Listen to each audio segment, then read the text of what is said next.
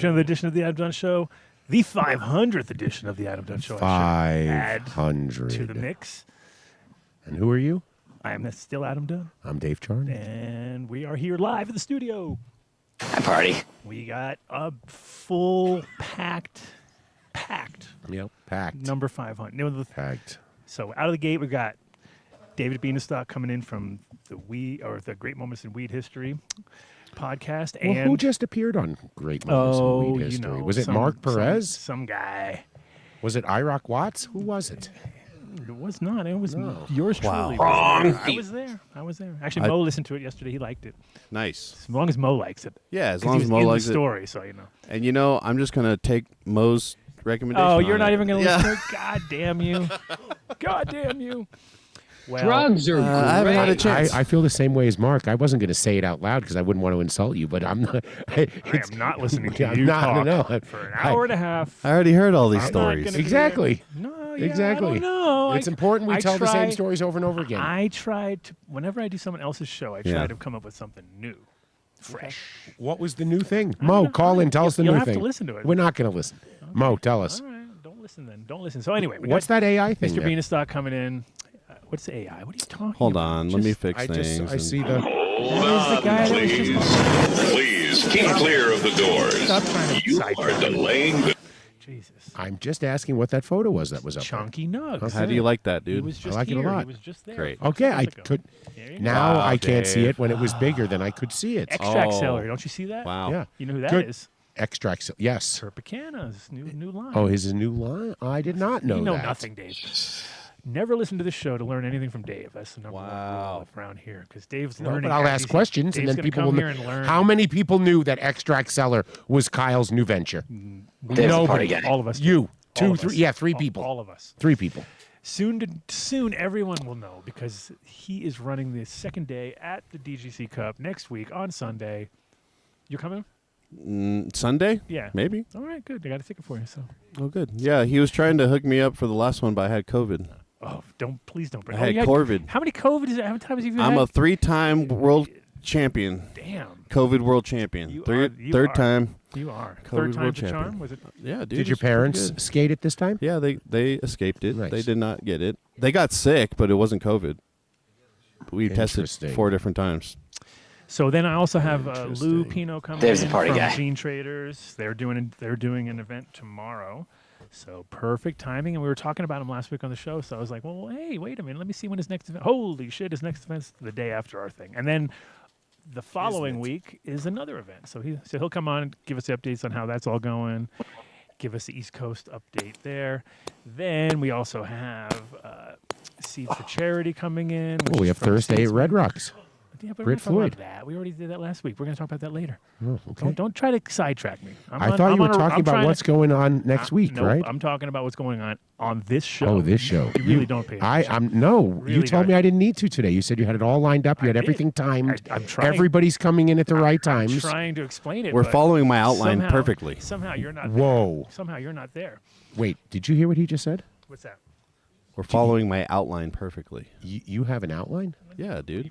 Hanging out. What? Start the show and then let you guys do whatever the hell you guys do. So Are we you have, hanging out with HM and you have an outline, huh?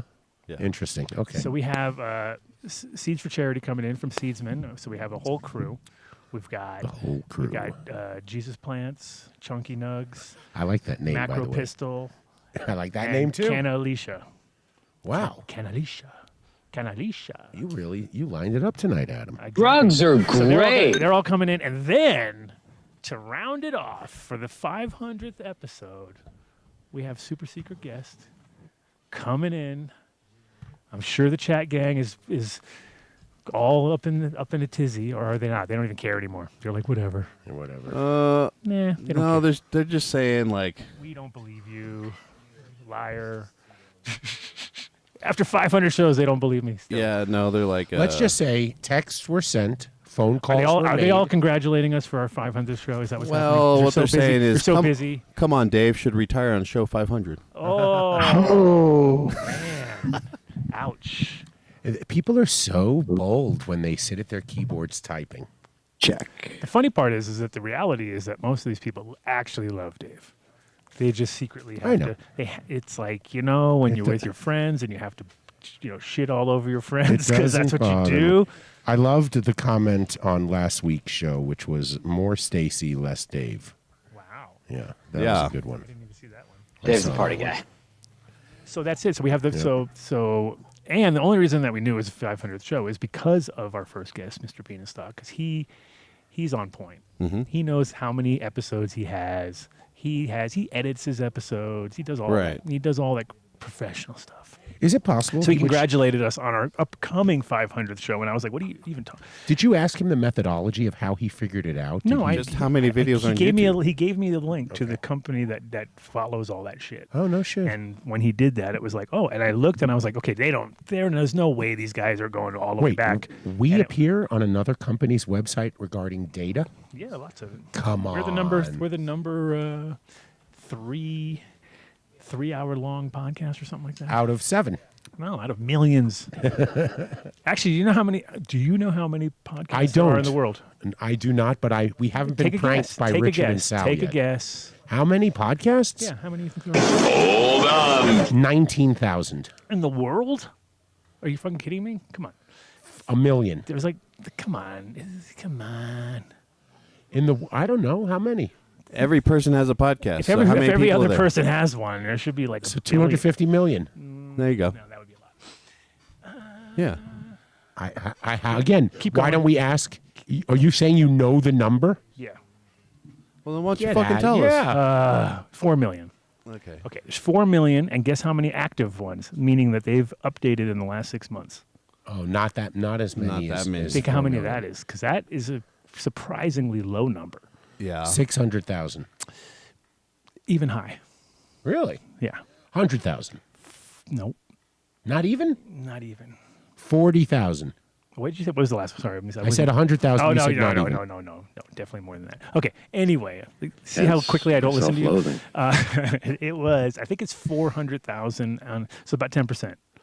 Are you looking up, Dad? Are you making sure I'm right? Or are you just you don't care? You're watching a game. No, there's no No, games there's on no tonight. games. Everybody lost. Yeah. But well, So anyway, is there that a- just shows you how hard it is to consistently put out content well, wait, week that's- after week, year after year. The word never you said taking a break. was consistent. I am the wall. Once in 6 months. What the fuck is that? How many have continuously aired at least a weekly episode? Out of those 4 million, probably 3.8 million are like, "Hey, let's do a podcast." They do the first one, and they're like, "So what are we talking about now?" And then also there's this whole really lazy thing of making like a show and then it's a podcast and then like they release the episodes episodically and then it's all Oh, you're then it's a speaking his podcast. language right now. Mr. Beinenstock's rolling in. You're like, periodically they put them out whenever they feel like you it. couldn't discuss it Monday to Thursday. That you have Hello, all the Bean. fucking Friday after. Welcome to our shit show. No, it's that's Thanks. the 500th. Oh, not there the are shit show. 500. Yeah, but we're Yeah. getting experience. This shit show already started with a bad time zone translation thanks to Adam. Oh, yeah. No. That he said Mountain Time. I just confused Mountain Time. And I just wanted to Central blame Time. Adam. That's all. Welcome. Well, part of the year. Oh I well, if think we're they gonna are do the that, same. that's in Yeah. a grand tradition. I'll go with that. Yeah, there we Yes. go. Now we're talking. Well, welcome to the show, and thank you for. We were just discussing. Thank you for pointing out that we're at our 500th show. We would have just because I knew that 420 already passed a while ago, and I was like, we never even did a 420th show. That's how lame we are. We didn't know. We were all over the place. But what was the name of the Yeah, group it's a that you? pleasure to have- What was the name of that group that you? That was this email that you sent or the website that you sent me. Oh, it's a website called Listen Notes. Listen Notes. Okay, there you go. Well, those guys were on point because it said 2013, and we started in November of 2013, so they had to be correct because there's only 1 month, and we're literally like that was our beginning. So they did pretty good. Does show that is worldwide. does that data site have any like segmented information on how many shows Mark was watching a ball game while doing the show? Wow. 100%. I mean, is there any correlation? Because if the Nuggets were playing, Mark put that up higher than what his responsibilities were for the It's show inside baseball with Adam Dunn here, inside the Nuggets. Wow. Wow, Danny Danko's on the show too. I didn't even know.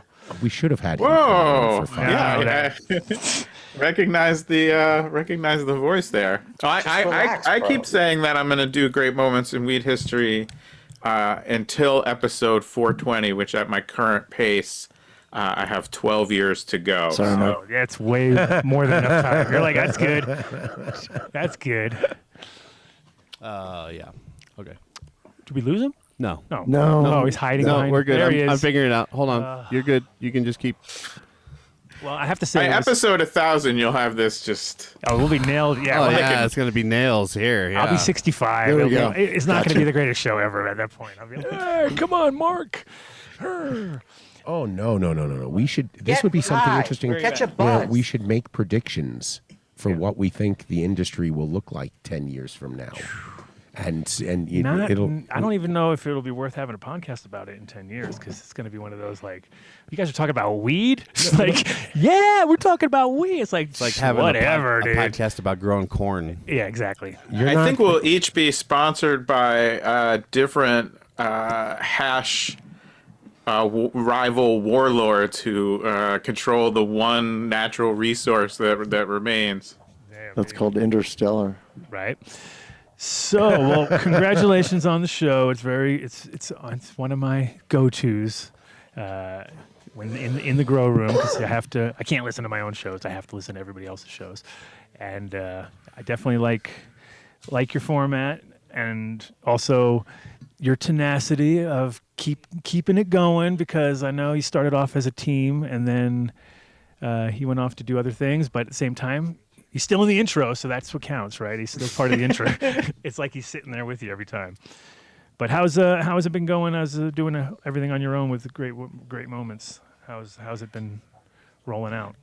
It's been great. You know, it's still a history show, but it's a lot of interviews now. People like yourself, our most recent guest, who have lived weed history and created some great moments in weed history. So, you know, that's just a pleasure getting to have those conversations and being able to record remotely. It just opens it up to people from all over the world. So, yeah, Sure. It's super fun. And the best part is it's history is always being made, so you can just kind of wait for the next big thing, and it doesn't have to be old history. It could be history from last week, which happens on a regular in the can of world. That's kind of how when we started the show too. I was like, no idea what I'm doing. I'm just doing it, and I was like, there's endless weed info though. That's for sure. Like it never stops. It's when it opens up in one new industry. It's, if it's fizzling in one zone, it pops up in another.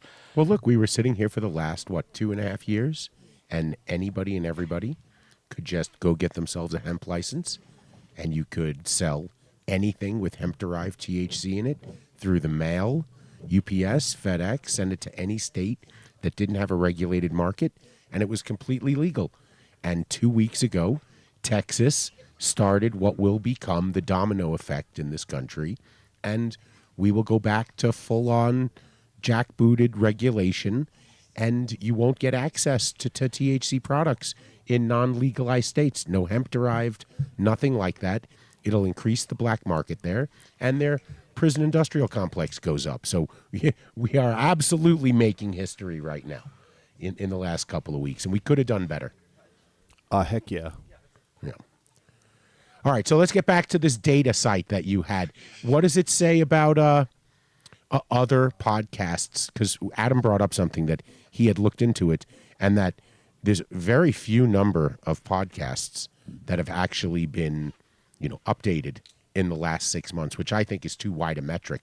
Do you have any data on that? Like when you found out 500 episodes, what else did you find about? Because I'm very curious. I think you're overestimating the amount of time I spent on that. I thought you had a crack research team. I thought This is was before the show. He was like, I'm going to find out how much these guys really know.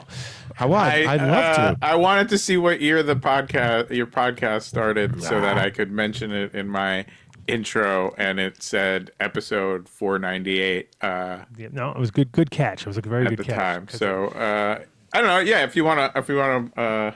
No, well, look, Mark will get on it because he's totally doing research for us No, I'm during the good. week. He'll check it out. Dave does all that stuff. So you're still doing like bi-weekly as far as the public show and then Patreon every other week? Is that kind of how your setup is? Yeah, definitely. And the Patreon shows are either just me getting baked and talking directly to the camera myself, or I sometimes interview the people or have a sesh with the people who support the show on Patreon, which has actually been great because it's low key. I don't edit those conversations. There's no expectation that it's going to be like this grand history story, but it's allowed me to get to know a lot of the people that listen to the show and support the show a little bit, and that's been cool. Always good to get those stories out there, and also just because it's so weird online. Just when you finally talk to somebody, it's never what you think. You know what I mean? Almost like 90% of the time, it's a complete fucking sideways thing where you're like, wasn't expecting this at all. You know what I mean? Because everybody has their little online persona, and usually the ones that talk the loudest are doing the least, and the ones that are the quietest they're like, what? You're doing that? Like, holy fuck, dude, that's crazy. It's like, yeah, because I got no time to sit here and comment on every single thing you do. So how many shows are you at now? What's your number, since you know ours so well? Well, I do the occasional repeat, which I wouldn't count in the show number. Very occasionally. Well, I already know. So I already know all those. I know all it's those. around that's 150. That's the 420 episode. Has to be on repeat because that's the Santa Claus. Well, I did a Christmas show. The Christmas I did a one Clips has to show be. once. I've heard the repeat on the Christmas one a couple times. I'll be like, God damn it, he's throwing the old Christmas one up. But, oh, the gig ain't gonna get the Christmas one every year, which is for anyone. It's the story of how Santa Claus is actually a mushroom shaman from Siberia. And the funny part is that when I met Dave the first time was when I was at Sensi, and Jack came into town, and he was going to do a little sort of speech thing over at Homegrown Fantasy. And they were like, hey, can you bring Jack over there? And I was like, yes, of course. So walked him from Sensi over to Homegrown. And that was the story he was telling me. It was all about Santa Claus. You know that Santa's just a mushroom, right? And I'd be like, really? Oh, it's like, and I think he was writing a book at that moment about it, right? Did he ever publish that? Do you know? Because he was working. I haven't seen it. That was his project at the time, and it was kind of the first time I'd heard that story, and it kind of was like, when you have Jack, and he was tripping, and he was taking acid every block. He was like taking another piece. I was like, dude, you just took one like a minute ago. He's like, you want one? And I was like, dude, it's Tuesday afternoon. I got to go back to work in a minute. I don't think so. I'm just bringing you over to do this thing. And, but it was pretty funny. It was like definitely the eye-opening and 100% right on point, man. He nailed it. I was like, that was in like 91 or something like that. 90. Right? 90. November that was in of 1990. 90. So yeah, he was on it. Yeah, I invite people this and every Christmas to listen to the episode. There is a lot more hard evidence to support this claim than you might imagine, and it's a fun one to tell your friends and relatives that time of year. So. Yeah, for sure. And so, what's been going on lately? Any amazing guests that are on the horizon that you're in the editing room still that you can announce yet, or? I'm not gonna say the name until I drop the episode, but I had my first 60-minute style ambush interview where I talked to one of the, if not maybe the biggest weed D-bag corporate piece of shit of the last 10 years. And for whatever reason, this person's publicist said, do you want to have this person as a guest? And I was like, yeah, I think I would. Are his initials RV? He can't say, dude. He's not going to say. No? Nope, he just said he's not saying. But, we actually had one back in the day with the Hawthorne guys. And we had Yair, and we had Botanicare, and we had Hawthorne Group, and we had everybody there, and it was like, this is back in the day, and Mitch had it all fucking dialed up. He was ready.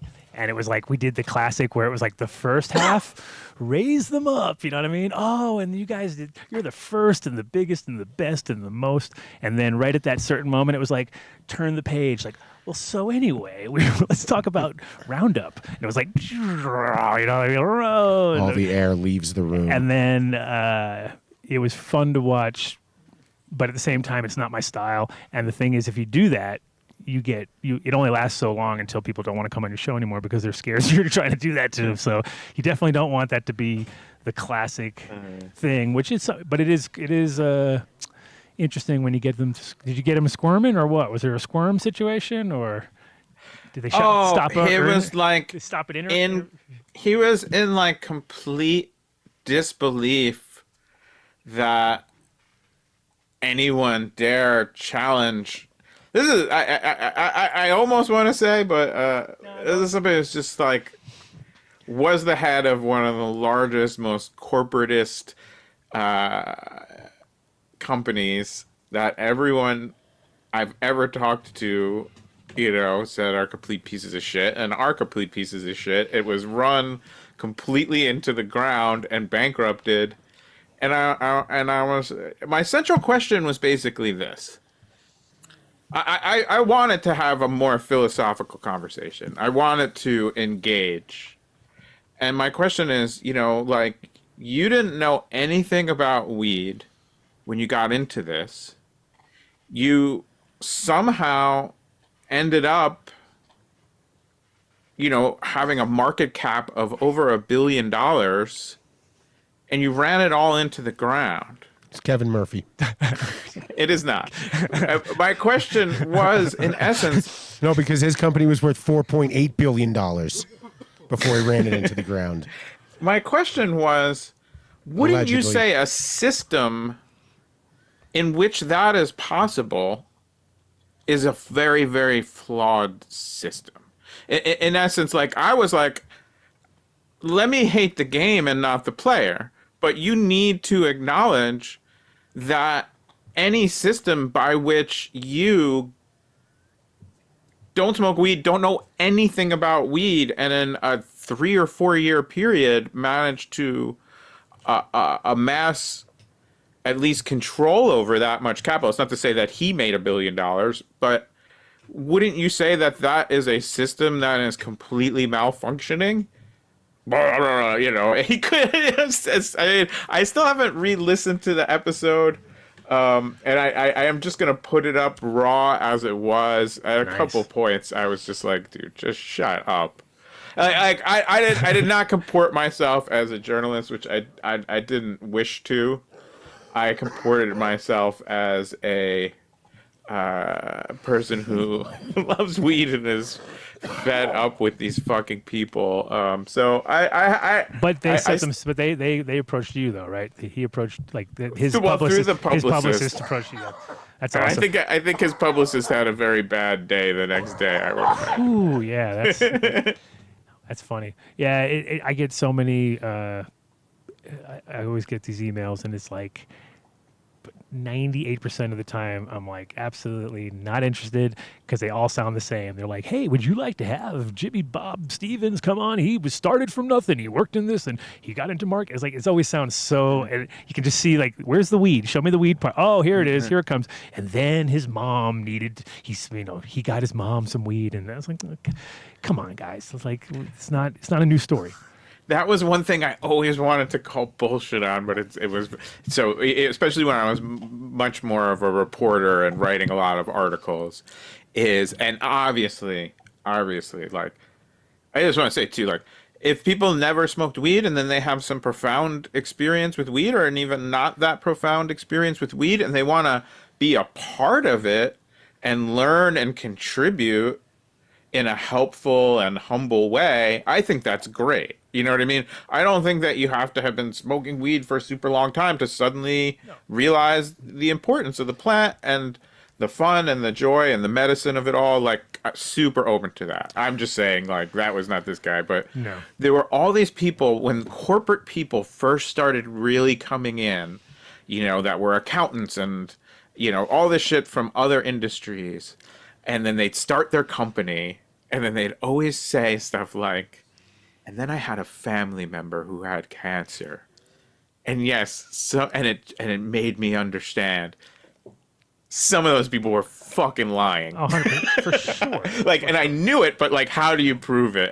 And because it was always the people who would say, not like my mother or something that could be tracked down and verified, but someone very close to me. That's weird. And I just always wanted to just be like, Jacques Hughes. Right. Yes. And they didn't have to do it that bullshit. way. You didn't have to know everything about cannabis, but deciding it was a worthwhile investment. The partners I had at Calyx Development, they didn't know shit about cannabis, but we spent 2 years going back and forth to every Canna event, every piece of information I could give them. I took them everywhere. By the time we were ready to buy our first property, their Canna IQ had gone up significantly. They understood the marketplace. Leading a company and not understanding the industry that you're in is doomed to failure. I'm going to spend a few minutes doing my own research afterwards because I'm sure I could narrow it down to 3 companies, and find the leading douchebag in each one. I want to start just yelling out joke names like, is it Trip Keeber? No. Come on, tell us the truth. Is it Trip? I'll tell you, all you have to do is it Chuck? is subscribe to Great Moments in Weed History and play a very short waiting game of about 3 weeks. Is there any chance that the person involved in this is going to make all my lost stock, actually be worth something other than toilet paper? Wow, No, probably I doubt not. it. I No. doubt it. I do not think No. so. What do they say? Past performance doesn't promise future returns, but based on this person's past of turning $1 billion into $0, I would say no. That's so great. We always it's the same though. Every time we hear that, you go like, how does somebody burn through that much Richard Pryor. capital? But it's always Brewster's Millions. It's the people around them usually, and that's the thing. It's that next level below whoever, because they're just raiding the kitchen and stealing all the things, and it's just like, Let's just not forget, though, it's $1 billion. You have to be a serious fuck up to mismanage, to take $1 billion to zero. There were no assets. There was no nothing afterwards in any of this. I mean, I'm sure there's something somewhere, but I'm not. I'm neither a podcast analytics expert hold on a nor second. a bankruptcy attorney. What? Beanstalk, my brain is spinning right now. Hold on a second. you're You never just gonna- filmed this, and Mark's been out for the last 2 weeks. Is it Mark Perez? yes. Is he a billionaire and we didn't know? I would not. I would never have brought this up if I thought this was good. First of all, to know me is to know that I'm not going to tell you, even if I guess. Oh, yeah. If you guess after I already said I wasn't going to tell you. Yeah, but to know me is to know I'm just not for gonna fun, let it as go. I close the door, I will say it is none of the people you've mentioned. There you go. Okay. No, he'll Good to never know. sleep. He's never going to sleep now. 3 weeks of Yeah. just tossing and turning. And, I put up a link. looking at the paper that he has that's worthless. I put up a link to your podcast on iTunes so that people could subscribe, so they can find Thank out you. for themselves. Exactly. Actually, we have a new subscription level Yeah. on the Patreon for $420. While you're going that, I we're tell going that you who the next 2 guests are going to be on the show in advance. Wow, that's a good deal. I like that. So Dave, I sign am up. for sale. I am for sale. Nice. I will put a link up to that too. So I was curious, like, are we able to maybe down the road get some of that lost footage from this thing? Because we have an hour and a half of, obviously, probably of that hour and a half, at least a half an hour is complete waste of time. But there must be some gold. There's got to be a couple of nuggets in there, I'm sure. There's a lot of gold in there. Well, yeah. So I could send you just the raw. Yeah, because I could put it on my Patreon if you want to do, if you don't mind. That'd be fun. Yeah, I'll definitely do The that. lost files. Yeah, and there is Because because after I was wondering what I was like, oh shit, and then I was kind of happy that I was like, oh fuck, I hope I didn't say that, because that totally changed between the time we talked and now, and then I was like, good, you did not say, but it's probably got cut on the floor, which is fine. So yeah. Oh, I know all about that. I'm curious, but have you got any good response from this? Was it the worst one you've ever done? People are like, No, we gotten great response. I mean, a lot of people on Instagram, some emails on my. I always go most by what the people on Patreon say, because I know they listen to the show consistently, and they all boycotted. They all boycotted you now. They're like, they're like this guy. well, We are down 98% on Patreon since the show went up. But Wow. I don't think those are necessarily related. Nah, That's like our Patreon. A data specialist might be able to tease that out for some amount of certainty. No, I mean, obviously, what captured the imagination is Leafy, the yes, of course. weed leaf blower. But I was think good. It for sparked a lot of what's so the listenership to my show versus your show, just based on vibes, not back end data mining, is my people are, I think we're all weed nerds, but your crowd is probably more weed and a little less nerd than my crowd is a little less weed and a lot more nerd. They don't necessarily. Dave makes up for all our nerdness, though. He brings it. So like when we're talking about that era in Amsterdam, it's like, yes, of course they understand, that Amsterdam existed and there were the coffee shops, but to kind of, through somebody's story, take people there and let them to some way experience it. It's like travel. It opens you up to these new things. Or I did an interview with Mila about that era of Amsterdam, and actually did one about the Provost as well, before it was an interview show. So it's like, I remember over time, visiting and revisiting different places, different people, and always kind of finding the connections. So like in your episode, you're talking about Jack Harrer, Rhymes with Terror. We had an episode about him. Mm-hmm. So for people who are following along, they're like, oh, I already knew that. I learned that. it just connects everything. At one point, and sometimes the connections like pretty obviously flow one into the next, but sometimes these characters of people from vastly different aspects of weed history intersect in ways you'd never think. So, and then I think the other thing people really responded to from that episode and from your story is, one, I know, probably 70% of the people, 75% that listen to the show are U.S. or Canadian, maybe even 80%. So your story allowed people to kind of do what you did, which was to be a fish out of water in this incredibly interesting world and time and place, and then figure it out along the way through the different adventures you had and people you met. And people really like international stories because, none of us can travel as much as we'd like, and many people just don't have that opportunity to experience different places around the world. So I love any stories that can do that.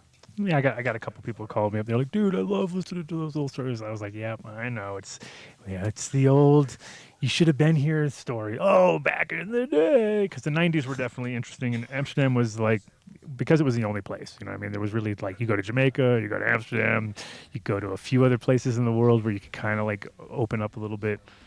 And I'd always get people who'd come in and just be so excited to talk to me about what's going on.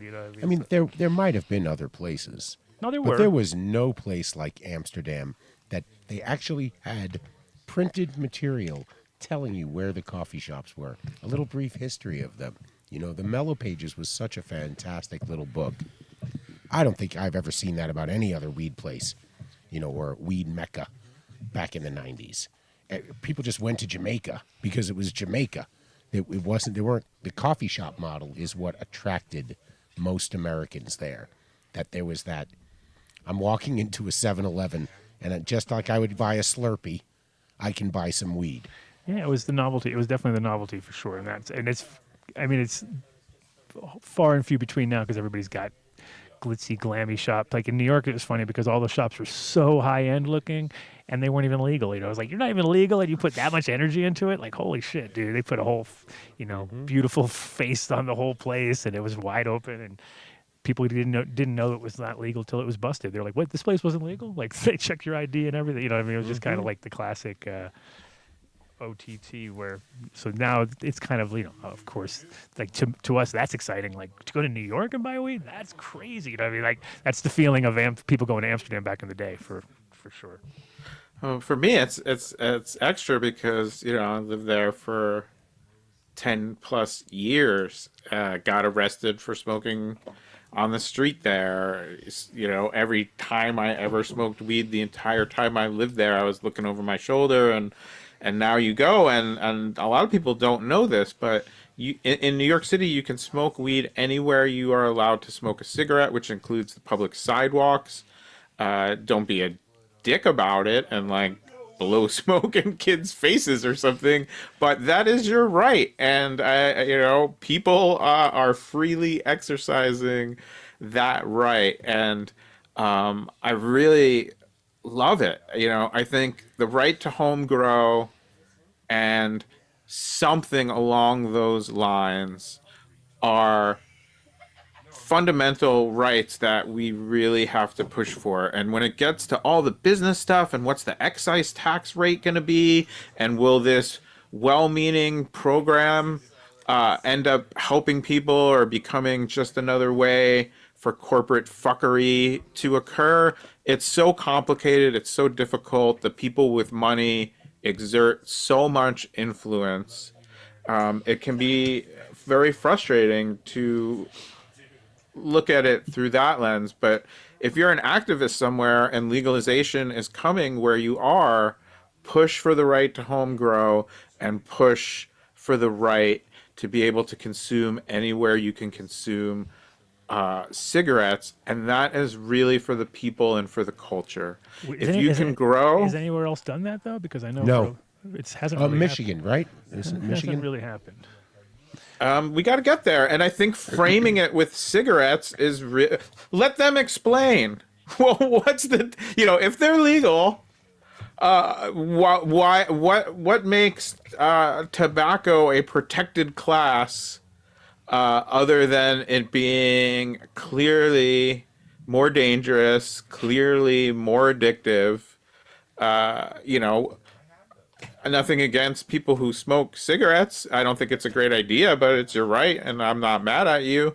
But if you can Thank do God they're out there still, otherwise we wouldn't have a place to smoke. Because you'd be like, anywhere that tobacco smoke. Oh, thank you guys for holding our spot for us for a while. Their lobby just has more money, more resources. They've bought more influence. That's the only reason. And that was smart of New York to attach to, you smoke. Well, especially in New York, you have a lot of dense. It's hard to smoke where you live. A lot of people, if you live in public housing, you would be, even with legalization, you would be at the potential loss of your home to smoke a joint at home. And then, people live in apartment buildings. The apartment building can be a no smoking building without running afoul of the law, just as they can be a non-smoking building for cigarettes. So if you're then forcing people out on the street because they have no place to smoke at home, and you let loose the NYPD, they're going to do what they've always done, which is target people in lower income neighborhoods, target people of color, and have the reason the arrest records in New York City were always so high compared to other cities was part of that, because people just don't have a lot of options. Days, that was because Giuliani came to Amsterdam. I think it was like around '99 or something like that, and right out he came and he did some speech, and it was basically about how he cleaned up New York. I cleaned up New York. You can clean up Amsterdam, right? And they, right after he left, and I'm sure you remember this, Bean. Do you remember how, like, the first year they had what we used to, the yellow jackets? Remember all the guys with the, like, they'd be clustered up, like, they're not real cops. They were like border, like, junior cops or whatever. They'd all be wearing these bright yellow jackets, and they would literally go to one end of the red light and they go to the other end of the red light and they'd put up 2 barriers and they just start searching people. And I'd be like, holy fuck, what's going on here? And it was just like, oh, this is our new stop and frisk thing. So they just took what he said so literally, and you didn't have the rights that you had here because you could, like, nope, we were looking for weapons. And if we find some drugs along the way, maybe we'll do something. So they would just like, they'd search every single person on that street. It was crazy. And I was like so scared of getting caught up in one of those because I always had my backpack full of weed or fucking whatever. And I'd just be like, oh, hell no, I'm not getting caught up in one of those things. So, Hell no. but it was always in the red light. And like on a Friday night, you know, like the perfect moment, they'd be like 10 o'clock Friday night, red light. Let's see what we get. You know what I mean? And then get all these weapons and, you know, whatever, knives and things. Rudy's Law. And it was 100% Rudy Giuliani. I was like, you motherfucker. I can't believe you did that to us. Welcome, Lou. We got Lou Pino. You guys are friends, obviously. I'm sure you've run across Gene Trader along the way there. Yeah, what's happening? What's up, bro? Yeah, to pick up what you're saying, it's about the smoking on as far as I know, there's only 2 states. It's New York and Connecticut. Anywhere you can smoke tobacco, you can smoke cigarettes. So, like you're mentioning, immediately what kicks in with the tobacco ends up being the Clean Air Act. And, you know, anywhere like there's federal fundings, you know, public housing, senior centers, like housing like that too, smoking cannabis can get you kicked out very quickly. And, you know, because of the anti-tobacco campaign, there is very little places to smoke. Like, I was going to say Connecticut. example, I can't imagine it's not like New York. You know? Yeah, if you go to Times Square, right? Times Square is actually privately owned. There's only like a slice of like sidewalk where you could actually smoke next to. Everywhere else, it's actually prohibited to actually smoke there because of the Clean Air Act, making sure that you're not giving secondhand smoke to kids or old people or whoever. And so there's current laws that are just not really enforcing when it comes to cannabis. Like you got to be, you know, like 10 feet or 25 feet from the entrance of a building before you smoke, you know, tobacco. And they haven't started giving out fines, but eventually I know they will. And the cool thing about, even though, you know, we are going to run into restrictions, is that there's no need to hide. You don't need to be at your house only or at some sesh spot only. You can walk freely down the block. Yeah, Adam and I, didn't we fly to New York right after that happened? Pretty close, yeah, pretty close. And the hotel we stayed in Roosevelt, had the classic. Had a shower cap on the smoke alarm for us. When we got in the room, we were like, nice. I was like, they knew we were coming. And it was really high ceilings in those rooms, too. So I was like, thank God. Dude, that was a pain in the ass to get that up there. That's probably why they didn't take it down in the first place. But Nice. I was going into a weed conference once, like a normal conference, and checking in with one of my High Times colleagues, and they're giving us the spiel, and it says, okay, you know, if you smoke in the room, it's a $250 fine. And my colleague goes, I'm just going to go ahead and cover that now. If you that's always the baller move right there. So much easier. When you have enough money and you can just throw down the 250, that's extra baller. Right there. There was a big divide between the people at High Times who sold weed and just the people who smoked weed. So Lou, do you know who owns the Times Square? It's like a private, you know, like Friends of Times Square. Some hedge fund. Disney or something like that. I wouldn't imagine it would be another country probably, because that's like, oh yeah, it's fucking Uruguay owns it or something, because they love selling off like all the roads around, like all the private roads, like E470 owned by Qatar or something like that. It's There like, are so many. it's That's crazy. all rumors right now. Find out, Mark. Can you find that out? Spain owns Thank a bunch you. of roads. Mark's not doing Well, I'm anything. sure what happens is that they'll end up adding those different type of people to like the board. Know what I mean? Yeah. Corruption. Fuck it. Yep. So Money. Oh, it looks like Bean's getting nervous. He's got to go. He's got big things going on. He's got to. I was just gonna say it's 420 here, so I'm just gonna rip my There you go. classic Even old better. school prototype. Oh, put that on camera. Show us the prototype. Get that out. Oh, Look at that. yeah. All you kids out there, you don't know what we're looking at. That's awesome. Wow. I don't just talk weed history. I smoke weed history. But I did want to say before I do slide out in a few again, congratulations on 500 episodes as a podcast. Oh, look at that! myself. Holy shit! of my life. Look at that! Wait, you can't go anywhere now. We're having a sesh. What up, The Danny? Danny sesh. How did he get It's a pleasure to have you the on. link? I don't know. Yeah, we should all act like it's our show. That's right. Just relax, bro. Oh, look at Danny. He's going all out, dude. Is that your? That's it. Killing it. I got the prototype. There. Whoa. How's There are that too for many old New school? Yorkers on right now. There are 5 on. Am I muted? No. Yes. All right. Yes, you're muted. Solo. You couldn't say that if you didn't hear Is that a me. Mac? No, we can't hear you, Danny. You're totally muted. Congratulations on 500 shows. Thank you. This show is worldwide. Well, did you do all 500? Was there ever one that I have Mitch not- did without you? No, that never happened. Never, huh? All right. Oh, well. I don't think. I think I was there every time. So Danny D, what's going down? Not too much, not too much. What's up, Bean? What's up, Lou? What's up, How Dan? y'all doing? Teamwork? Proper sesh now, right? Thanks for zooming in, Danko. Thanks, Danny. Yeah, no worries. Congrats. Yeah, congrats. Serious 500, man. That's a lot. It's a lot.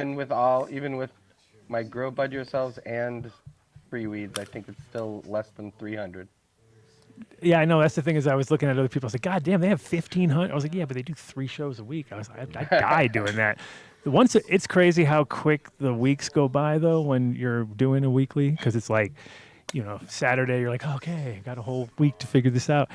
It's Thursday already. Like, holy shit, what happened to the week? You know what I mean? So, yeah, it's.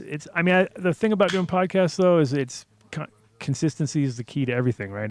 If at a certain point, if they like you, they're gonna keep listening to you, and if they don't, they're not. And it's like, but at least you're there all the time because if you're not, they will quickly venture off and start listening to some great moments in weed history or some other fucking show, No, but also going live is different too. I think that's the other key, and what's what we like to keep it kind of communal, and that's why we're always showcasing all these people doing events. Like we got Lou, and later we have Seedsman, and we have it's nice to help keep the word going, even if it might only be a limited amount of people who can physically get to where you're trying to tell them to go to, but it always helps, So, how's Champs been?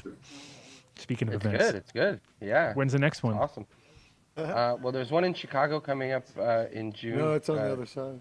There's one in Chicago, June 10th, 11th, and 12th, and then the big Vegas summer show, July 23rd through the 26th. Gotcha. Yeah. Wow, really? That's it? Danko, come on. Well, I mean, there's more. The floor is yours. Yeah. Oh, but Champs. Those are the two- now those they are the have, two and big now ones. they're That's showcasing grow stuff with Danny Danko Oh. behind. cultivation gear, And cultivation gear. genetics. Ooh, now we're Oh, talking. don't get Lou worked up. Lighting. He's gonna be like, "That's my territory. Lighting, nutrients. I'm their all of it. genetics." Yeah, we got seeds, lighting, nutrient brands, grow tents and boxes and whatever you need. That's cool. Interesting. That's cool. And Chicago, it's always a good show, or not? I've never been to a Chicago Yeah, show. Chicago's a good show, and then like I said, the big Summer Vegas is that's the one with the big cultivation section. We've got mycology going on over there. Luna Stour doing mycology, and then we have a big skate park and a whole skate section called the Curb Show, with a half pipe and all kinds of street skating and stuff, and a bunch of streetwear brands and skateboard brands. So it's huge. I mean, Danny's up you know. doing drop-ins off the. I watched him do it. When I was there, I saw him. He was on the quarter pipe or whatever it was. I might take a few Half runs. pipe. We'll see. Nice. If I haven't there dropped in might- in years. there might There's be a video some going around insurance of issues. half pipe or a quarter pipe? What were you in? he was half Danko. pipe. Oh, you Half dropped in pipe. on the half. Oh, nice. Yeah. Yeah, I could do like the mini ramps. I can't do like the big, 10, 12 footers, but I could do like a 4 or 5 foot mini ramp. Sure. I could think of 3 good jokes right now, but I'm just Right. going to leave it at so, that. Danko, the Vegas show was the one you zoomed in for. a while That ago was a that winter was show. that was on video and it was really crowded and you were walking through. Oh yeah, it was The everywhere. winter show in Yes. Vegas. Yeah, that Yeah. was the winter in February. That was with Ed Rosenthal and Humboldt Seed Company and Oh, that's right. But Ed was. Swinburne. You did show Ed. Remember, you bumped into him. Yeah, Ed on was there. there, and- He was there. yeah. Yeah. If you remember that scene, that was a good. That was interesting. That was a good one. yeah, it was a bunch of fun. So, wasn't there Great show. recently a PIFCon or some There's a type PIFCon of? coming up. There was Okay. Cushion Sour, was- Cushion okay. Sour event, the ATC OMG event. That was nice. I can't hear you, Lou. I saw. Lou, you're muted. I think you're muted. But there was Cushion Sour, and there's coming up. There's CannaFest in conjunction with the Cannabis Means Business Expo at the Javits Center next week, Wednesday, Thursday. So Damn. No, I should have known there nonstop. wasn't a PIFCon yet because when that happens, Lou always sends me these little shots of this amazing fucking flower that's 2,200 miles away with no smell-o-vision or, matter energy transfer or Yeah. anything like that. PIFCon's coming. I don't speak English. I speak Taiwanese. Bean says he's got to bounce. Bean, you got to bounce, right? Yeah. I was gonna do the Jumping Irish weed bean. goodbye, but No, thanks for having me on, Adam. Thanks for being on the show. That was and, good fun. Again, congratulations on a huge milestone. All right. Oh, you got one in there. Here it is. You got one in. Got one in. Nice. See you later. Thank you, bro. Hang on, that's Take care, all. Pot puns. Yeah, he's trying to battle. Can you hear me?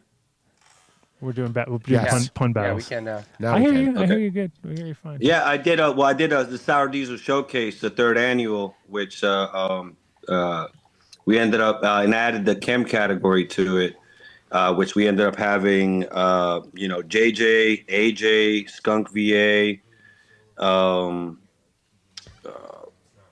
Doug from Black Rabbit, Chem Dog.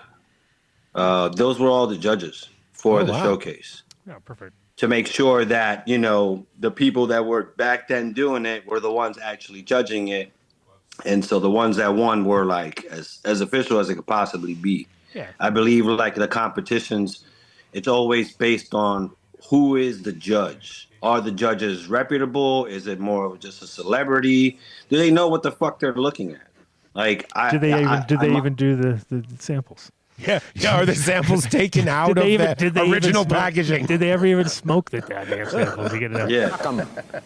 So the first requirement for any of our competitions has to be is that you got to be a cultivator. That then after that, it ends up being something specific. Like we ended up being on this show. When me and Piff Coast Farms ended up actually, really announcing PiffCon for the first time we threw it. And then he's been doing the rest of the shows by himself. I moved on and tried to hunt down Skunk, which I hit a dead end on that one. I found I saw you were losing steam on that one quick because it was like everybody. It was, it's a hard perfume one. skunk, plenty of perfume skunk. It's ridiculous. Like the smoke, I can compare it to like old lady perfume that just does not go away. Purse, like a lady's purse. That was I used to get that all the time. You're like, so did you have this in there? Your purse with some perfume or something? No. Like, motherfucker, I know you did. crazy, but not roadkill. And then found a few somewhat but nothing specifically. I moved on to Sour Diesel and kind of finding out which one ended up being the oldest living cuts, and the different stories, the fucking renames, the constant controversy and fighting amongst everyone dealing with Sour Diesel and all of that back. Oh, that's not fighting. Look, It's written in the name, Yeah. dude. It's like a bunch of sour dudes. And now they're even old sour dudes. They used to be young Bro. sour dudes. Now they're old and sour. So, sours, as they age, don't tend to get better. They usually get actually more rank than ever. But Nice, you nailed it. But the funny part is that now people at least agree that there is sour. You know what I mean? There was this moment in time where there was like there ain't no sour, dude. It's fucking gone. I'm like, it is not gone. There's people there. They just don't they've been through the bullshit.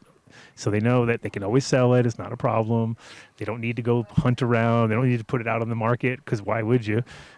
It's always got it's always got a buyer. So that's kind of. No, they were hurting for let me say it was about like 3 to 5 years ago, they could barely get rid of it because everybody only wanted was like runts and like LCG and like or ice cream cake.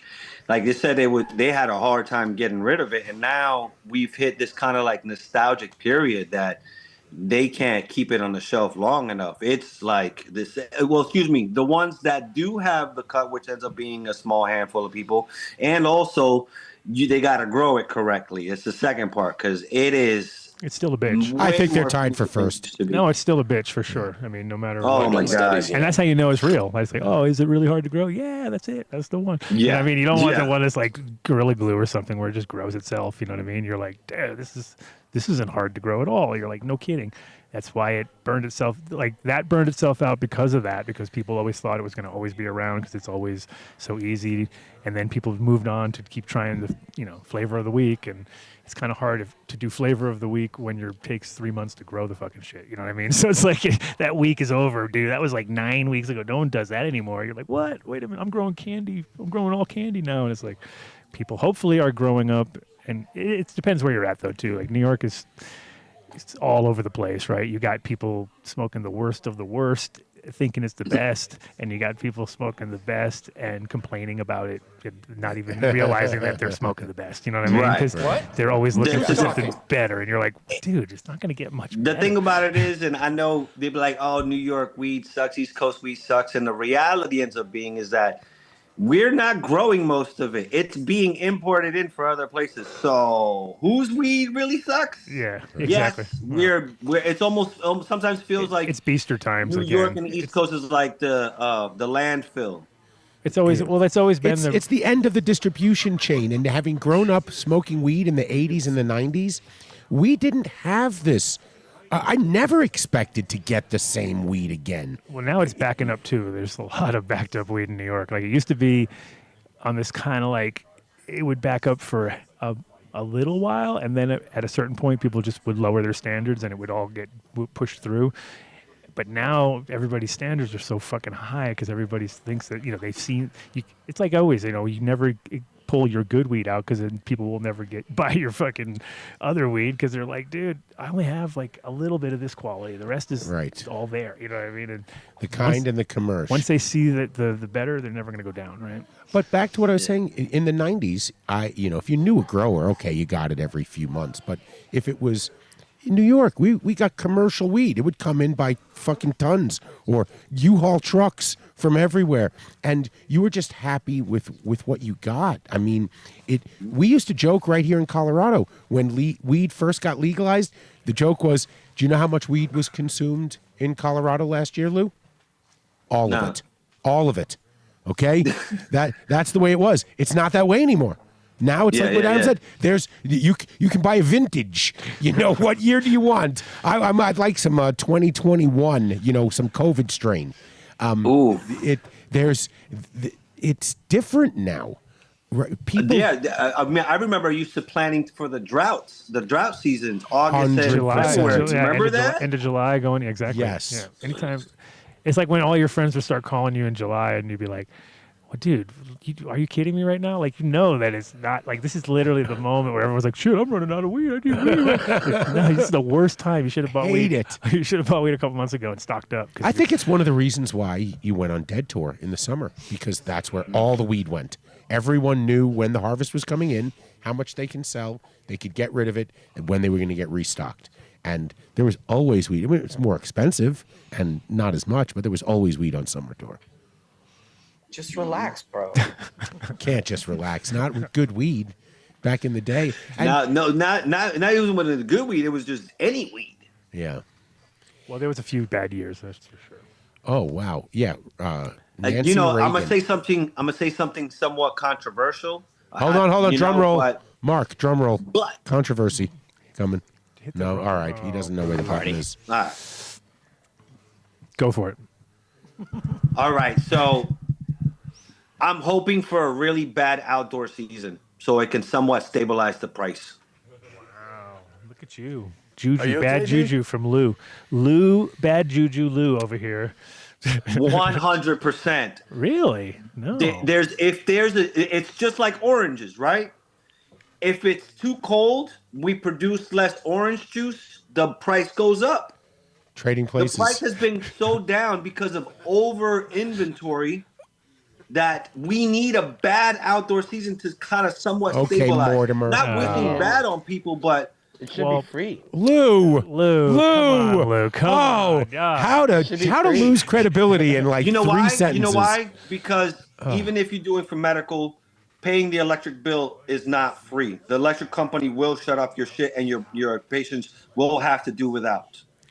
But one bad summer is not going to change the fact that cannabis. Sorry, let's put aside connoisseur cannabis that we enjoy Yeah. smoking. Cannabis for the masses, what will become the Budweiser of the industry, is going to become commoditized. And you cannot overlook that sugarcane and cannabis, hemp, are grown just similar. So you can almost run the numbers for harvests and whatnot. What is sugar? $1 a pound? I mean, I know that's going to piss off a lot of people. This is your first prostate exam, so just relax and try not to get an erection. It's not my first. No, don't get me wrong, right? This only concerns the large sale things. Why I always encourage is for you to grow your own, because there's nothing better than your own weed. There really isn't, right? That's how you really end up and that goes for food too. If you grow your own tomatoes, you grow your own stuff, you don't have to worry about all this bad stuff that they're spraying on it if you're growing your own stuff. There's nothing better than growing your own, and I've always pushed that first. But on the other side of things, when people just trying to feed the masses, it's there's too much. Is there? So what's the deal with New York right now? Are they?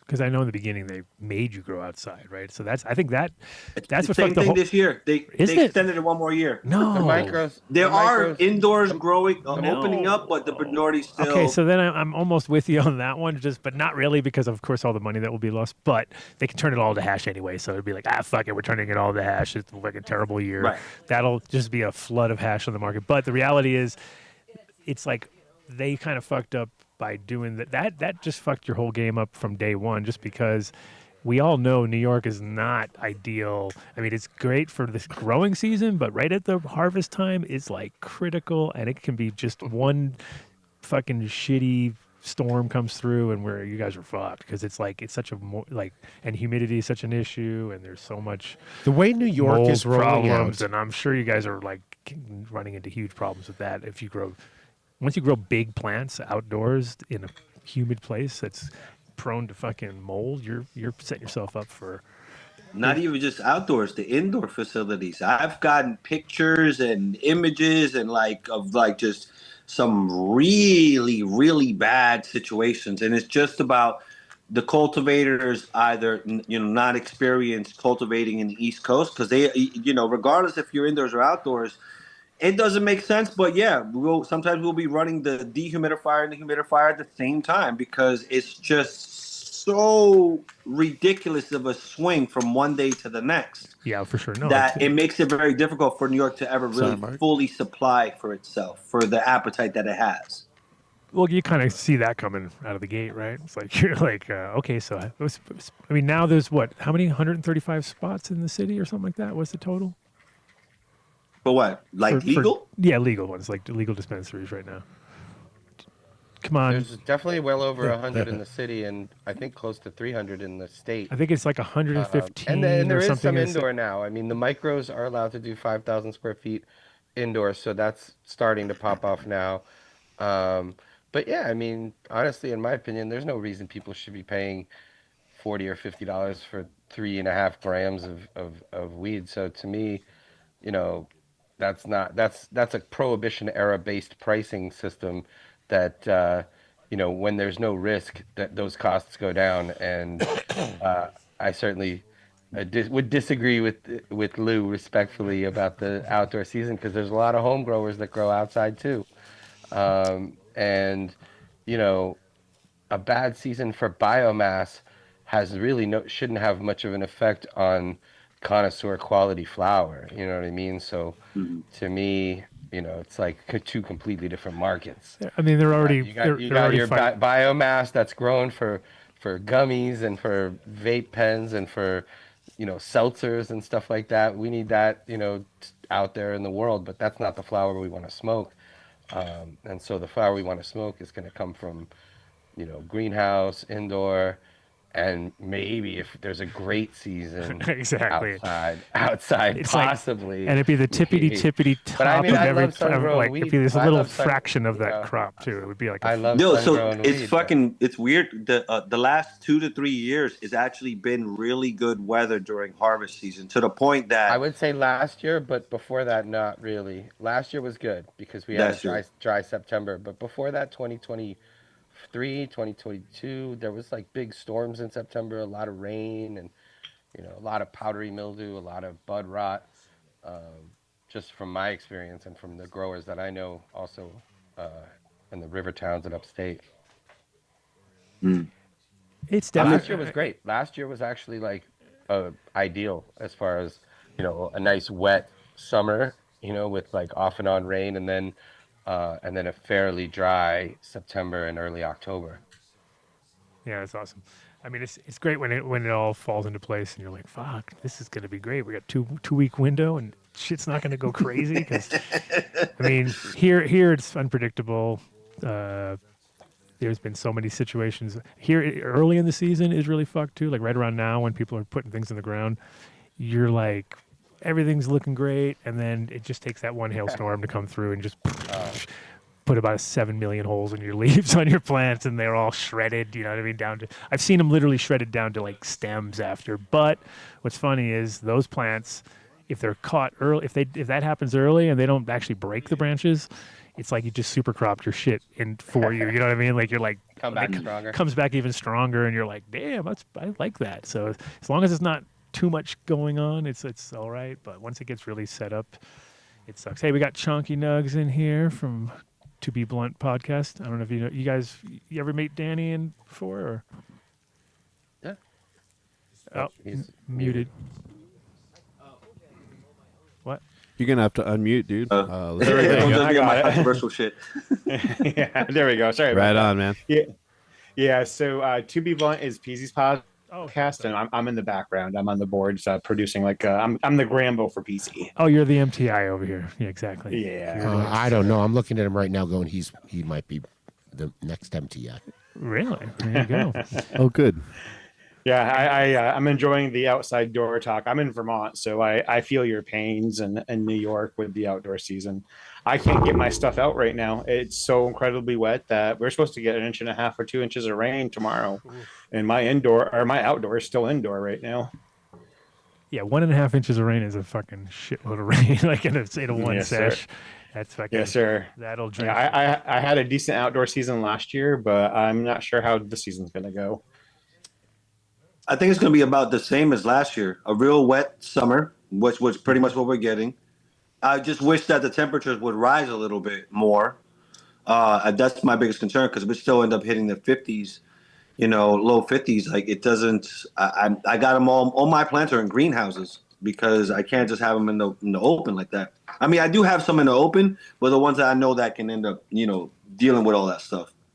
Yeah, I couldn't even harden off my plants yet. I've only got them out 2 days so far to harden off because it's either been raining or it's been cold as fuck. Yeah. Welcome you're in to Vermont too, so you're much. See all the much California farther north, people yeah. laughing at us. Yeah. You Yeah. guys. See that? You East Coast motherfuckers. Rocky soil. Yeah, that, and I'm close to the Canadian border, so I'm pretty far north. No shit. Yeah. Back in Beastertown. You were at the perfect spot back then. Were you living up there then, back in the Beaster days, or? I was. Oh, then you must have seen lots of good stuff happening then, I bet. Yes, sir. Yes, sir. Interesting. Yeah, we used to go up there from Boston back in the day for quality flower. Good flower, good music. Yeah, nectars. Yes, sir. Next year, a home of fish. Yeah. Oh, I knew it was going to happen. There it is. Vermont Reggae Fest. Yes, sir. That was a lot they don't do that anymore, though. They really scaled that down. Yeah, Bread and Puppet, I think, was that up there too? Yep, Bread and Puppet's up there too, yeah. Yeah, a lot of good festivals, a lot of fun times. That purple Affy. I remember from back in the day. Well, that sounds like a hot item. I think Fish is coming to Folsom Field in Boulder July 4th. Everyone avoid Boulder. Flushing Meadows in Queens as well. No way. Oh, Dave. That's home, but I'm not a Fish fan. But for those who don't know, maybe you can give us a little bit about, even though you're in the background, the To Be Blunt podcast. No, or we'll talk about with the group that they're with besides. There we go. They're all coming in anyway. They're gonna they can hype themselves up. I've messaged everybody. I'm hoping other people can come in, but I'm actually here tonight representing the Seeds for Charity through Seedsman. Jesus Plants, also known as Jim from Seedsman, had a brilliant idea of every month getting a group of people together to auction off seeds and to take the money that we gather through the auction and give it to a charity of choice. This month, I'm sure everybody must be familiar with Tropicana Kyle, now Extract Cellar Kyle. He is going to be our guest of the month, and he chose Plant Buddies as his charity to donate to. So we will be collaborating with Adam and his lovely wife and Kyle to raise some money for Plant Buddies. So Plant Buddies is our 503c1 or 501c3. Oh, I always get it wrong. 501c3. Yeah. There you go. That's what it is. For bringing sort of kids and plants together, which is always a good thing because we've realized back in the day when we were living in Denver, the school that my son was going to, it was called the Garden Academy, and they weren't even allowed to go into the garden of the actual place because all the ground was contaminated from a smelting plant that was there like back in the day. I was like, oh my God, dude, this is like the most disgusting thing ever. It's like, so they couldn't open the windows to the school because of the dust coming in, and they were right next to the highways and stuff. So we were like, hey, we want to donate like a bunch of plants to you guys. So every classroom will have some air scrubbing plants, some like snake plants and things. There's like these top 10 NASA plants, right? And it was perfect because it created like a learning thing for the kids. They learn about these plants that they brought them into space, etc. And that was a starting point, and that was pre-COVID. And so we had my wife was she was really into N95 masks at that time, pre-COVID, because she was trying to figure out what he could wear while they rode their bike to the school because they knew that it was such a shitty fucking area, It was like literally the most contaminated zip code in America is here in Denver. Wow. And it's like this one little spot called Globeville. And it was, so it was funny because Whoa. He was wearing Globeville? Yeah. I get burritos there. Contaminated. There's a dilapidated disc For golf serious? spot there. Oh, the worst. Spicy. I bet they clean them in the water there too. Yeah, but in general, it was like so. The school told us that he couldn't wear his mask because he was wearing it like coming into the school, causing a ruckus. And then when we took him out of the school, they had to wear a mask. It was like complete opposite. I was like, I remember when that was happening. It was fucking wacky. But anyway, yeah. So that's how Plant Buddies was born out of necessity to sort of connect kids and plants. And then we've done a bunch of campaigns along the way. And then Kyle came up with a great idea to donate. So I was like, all right, let's get this thing going. Attaboy, Kyle, Yeah. if you're listening. Let me ask you a question, Adam. Yeah. So, from these past events, trying to hunt down some of these old school genetics, and as far as like whatever's still living, and as far as some of their origin stories or sort of origin stories, depending on which angle it might end up being, the next one that I'm doing ends up being OG Kush. So the debate there's a small debate between the potential precursor origin being either Hawaii or Florida, leaning more towards Florida, and then popularizing more along with Triangle Kush on the West Coast. I wanted to get, I guess, everybody's opinion here, like what they know or what they, end up actually, remember from about that as far as like trying to get because it depends. OG, It just depends. like the rest of OG Kush just happens to be one of those like legendary ones. I'll pipe in real quick. I know that Adam has done, and the show has done a huge deep dive on Kush origins. And we has went had- down rabbit holes, and they've had a ton of different people from all the different stories. I mean, Like, and the key. I'll let you say it, but I have, I do. Well, the remember key going to deep the whole on it. thing is if you're. See, what's happened is that there's a definite origin story for the OG that's in the same one that came into LA, right? Like that's 100% because we know that Matt Berger took the clone from Alec Anderson. Like we've got it based on, and we know that Alec put the seed in the ground and that Alec got seeded weed. So what happened was after all that, and then went to Silver Lake and it was grown in the house with Josh D, and then then it was given to B, and it was kind of that's all pretty clear. But then what's happened is the people that were in the shadows that were not talking about who they were not rappers, and they were not trying to be popular about it, kind of saw as it opened up and became more legal or became more, like the story started coming out, they all wanted their sort of be part of it because there was 100%, like the whole TK origin crew so he was young, he was like 16, working with the crew. They seeded a bunch of weed, sold a bunch of weed in Florida that kind of matched up time-wise in Sebastian Inlet, which is where Alec lived. He picked up some weed called Supernaut. It was seeded. He picked out the seeds, grew them out. Matt Berger, saw that he saw that there was quality. He was living in LA. Josh and those guys were clowning on him because he was telling them, got better weed in Florida, you know what I mean? It was like, fuck you, no way, LA, it was like the classic, bring it if you want it. So when he went back to Florida, he got a cut, brought it back to there, they grew it out. So like that story is real tight, but it's that pre-story, like the TK origin seeded weed, where it gets a little bit. When we had everybody on the show, we had the call. It was like, oh shit, you're the guy that I bought the weed from. So we had Alec confirm that it was that crew who he bought his weed from. So he kind of, I think that's also been confirmed. Now, of course, he got the West. Once it hits the West Coast, it's a whole different thing. You know what I mean? Because then it's the name switch. There was one of the guys in the crew. He lived in Tahoe, and now all of a sudden there's a Tahoe Kush. You know what I mean? So it's like, oh, that seems pretty normal. They lived in the Valley. They moved to Tahoe.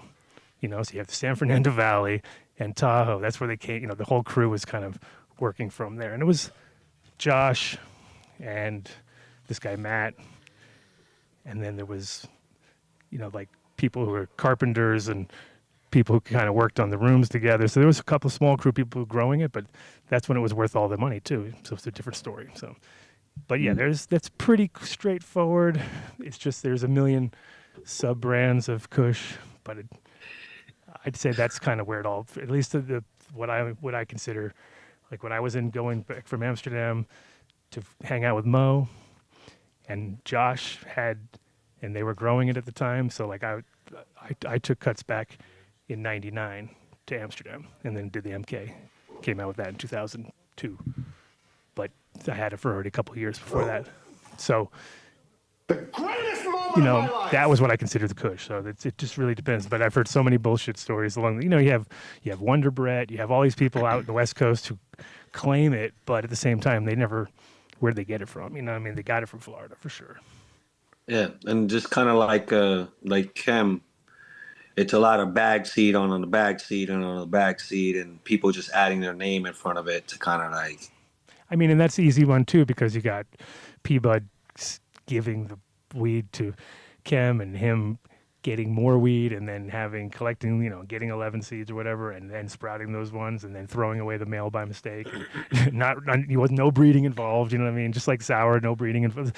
All the greats were not breeding. It was just lucky numbers. You know what I mean? That's why I tell everybody, like, you're better to grow from seed than from clone, because your clone, you know what you got. Seed, fuck, could be the next one. You know what I mean? If you all of a sudden hit fucking, like it's like a Pokemon card or some bullshit, you know what I mean? Like, it's like, oh my God, it's a fucking Snarbulator. Snarbulator? Whatever, I don't know. I always tell people, like, it's always like, to finding that unicorn, that super winner, either it's a long, selection process, thousands of seeds, or complete luck lottery, and you just happen to be the person that popped it and it came to be. when you're trying to look for it, it's always like in the top 3 or it's like number 3 out of 500 or number 8. You know what I mean? And you're like, fuck, I went through all of that. And it was the number 3. I could have just done 3. You know what I mean? Because it was just, you never know. And there's other times where people do 1 in 10,000 and they might think they nailed it, but I bet in that other 9,999, there was tons of shit in there that they could not pay attention to because, you know, it's when you see tent growers like now pulling out better weed than big room growers just because they got nothing, but they can see every single part of that plant, just like we used to be back in the day. You know, like once you get over 10 lights, it's like you start to lose plants here and there. You know, that one got shadowed out by whatever. But when you only have a small tent and people are taking it so extreme now, it's ridiculous, right? They have like fully automated feed, everything on, like you're just like, you're talking about a tent. Like you can just like, like, and then you have other people that are doing like with builder soil and proper, you know, and doing fully organic in beds because they know they like to smoke their own weed. You know what I mean? And then you get the other guys who are like, I just want to have more tents and you know, yeah, it's funny. Like Danny's out there teaching people. Right. A bag seed? No, it should be like a bag seed cup. I mean, some of the best strains came from that, but I do think, you know, regular seeds too, we should clarify. I don't know that you're going to find that in Fems or autos, you know what I mean? It's like... Well, autos don't even want to find it because they'll never find it again. That's the problem with autos is like, it's that whole like here today, gone tomorrow, and there's no like way to back it up. So that drives me nuts. That's why I never got interested in it. I was always like, so what happens when I like something? And then what? You're like, you either got to keep going back and getting more, or you have to create it yourself and just have an endless supply. I guess that'd be the way to go about it. But it's not really, it's kind of, I haven't seen much in the auto department that I've always like, that's lived up to the hype. You know what I mean? Like, especially in the terps, that's weird.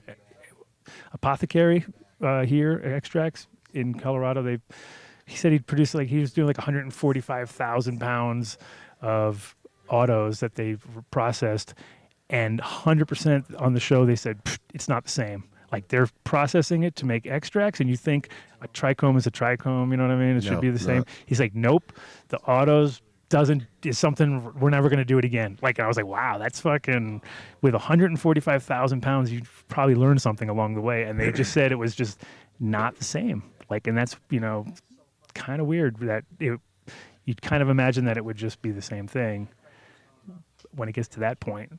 But I like autos. I like it for the strange. So for my outdoor to keep in plant count, I can pop out some autos while my photos are vegging out. So I'm staying within, I can have 54 plants total.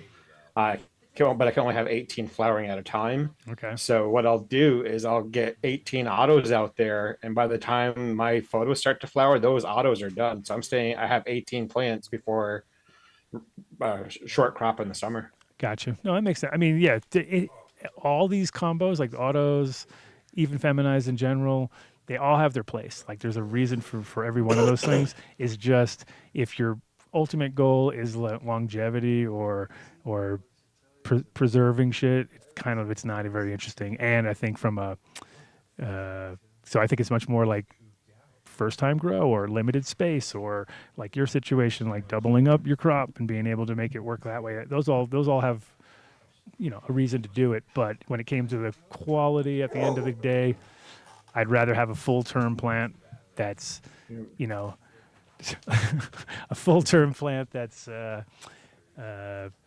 able to kind of express itself completely compared to like a narrow window where it's like, you know, because when it finishes during the earlier light, you notice a difference too, right? Like especially outdoors, like that midsummer sun is not really producing the best quality terps in the long run. It kind of produces volume, but doesn't have the finesse. Like at the end when you have those real nice, more red light and just kind of more, it seems like that produces better terps, you know, in my opinion. You get more flavors. So, Danny, come on, say something. say I'm wrong. I mean, you're wrong. No, you're right. You're right. You're right. I mean, there's a reason that it happens that way in nature. You know what I mean? Like, the plant does not flower in June. There's a reason. It's like.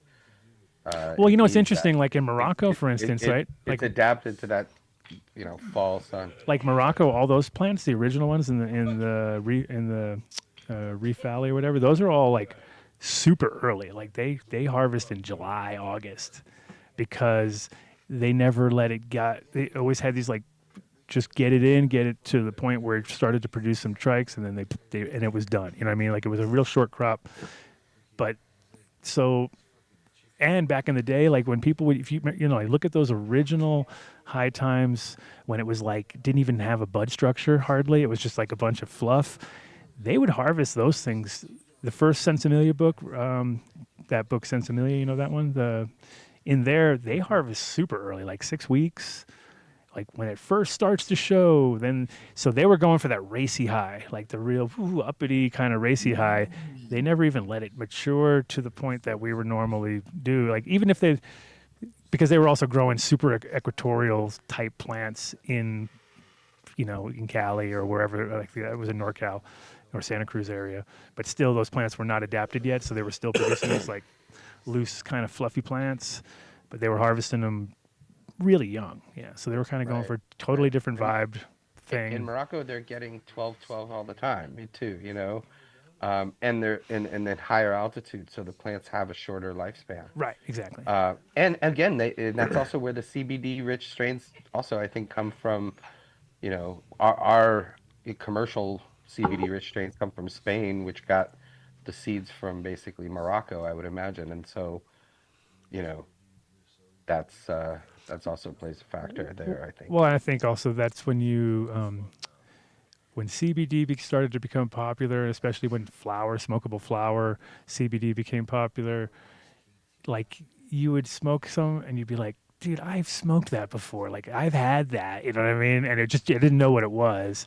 And you remember when all those cherry things were going around, and they were so fucking cherry that you were like, "Dude, this is crazy," because it's like actually nice. It's like very nice in a weird way, but it's also like they're all high CBD, and you could smoke something and it would have that cherry flavor, and you'd be like, "Is this got a lot of CBD? How'd you know?" And it was like, because it's such a weird trait that seems to be passed on. And what tripped me out was I was like thinking about all those tinctures back in the day that they were doing, like for the snake oil salesmen that were selling indica, cough syrup or whatever, and I was wondering if maybe that somehow translated, that they were like, "Oh, cherry." It's like, let's throw some, because all cough syrup's cherry flavored pretty much. Like that is the go-to thing, and it almost fits. Like when you smoke that CBD stuff, you're like, kind of like cough syrup. Like it's got a Luden's cough drop. It's got that real artificial cherry flavor, not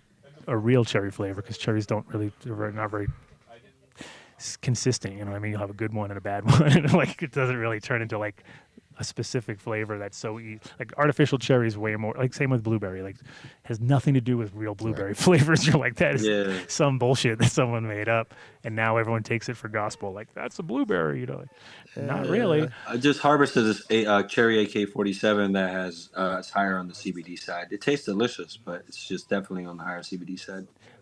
Which is more medicinal, right? So, I mean, when you think of Moroccan hash and you think of like Jamaican wheat, so a lot of Jamaican wheat has it. Like a lot of Jamaican wheat has CBD also, and that's kind of probably selected for the medicinal qualities back in the day, because these people were smoking it more for medicine than for. I mean, their Rastas were smoking it to get high too, but they're making teas and tinctures. They're doing a lot more of the medicinal side anyway, and the whole glaucoma thing, and like. When I first heard that, I didn't even believe it. I was like, that's some bullshit right there. It does not fucking cure glaucoma. I don't know what that guy's talking about. But then it's true. You know what I mean? Those things are... and those were figured out because they selected shit that worked, right? Because the difference between weed that works and weed that doesn't work is...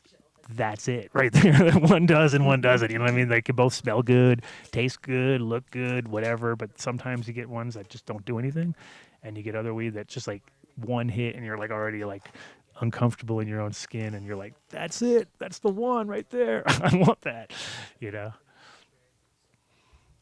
Listen, man. Congratulations, guys. I got to get going. No problem. Congratulations, 500 episodes, man. It's amazing. Thank you. I Thank wanted you. to ask you. So now we're gonna end up doing a Kush competition October 5th in LA, and like I mentioned earlier, I think it's very important on having really good expert judges. I already asked Josh D. I ran into TK this weekend randomly at a barbecue. I asked him too. I wanted to ask you, Adam, too, to be one of the judges. And I I'll think get that's, you. really I get you. important. I can get you Ricky also from Ricky's Brothers Kush. So he was perfect. Nice. Super solid manager. He's out there in LA, so he's easy. So I'll get him on Awesome. board. And then he's also talking with Josh anyway, so that'll be a perfect combo. Yeah, and that's the most important part, to get a really panel that really worked the lines, that were really there, and just going from there and seeing who has what and who can actually the skill set of some of these older ones is like, can you really still grow it correctly, or you just trying to you just happen to have the cut, because there's a bit of that too as well. Sure. People have it and they just don't know how to grow it right. Well, yeah, and it's one of those plants that can be. It's funny how both Kush and Sour have the tendency to like go off the rails really quickly if you're not really got a good handle on it, because they, like, especially like LA with Kush. When I brought it to Amsterdam, it took a long time to get. It took me like 2 years to dial it in, because it was such it's like fish out of water. You know what I mean? It came from like my friends would grow like they had air conditioners, but it wasn't like nowadays where everybody's got it like you're just blowing it at 5 tons. It was like struggling air conditioner in a struggling room, and the plants were sometimes the rooms were 90 degrees, you know what I mean? But they loved it. Whereas then I took it to Amsterdam and it was like always cool, and you know what I mean? It was like, no, not happening. Didn't yield worth a shit. Took a long time. I figured out that you had to like do everything opposite of what you would do normally to make it work, and that's what the plants do, right? So yeah, we'll help you out for sure. And then tomorrow is your next show, and then next week is in Virginia, or June, not tomorrow, it's June. It's Sunday, June 1st in Springfield, Massachusetts. Free event, making sure that everybody has genetics for this outdoor season. We're gonna be giving a whole bunch of stuff.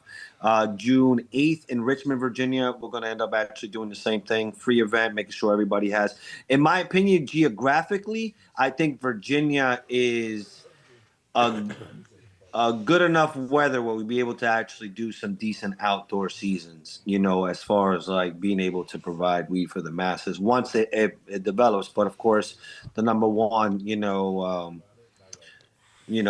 problem with the industry ends up being, regulations and the government being involved. Virginia's not the easiest more. government place either. There's a lot of government in Virginia. Oh, you've got the tobacco lobby down there too. So they're So it's very interesting. When they first put it out, they said they were going to. If I remember correctly, in order to qualify for a license, you had to be a hemp grower first, up to I think it was like 50,000 pounds minimum each season, just of biomass.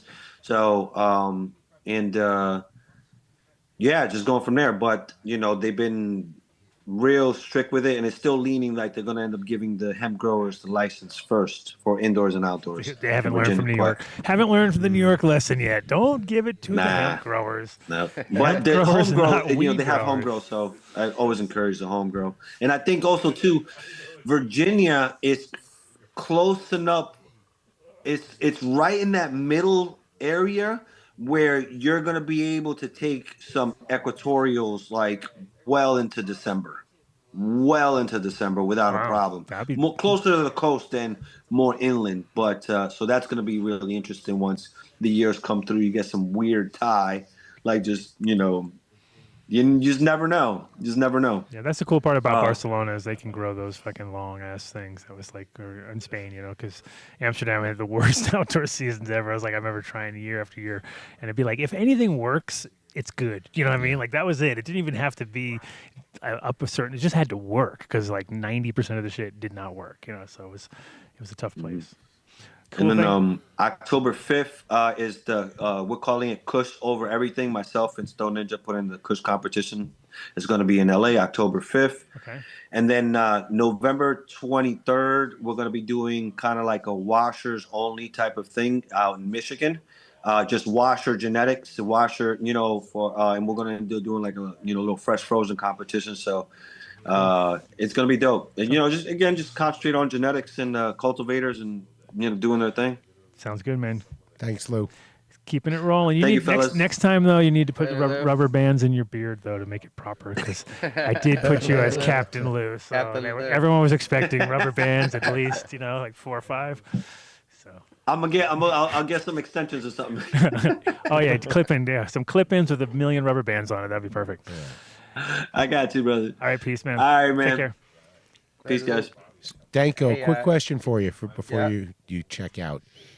When talking about home growing in New York, has New York, not become Colorado? Colorado, a home grower cannot get their weed tested. Can you get your weed tested in New York? You'd have to spend a lot of money, so I don't think it's really feasible unless you grow a good amount. But I'm volunteering to test anybody's weed personally. Tested with the Danko P5000. Yeah, it's called his lungs. Yeah. No, I mean, if you grow it right and especially living soil outside and keep it happy, there's really no need to test it, I would imagine. I'm not talking about contamination or anything like that. Oh, you mean I'm like talking for about weed? terpene, discovering new terpenes that are out there, because I think that's where it's going to come from. You just have to spend money with the lab. You know what I mean? You can do it, but you're spending the same money that the dispensary guys are in the everyone else is spending. Yeah, they're growing the same but shit. It's possible, The important thing is to free the flower. Why do you keep saying that, Danko? I mean, every time you come guys on the have show, so many sometimes even when you're not even here, you Like say a it. ventriloquist. He's practicing his skills. Any chance of Danko Danko having a drop. conversation with Danko, Vinny? Ooh, man, Kenny. Just relax, bro. I will. Okay. This show is. I'm on the show. Definitely Mark and I are worldwide. going to be on the show soon. Worldwide. You're going to be on Grow Bud yourself? The show is worldwide. Listen, congrats on 500 shows. It's amazing. Congrats on everything, to be honest. Over 30 sir. years. Thank you, 30 brother. years of Coming on to hemp 33, and coming on our cannabis. 33rd year next year. Oh, Hemp, shit. cannabis, all of it. KGB, CIA, Killer Green Buds, Cannabis in Amsterdam, Hemp Hood Lab. Back when you were just a mule, when you were just a hat mule. I was just a mule back then. I'm kind of still a mule sometimes, but Just with a bigger wallet. Be strapped up. It's a wild strapped ride, up with hats coming over to Amsterdam, smuggling hemp into Amsterdam. That was pretty good. You were a hemp smuggler back in the day. I was. Yeah. I was. Without even knowing it, Allegedly. before Little bit of you hash start back home, eating. too. But yeah, congrats. Thank you, Danny. Congrats. Amazing. Thanks, Danko. And, yep. To 500 more. Pipe and, up. Hey, come on, give us a little drop on your show. Come on, tell us when do they see you? Where do they see you? Champs trade shows, you guys. No, I No, mean Grow your Bud podcast. yourself. Grow Bud yourself. Forgot Grow about Bud yourself. Grow Bud yourself's a little bit of on a hiatus What? right now. No hiatus is I haven't done allowed. a show in a while. I know you talked Or you're about thinking about consistency earlier, and I need a sponsor. So I'm whoever your sponsors are that want Oh to my sponsor God! me. Who sponsored me? Oh man! Let me know. And any guests that appear on your show that want to come on Every let me know, two too. weeks, you have a 2-week win. Oh, we haven't said that joke in a We long haven't time. done that joke for I so know. long. Thanks for reviving it. Yes, but- really, hey, appreciate So, it. Yeah, I wanna know more Chunky about Nugs the will be on the Danny Danko show in 2 weeks. I'll see you in 2 weeks. I want to know more about the seed giveaway too. So let me know about that as well. The charity seed thing. So So wait a minute. Congrats. So does Seedsman have any? Are they coming to the show or to Champs yet? Because that'd be a good thing I to mean, talk that about. would be great. Yeah, You guys we should try to get Jim on onto that when he gets when and if he comes on. He's me at his too. kids thing right now, so he's He's the one that's not going to make it. His son is graduating tonight, so he's at a graduation. He still wants to pop in, but we can make sure that I hook you guys up. That way you can talk. Yeah, we'll link you guys up for sure. So no problem. Cool. Thanks, All right. guys. Well, congrats and have a great show. And I appreciate you. Keep up the great work. All right, Danny. Thank you, bro. Peace Say hi, out. guys. Always good. Peace. See ya. Yeah. Take care. Nice. I'm digging the The little hat, void. The hat on his head? Yeah, the void that you have there. No, the hat on the head. that's the hat, nice, The hat on the dude. head is the best. We already saw that yesterday. We're like, yeah, he nails it. No, I'm looking at the little green spots that don't fill in on the sides. You know. Oh, The here. technology. Yeah. Oh, on your head. Yeah, I didn't even notice Yeah. that. Oh, that's nice. Green. Yeah, I have a green screen, so that's what's picking up is my green screen. We like that. No, we thought you really were sitting in front of that. You've blown the illusion, bro. Yeah, no, I used to sport no green screen, but for the Adam Dunn Show, I busted out the green. Well, because screen. that's There how you we go. live. We live by the green screen. Adam loves green screen. I'm such a in the '90s whole kid. world. It's like if I can Yep. make things just instantly happen, I want it. I need it. Because every podcast now has got the same bullshit with like, this is my little collection behind me. I'm like, fuck. Look at that. the flowers back there. You know. I'm What a talking lamp. Yeah. about. Yeah, like that. Like that would be the background. I'd a have fireside my shot. vinyl collection behind me. Okay, well, vinyl's all right because then you're trying to flex in something that's Yeah, missing. flexing. That's all right. Oh, speaking of flexing, look at that. Vinny on this Look at clean. that. Vinny has cleaned up his little act over there. Great. DJ booth's still there though. I got Yeah. disco balls It's in not the going DJ to booth. keep it I got a disco ball right here. All of a sudden. This is the inside of the the spot there. Pretty nice. Mark, Chunk put your disco ball of away, our, buddy. Of our No. barbecue spot. Anyways. See, people are hearing all about your spot, Vinny. They hear They already know. They're coming to Denver. They're coming by here. So I get got the done deal. How do right. people Yeah. get involved in your seed giveaway? For this, it's an auction. So what we're doing is every Friday, our first Friday of the month, we are going to have an auction. It's Jim from Seedsman, aka Jesus Plants. He has gathered a bunch of breeders and seed collectors to get donations for seeds, and we have a guest come in on YouTube on, like I said, first Friday night of the month. This month it's actually going to be the second Friday night because I already had plans for my wife's birthday. It was the DGC Cup, so we decided to do the second Friday. So it's going to be June 13th, and you can log in, and it's going to be a live auction. I know there's some prize packs coming from Adam. There's some prize packs coming from Kyle. Jesus Plants has some. I know there's a 10 pack of Square One Genetics being auctioned off. So it is a live auction. We start at about $40 or so, and then it's whoever bids the most in 7 minutes will win the seeds. And it's on Friday, so it's like right as we finish our show, we'll just go over there. Patreon. We'll just bring our posse. What are you doing? What are you looking at? Mark is distracting me by putting up the poker chest. Oh, damn! As usual. That looks. That's back when that was pre 500, pre me joining you when my hair was still red. We were probably at like show 200 and something. That would have been, I believe, like a summer of 2017. That photo. Back to the auction. Yep. Thank you, Mark. You're welcome. Nice. And then, so you guys this is the second one or the third one, or how many times? This is gonna be number 2. Okay. Gotcha. First month, Rambo was a champ and started it off and got the gathering going, and this is number Grambo. 2. And then next month we're gonna have actually 2B Blunt is gonna be on. So we have another couple good guests coming in, and again we'll have a whole bunch of seeds.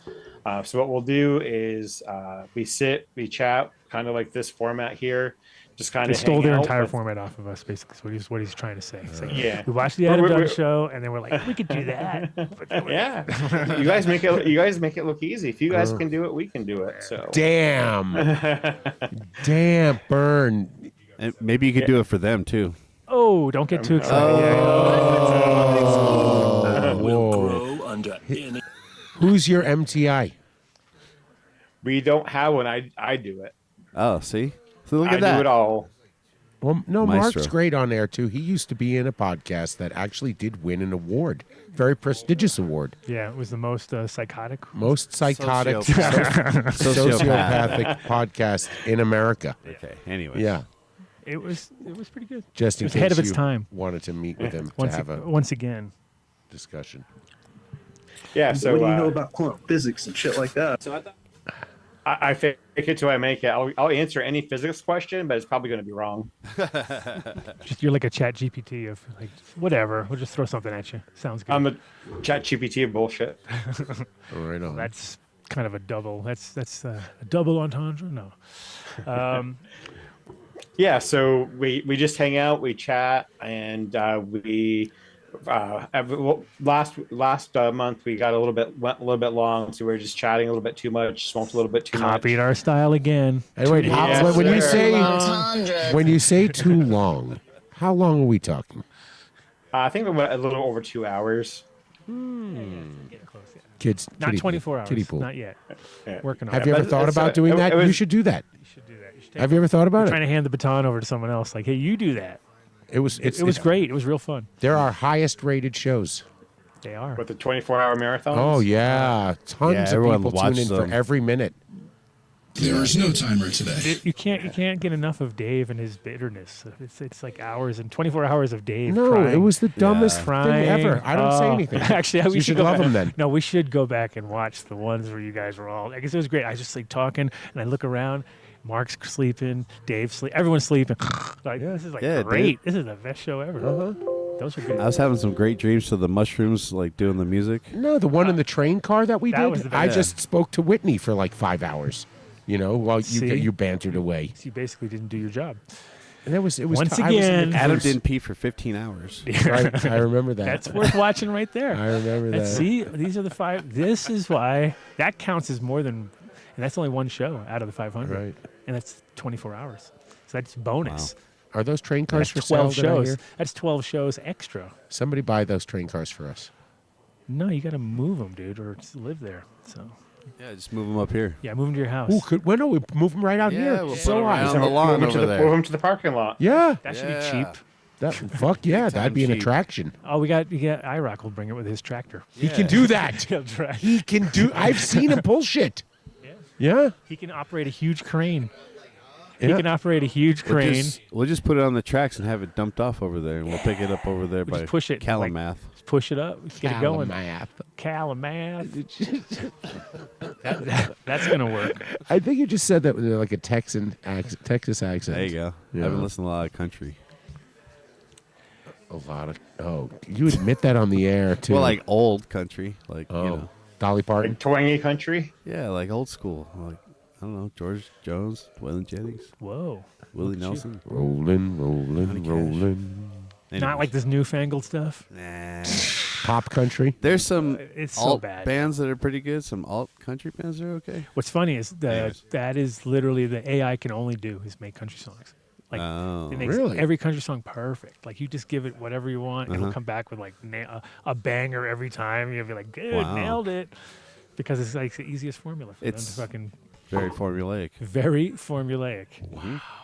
Wow, look at him. Big Big words. brain on Mark. Big words. Speaking of which, Leave for we 2 do have a weeks. super secret guest coming in around 5 minutes, I think. Oh, in 5 minutes. huh? So Okay. at that point in time, Oh. we're gonna have to. How do people get to this auction? Do we know like what's Yeah, going on with let's that? figure this Like, out. Is there a way that I can like Yes. send a link to someone or something? You got a link for us to put up on the chat? I don't have a link right Okay. off. Sorry. All right. No, but no it's, worries. It's on YouTube. Friday night, June 13th. Look for Seeds for Charity. If you pop that in the search, it'll come right up. We are sending out promo reels through my Instagram and through Adam's Instagram. I think Kyle will be reposting them as well. So and I believe I have a chat going with Adam's wife and marketing director and Ken and That's Alicia HR. who's That's doing HR our right there, promos. by the way. Yeah, yeah. So That's our HR. we're and also we're gonna have some posters made up to bring to the DGC Cup. So we are trying to promote as much as we can to get the Nice. word out. Yeah, so that's no, it's great timing too because we have the DGC Cup. We got the brand new Plant Buddies booth that we're getting made. I dig that. We're going to be able to promote it there, so people are going to see what we're all about. And then that next week is the charity, so it's like got right. I think we did it correct this time. Yep, So- it was perfect timing, and I just want to say thank you so very much for being a part of the auction.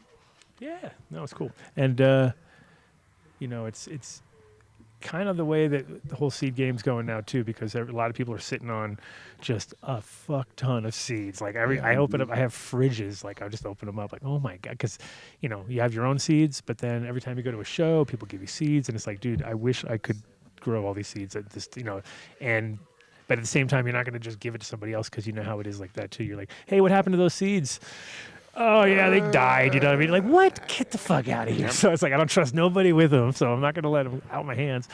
But I've got it was at one point I bought a bunch of paint cans, and I just would stuff as many seeds I could, packs into those paint cans, and I'd seal the can up and put it in the fridge, and then the fridge was full. And so I'd start opening up these cans and be like, holy shit, dude, there's like 5,000 years of growing I've got written right here. You know what I mean? Wow. It would take forever. I can't even imagine. I've only been collecting seeds for about 3 years, and I have more than I could ever grow in about 3 lifetimes so far, and I'm still collecting. And I'm looking at you, Rosin Dogs. If you're still in the chat, I'm looking for your That's drop. not his name anymore, by the way. It's Rosin Dogs. Dogs. Rosin Dogs. Rosin Dogs. Yeah. Did you know he has gotten so famous? Oh, he's so famous now. He has a driver. Yeah. Okay? Nice. Like he has a driver. And as Adam just so eloquently put, because of us. Oh, it's all us. You know? Sit courtside at the Knicks games right now, dude. He's right there. Yeah, We got him on the Jumbotron with Miss Rosin Dogs. Sits The right next first to time Howard I saw him Stern. I was on your show. Well, what's funny is back in the day when we were still doing CD Wednesday, he was already listening. He was like one of our first listeners ever. Right? Oh, really? Wow. And he called in. I didn't know that. And I was so confused because Big Mike is literally the most common fucking name ever because everyone's got a Big Mike. You got a Big Mike. I got a Big Mike. I'm sure you got a Big Mike around you somewhere. Or a Big Dummy. Everyone's got it. No, Big Dummy is quite unique. Big Mike, not so much. Big John, Big Mike, everyone knows one, right? Or 2 or 5. Sure. And so I was all confused because the whole time I was thinking it was my Big Mike, but it was him. It was Rosin Dogs because he used to say Big Mike. Dog. And so the whole time I was because everything was so personal, and he was talking because he was friends with AJ, and I was like, oh, it's got to be my Big Mike. And then we said he owns a grow shop, and I'm like, what the fuck? He definitely does not own a grow shop. So then I was confused, and then it all made sense. And now that he's world famous, yeah, making lots of money. Lots of money. And you know, one of his primary revenue streams is this hash wrap. Sushi wraps. That is, I mean, an art form that you really, people will probably start going to school for it, to class, paying a lot of money to learn that technique. Should be like a apprenticeship type thing. And so we're just, maybe, do you have anybody who does recovery in your circle? Because they can go pay Rosin Dogs a visit for us. Got an is macro pistol enforcer. Knee breaker, a lot of vowels. You know what I'm saying? Oh, we lost you. We lost you again. Mute. I hit the mute button. There you go. I'm talking with my hands down here, so I hit the mute that. button. Hey, over here with my hands. Don't fucking do Yeah, that. no. Kano Alicia's my heat. You don't want to mess with that girl. She or me. She'll round up on you. Are you talking about Mrs. Rosin Dogs? Oh no, I'm talking about Kano Alicia. Oh. Yeah, Alicia. Can she go get Adam's money? Do you say it like planetarium, where you got to go Alicia? Like is that one of Alicia. those? Or is that like that? You got have to do a little hesitation. The double A is a little hard. Mm-hmm. Right. So, well, cool. I got. We're nervous. Super secret guest on the horizon. We didn't even discuss ground rules, like what we can ask. No, there's no what rules. we can ask. He knows there's no rules. Come on. Okay. He knows. I'm going to bounce out of here before your super secret guest. Congrats on 500. Thank you, man. I'll be in the chat. Thank you so much for everything, 2 Adam. weeks. 2 weeks. And it was nice to meet everyone. Yeah, so You really don't have to dude. go. The likelihood is he won't show. He's but- showing up. Don't you All worry. right. We got you.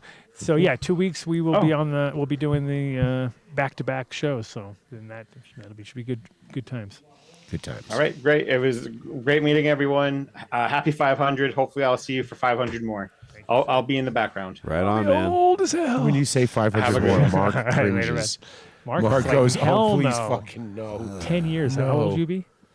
Way old. 43. Way old. Yeah, way old. Way old. No, he'll be 43. Yeah, 43. Yeah, right. Yeah, I'm like 22. Right. Yeah. Because 22 Good and math. 10 Good math. is... Good maths. Yeah. I like maths. You like maths. So I'm a math guy. that's That's cool. a We had great a drop. good East Coast. We had a very good East Coast All of posse us. going on. All yeah, you, all you five two. of us. Man, that was a really good show. All New You guys did Yorkers. good. You like how we did? Like how we did that? Yeah. Considering Good production value, Mark. The way Wow. you had Mark, the camera the way you were angles. doing it, Yeah. all Wow, up dude. his nose, the whole shot. Yep. Like that. Oh, thanks, deal. dude. So speaking of which, I reached out to the kid. Actually, What did he say? he's on a plane. Ah, He's flying. yeah. Basically. the internet's not good enough yet for airplane voice calls, or I mean, is it not though? It maybe is. for voice call. It is, I but think.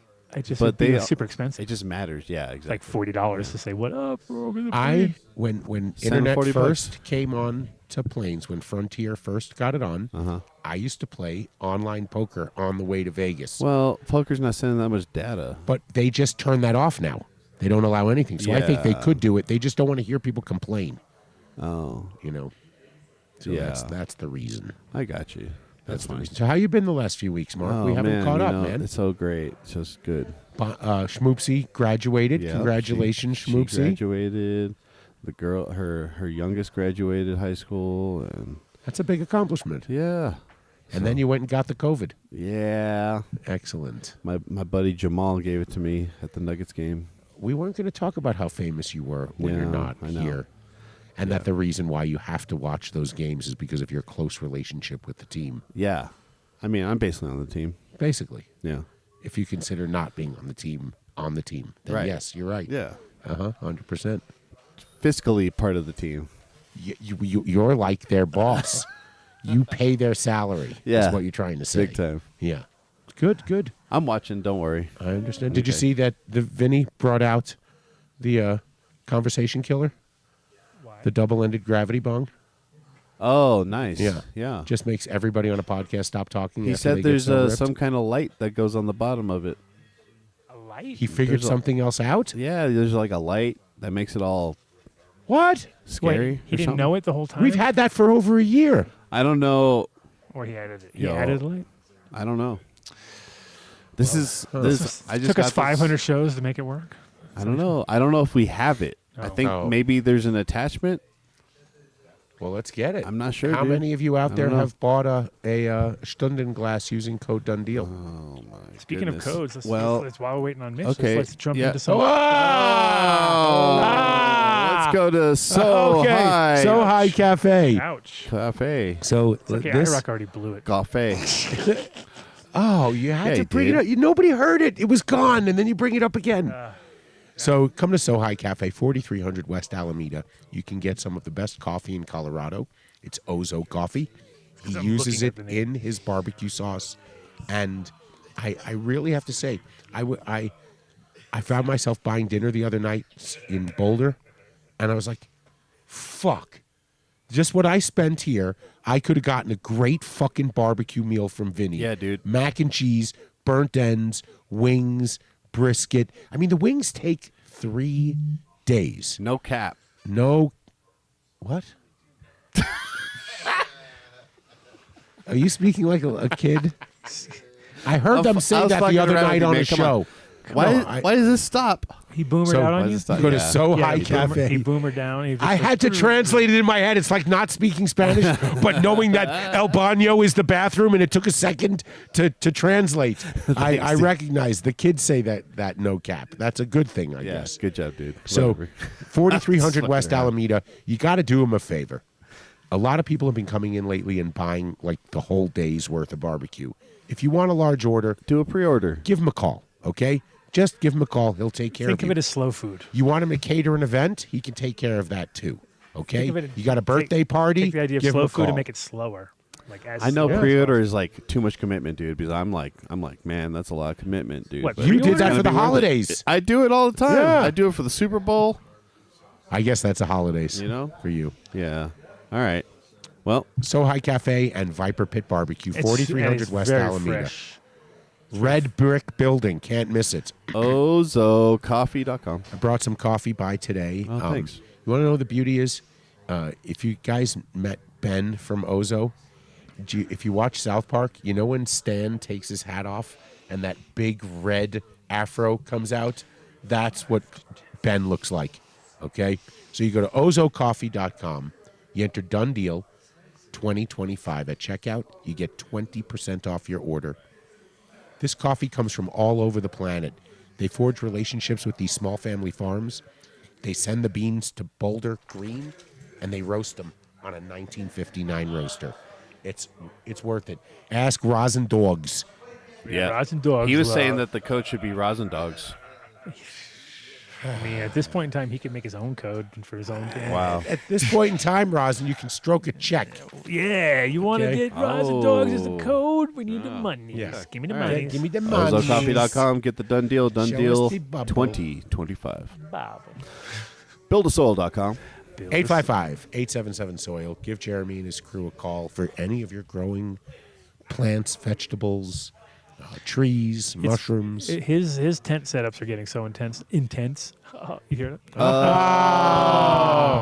They are getting intense, though. Wow, dude. That's a double. Is that meta? Was That's that some meta? genius marketing, Was that bro. meta, bro? Yeah, like. But it is. It's like he is. If you look at the videos now, it's like they're huge, dude. They're about as half the size of this room or something. Intense. Yeah. It's fucking intense, bro. Yeah. Buildasoil.com, 855-877-SOIL. And don't forget about fermented plant extracts. Way to go, King of the Wooks. Yeah. King of the Wooks is the man behind that, creating that stanky juice. Yeah. Wook juice. Hell yeah. Yeah. YoTip.com. YoTip.com. Tell them you heard about it on the Adam Dunn Show. It's a better way to smoke. It'll keep you safe. This is the summer concert season right now. You're going to be going outside. You're going to be smoking joints with your friends. You Yeah. have no idea where they were 5 minutes ago. Absolutely no idea. Did they wash their hands? Did they use a cover-up on something? You just don't know. Pick their nose. Pick their nose. Yeah. Eat the barbecue. If it's Dave, then you know They that's- rolled it that's- into the joint. Yeah, then he just rolled it. Yeah, you And first smoked it. rolled in and then. Oh, this protected. one has tons of boogers in it. You kidding me? Ton. You All go right. to yotip.com. You do not want to be getting sick when you can be enjoying the summer. It makes any joint smoke better. They also have a whole incorporating ring system that works with their Yotip XLs, which makes it a whole new smoking experience. Yotip.com. HolosHealth.org. Get your MMJ card. You go to holoshealth.org. Tell me you heard about it on the Adam Dunn Show. DabX. What an amazing dab rig. Oh, so, did you see the note somebody sent? No. Said, thanks for the recommendation from the show. Appreciate it very much. Huge dabs. Great product. Nice. So you go to dabx.com. You enter Done Deal at checkout. You'll get 20% off everything in the store. I believe it's $159. Shipped with a cleaning kit. And you can get in black or red, which we don't even have those. None of us. Because we haven't had to get a new one. No. They don't Yeah, break it's down. because Lasting forever. they're a workhorse. Unless you drop the glass and Yeah, you just get it that replaced. has happened here. Okay, I dropped a glass. Look for big news coming out soon about a new rocket, but right now you can get the rocket for under $100 with the Done Deal. Dabx.com. 14erboulder.com. You go to 14 or Boulder, you enter Done Deal at checkout, you will get 20% off your entire cart. You got to head down there right now and try their rosin. Try the new Pixie vape. It's called a Pixie all-in-one disposable vape. A gram of live resin for $20. Come on. 14erboulder.com. Try the DJC. Those vapes are $20. Is that Under what you said? $20 with the Oh, Done They've Deal. done studies, you know. wow. Yeah. Okay. Now that's a done deal. You bet. Oh, you want two now? I'm just kidding. I'm messing around. Okay, next week, too? Okay. No, I'm just kidding. 14erboulder.com. All right. Grovebags.com. It's like having a glass jar, only in a plastic bag. I can't even begin to tell you. I'm doing Makes a whole. makes a huge difference, especially in Colorado, a place like that. They've done studies, you know. Look at Mr. X. He's like a You're kid. breaking the fourth he's wall. a kid at kindergarten right You're now, so giggling nervous. about the teacher. I'm so nervous. Yeah, you're nervous right now about the mystery guest. I can't be that you're nervous. breaking the fourth I can't wall. be nervous around you. You're the most nervous human being alive. Grovebags.com it's a they can help you out whether or not you're a home grower. Those bin liner products are super dope. Or a commercial grower. You want a 55-gallon drum? They've got it. 27-gallon fucking They got bin it. liner, got it. Got it. And once you snap the top on, you don't even need to put the little things around it because it's already like it gives just enough. Got it. Seals it. Seals it, buddy. Grovebags.com. Tell them you heard about it on the show. Just give me. HortitechDirect.com. The best greenhouses in the market today. Take a look at their website. They've totally redone it. They have a greenhouse for every climate, every geography in the United States. Beauty of it is, you tell me you heard about it on the show, you don't just get the Go up again, greenhouse. scan up a little bit again. Go You up get one. the brushes. Right there. Stop. That was the word of the week, class. See, you weren't here. You don't even know. No, I wasn't. Light deprivation. That was it. Light deprivation. Yes. Yes. You guys Is talked that about what- that Yeah, we- extensively That was the last words. week. That was the words we had. Yeah. We had to teach our young students Yes. about. Oh, And now they understand great. because some people don't know that. So they're double walled when the weather needs it, and all the mechanicals are on the inside wall, so you don't have to worry about any of the weather So you're not affecting pulling your grow. tarps over the top Nope. of a fucking wet greenhouse in the middle of a storm with winds fucking howling and getting lines caught on shit. And oh my god, It also creates a plenum, so it's a little better on your heating and cooling bills. So you go to HortitechDirect.com. Tell me you heard about it on the show. and don't forget the brushes. Don't forget 6 brushes. You could probably talk No, them into 10, 8. I thought 10. 10 pack. 10 Remember? pack. They There, come in it's 10 it. packs right there. Comes 10 in pack. 10 pack. That's what you're getting. You will get that.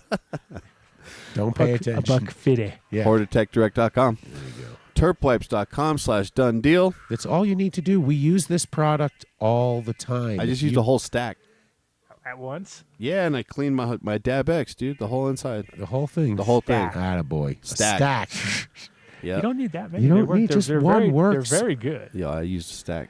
Whenever I'm using one, though, like I will make sure that if I've cleaned something that doesn't take a lot to do, I will just scan the room and start looking for stuff to clean with the rest of it because Terp I'm not- stacks. I am not wasting.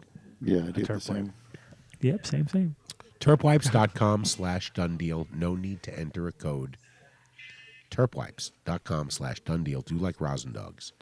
Numbnutsco.com. Done deal at checkout. 20% off all their CBD products. I don't know if they have any THC products on the shelves right now, but they should soon.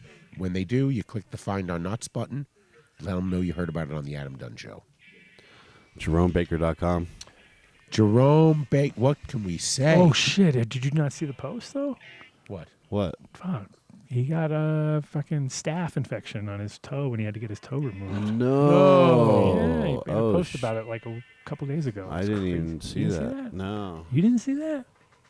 Made a bunch Did of not posts see about it. that. Fuck. Photos and everything. I was like, oh, dude. ouch." Whoa. But it was. Oh my goodness. Uh-oh, you're looking? Yes.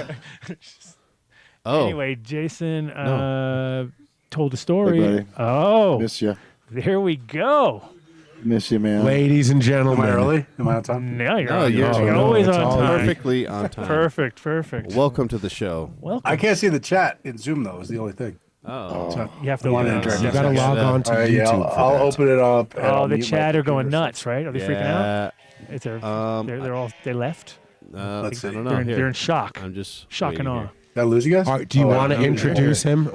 The man, the myth, the legend, the most requested. The guest. most What are you doing? requested. Watching shows? Every I was week. pulling up YouTube. The most requested return of Mitch. When will Mitch return? Where is All right, 500 Mitch? show special. Let me pull it up and then let me mute it. Okay, yeah, Nice, get dude. on the chat. Here, Okay. look at him. Look Yeah, at him. get Look at all the chat. situated. Professional. Yeah, at what's him. going on over here? Hoodoo Look at the chat. Moses, Mitch How do I see just Shanasa. the Got chat? Mitch with me today. Mitch How do I see the whole chat? Shanasa. Yes, sir. Do you have any audio from the first show they did together, Mark? This is the first show. Right now, this is the first show in a long I'm here to time. keep it We're straight. yeah, First show in a long we're going time. back in time. I It don't have is. anything prepared, Dave. No. Dave, we did not prepare. Sorry. Sorry, Dave. This show's not Oh, got I any more found it. professional. Live chat's what I want. I was looking at all chat. There we go. Oh, now I'm looking yeah. at live All chat. chats for chads. Hey, chat gang. He's There we there. He's there with you. I'm really here, y'all. He's here. It's really him. Hoodoo Moses. Tony Baloney, shit, man. Tony Baloney Yeah, is long time. fucking long Yeah. time. Fuck yeah. Actually, names I recognize, yo. Well, obviously, you guys I recognize. Nice. It's awesome. I tried to get the kid on, but he's on a flight. Of course. He said you're mad at him anyway. He's like, What I think, about Mi- Kate? What I think, about- I think Mitch is Well, mad at me it's the still. safest- I was like, who's not? Come on, you're the kid. Yeah. Why would It did burn everyone? The kid. There's no way he holds a grudge. No way you hold a grudge, Mitch. I don't believe that for a second. No, I'm over 100% of my grudge. I've been over grudges for as long as I've been overworking in the weed industry. Well, like 7 years. It's been a long fucking time. It's crazy because 7 years, man. I know. 7 years. I know. Right, get ready. It's. I think because like Emerald Cup. It was Emerald Cup is the last. Right, no, I know that, but I only had one kid last time, right? Yeah. 'Cause my other kid just turned 7, so it's 7 years. Wow. Whoa. Yeah. Oh, well, Whoa. maybe we can there you go. just back up for a I second. love when you have to because do it like that. You go like, "How old's my kid?" Let me Yeah, figure- that's exactly it. Like I can do it. I can do it in terms of that for sure. That's amazing. Are you okay talking about that last night? Because I've only heard stories. Don't know what led up to it. I hear Duke might have been involved. Duke?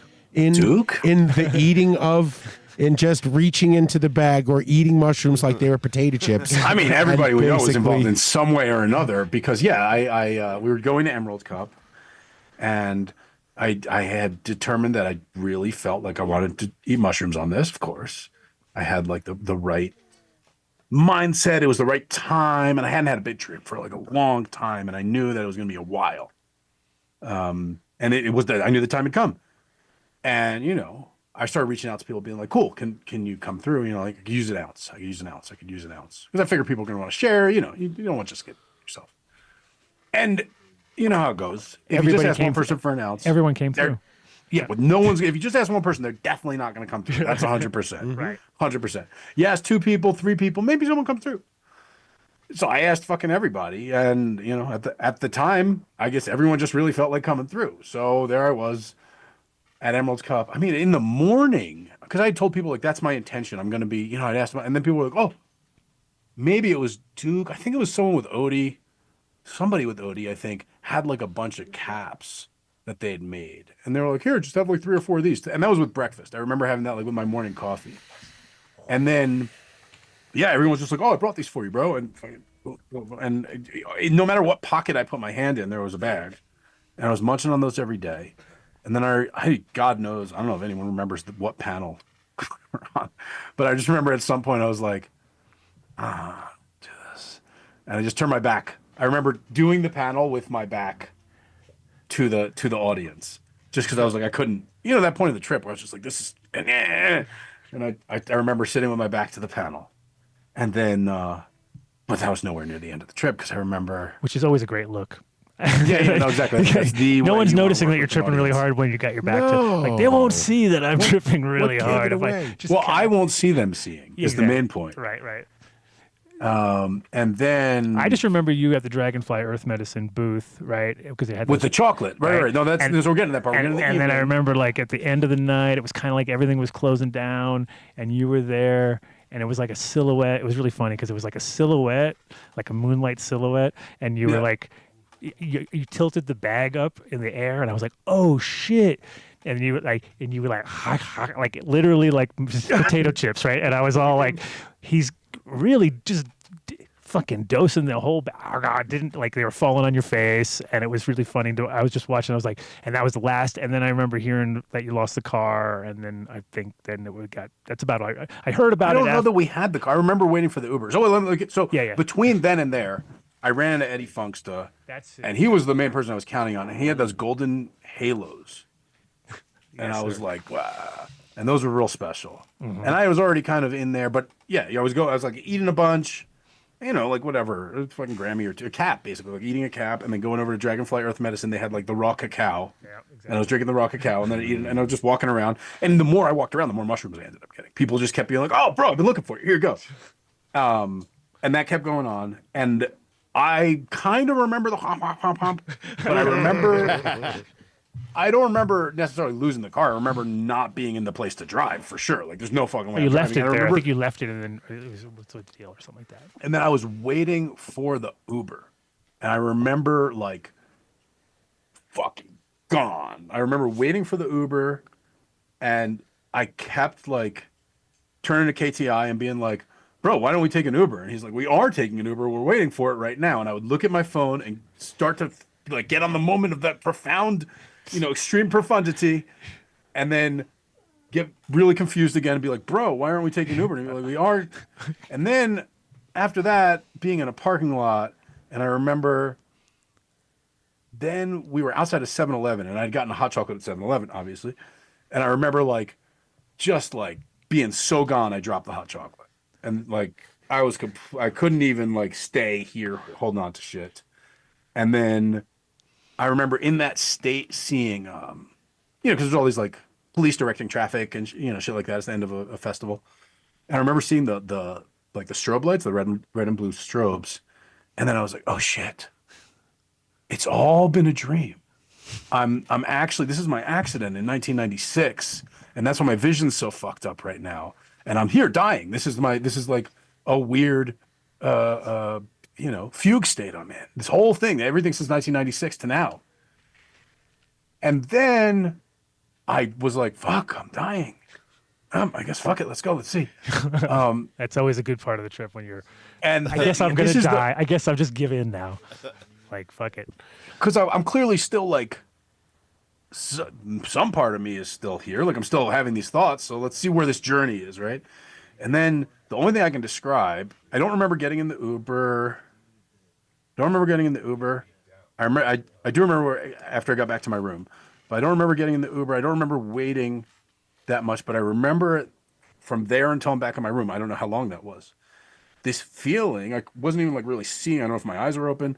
This feeling of getting fuller and fuller and fuller and fuller to the point of utmost fullness where I was about to absolutely burst and there was nothing more that could possibly contain it. And then all of a sudden it would just start emptying and going down, down, down, down, down until infinite nothingness where I was like, oh fuck, here it goes. I'm gone. This is it. There's nothing. And then it would start to turn at the bottom. It would start to turn around and go full, full, full, full, full. And it was just this process happening. Again, I got no fucking idea how long. And then I was like, oh, this is breathing. And then I was like, oh, this is contractions in the womb. And I was having all these revelations that this is the whole nature of things. And then I remember being back in my hotel room after everything had settled down and fucking out of fucking nowhere, my ex-girlfriend from high school, who I had not talked to in I don't know how many years, just texted me. She's like, hey, you just popped into my head. Let's go. It's just fuck, what is going on now? And I remember I was like, yep, this is what's going on. This is a weird time for you to hit me up. She's one of the first people I ever tripped with and shit. I was like, this is a weird time for you to hit me up. Da, da, da, da. Cool. Hope everything's good. I remember taking a shower and then being like, okay, cool, I'm straight. I'm back to myself. And I remember going to sleep. And that's what I remember of that night. And I remember that I just had glimpsed this thing and I was like, all right, whatever that all was, that's what I'm focused on. That's what I'm interested in. And because that's I knew it was the trip I had been. That's what I said to KT. I remember saying, I was like, that was the one. I said to you guys the next day, I was like, that was the one I was looking for. That, I found it. That's awesome. Yeah. And was that? Do you think that was a pivotal Hoodoo Moses moment there, where you? That was the moment that I was reattuned my priorities, because what it definitely put me in touch. After my accident in 1996, I was I had near-death experience, and in addition to finding cannabis 7 years later, but for the first 7 years before that, was fucking a huge spiritual journey for me, and then. It almost was the coming back around on the circle, right? Where it's okay, spiritual journey is this half of the circle. Right? It was spiritual journey, cannabis, and maybe mushrooms too. They bring me back around to it, Right. And yeah, that definitely is what dropped me right into the past 7 year cycle. That's the day Hoodoo Moses was born? Pretty much, yeah. That's when I was I'm committed to. I don't know, more.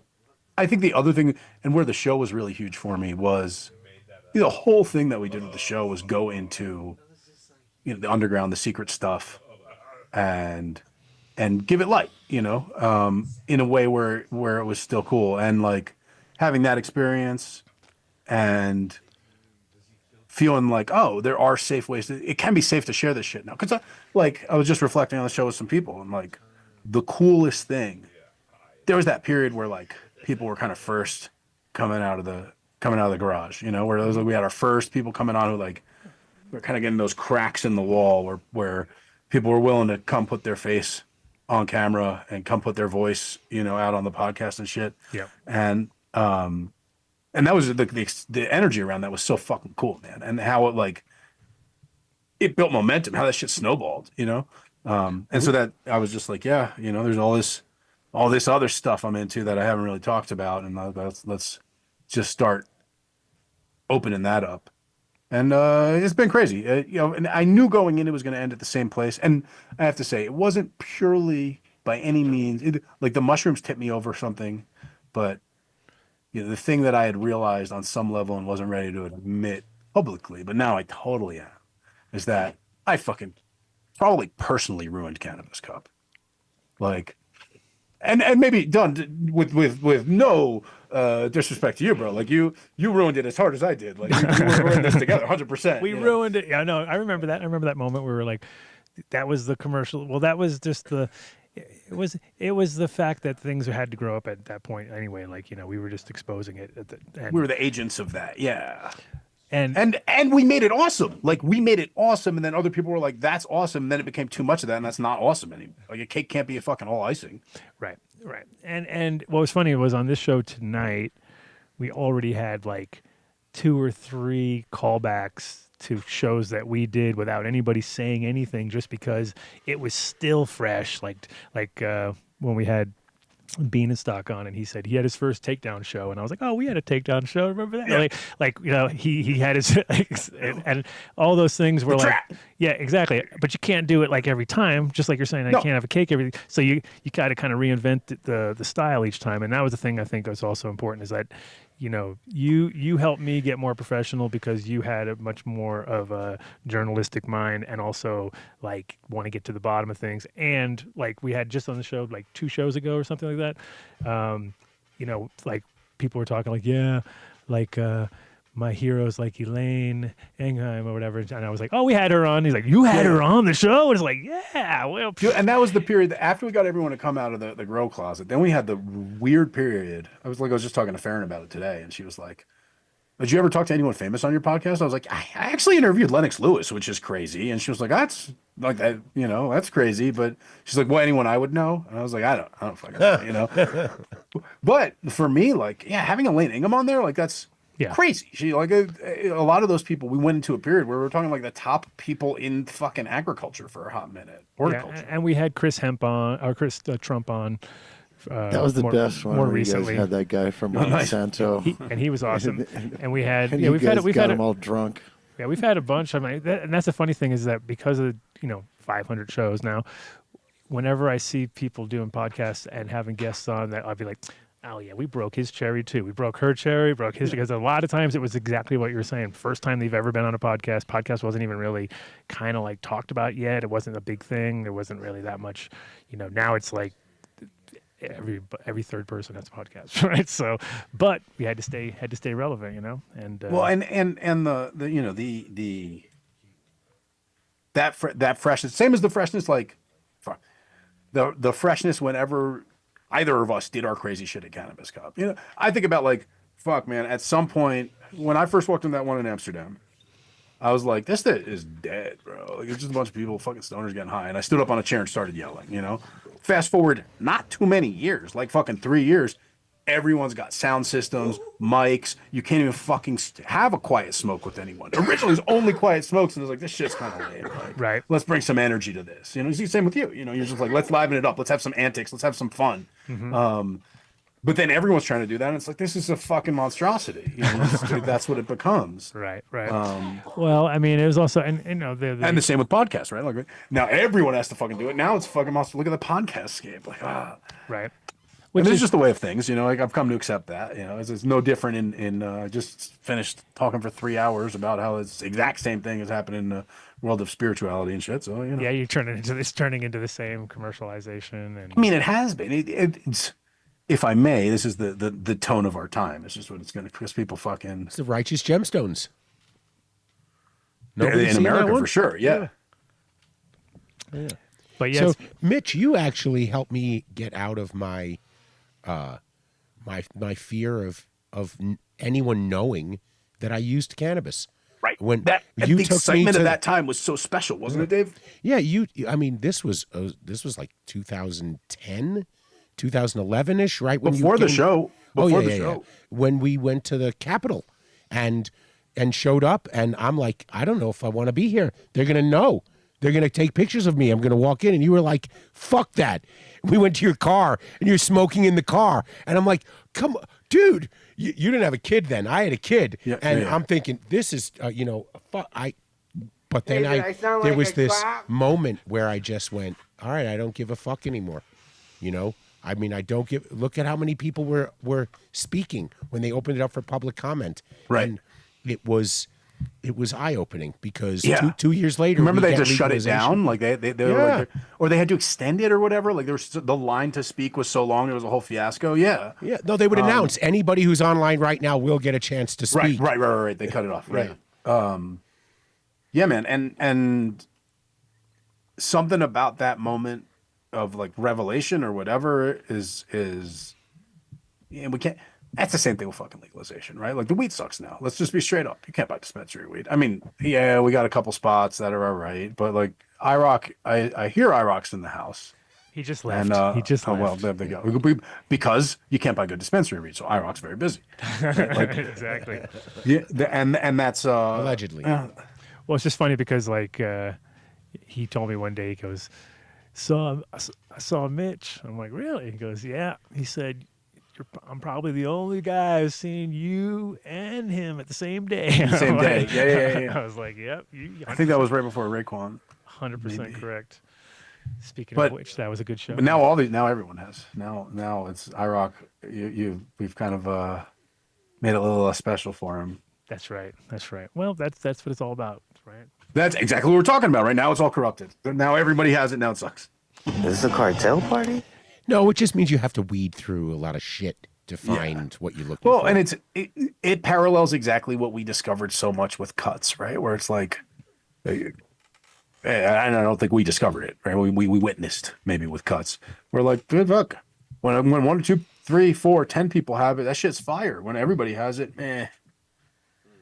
Well, for It sure. itself becomes meh. Like the cut itself becomes weak. Mitch, what was your book? Which one? What was it? The Good Book of Cannabis Strains Aficionado's or Handbook. something like that? Yeah, the Cannabis Aficionado's Handbook. Dude, I'm I got looking that at on my like bookshelf.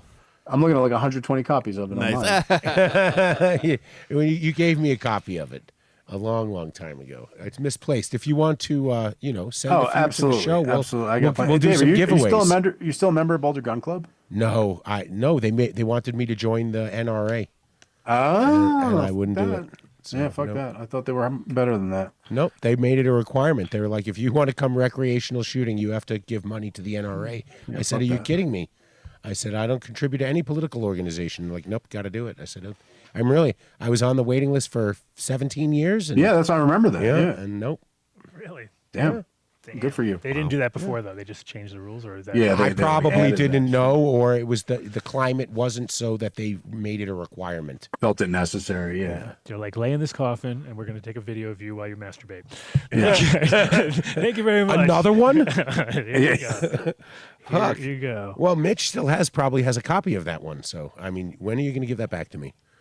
We'll talk about it after the show. I reached out to Tim Martin to try to get him on the show too. Dude, that was my original plan. But what's he doing these days? Shit. when I went on to both his social things, it was like January 19th is the last post or something like that. I was like, well, at least it was this year. That's pretty good. And then the other one was like 2019 or something. So I was like, okay. That's what I expected. Not good.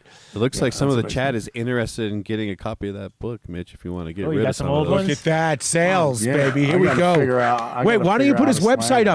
up? There's a lot of stuff that I see. Mitch has a huge merch section. So, Well, I don't sell any. I don't sell these books on the website. Speaking though, of so I gotta which, figure something out. I told my mom you were coming on the show.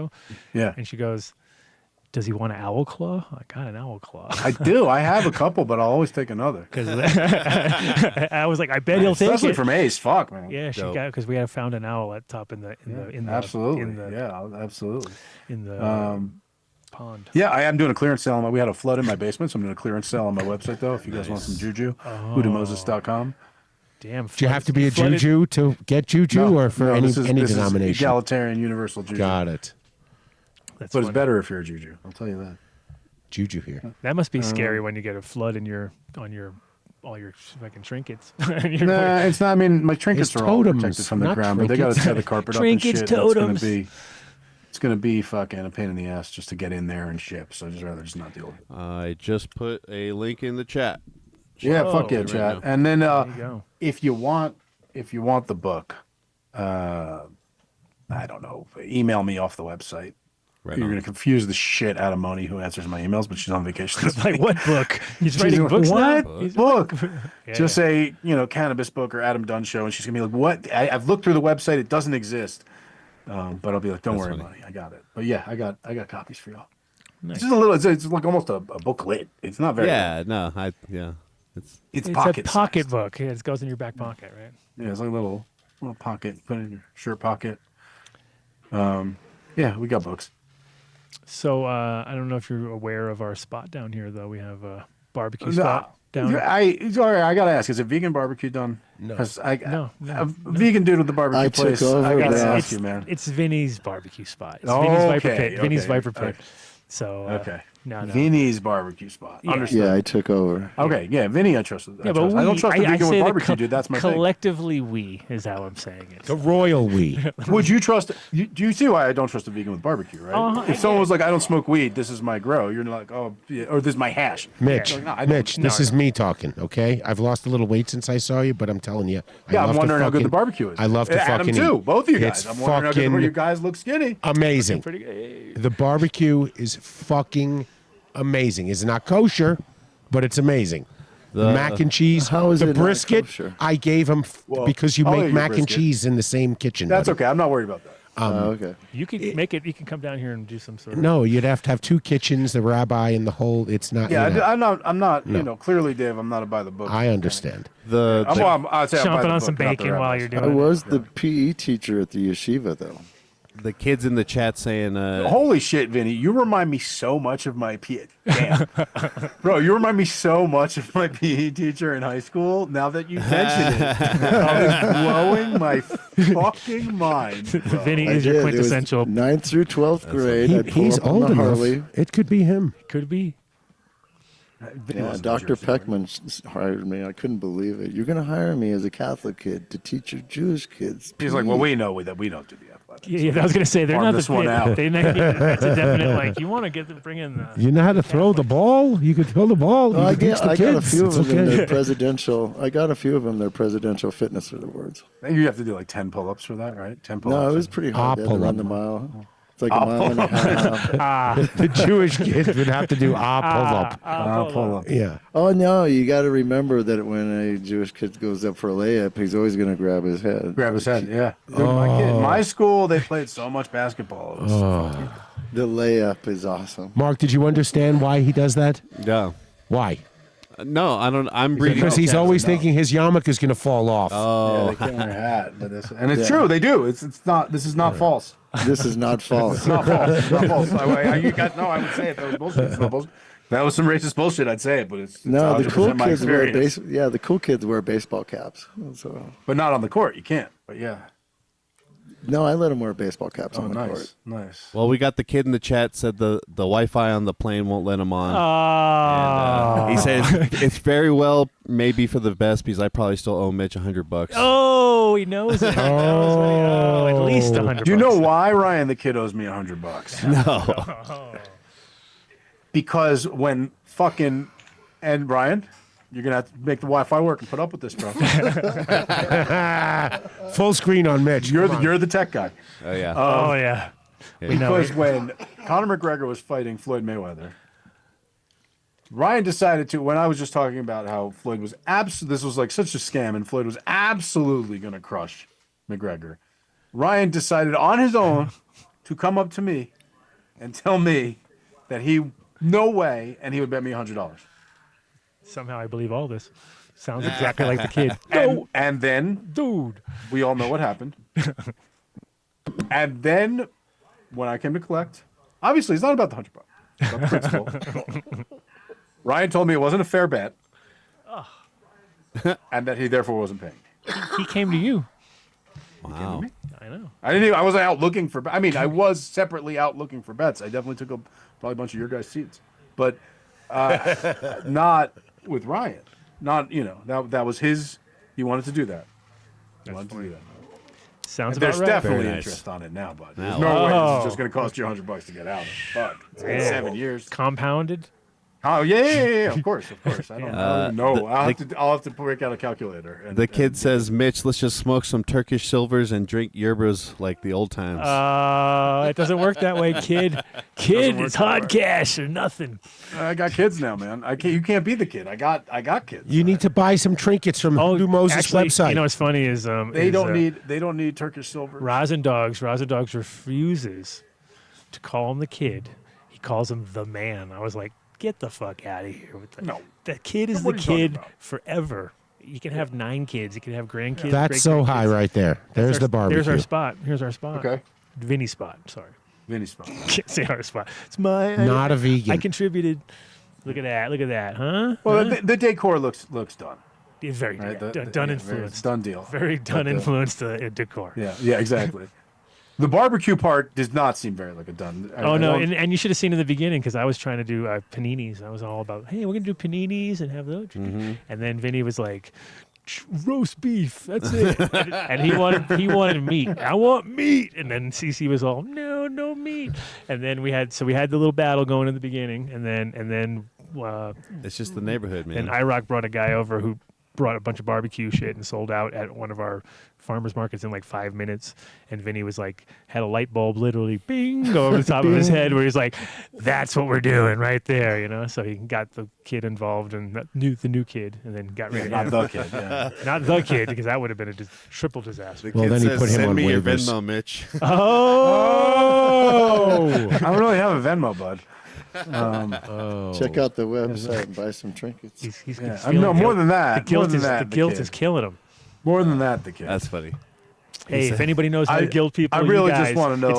It's your tribe. Your tribe the of kid. guilt. The tribe of guilt knows Kid, how to do it. Mr. the Kid, it's just understanding that Mitch was really hurt when you. I want to know that you would handle that differently with someone else if it were to come up again. I want to be sure of that, and that life has taken you in such a way that you have a different approach to things. And really, we're talking about over 7 years. Yeah, everyone should grow up in 7 years. Fuck, you haven't done that. Oh no, I'm sorry. I was talking about the interest on the $100. Sorry, you're being very, very altruistic. No, I'm thinking compounded. What we're talking 19%. Probably. I think it doubles over 8 years. It does, yes. Oh, he's going to slide in right underneath the fucking wire. But honestly, I really don't need $200, right?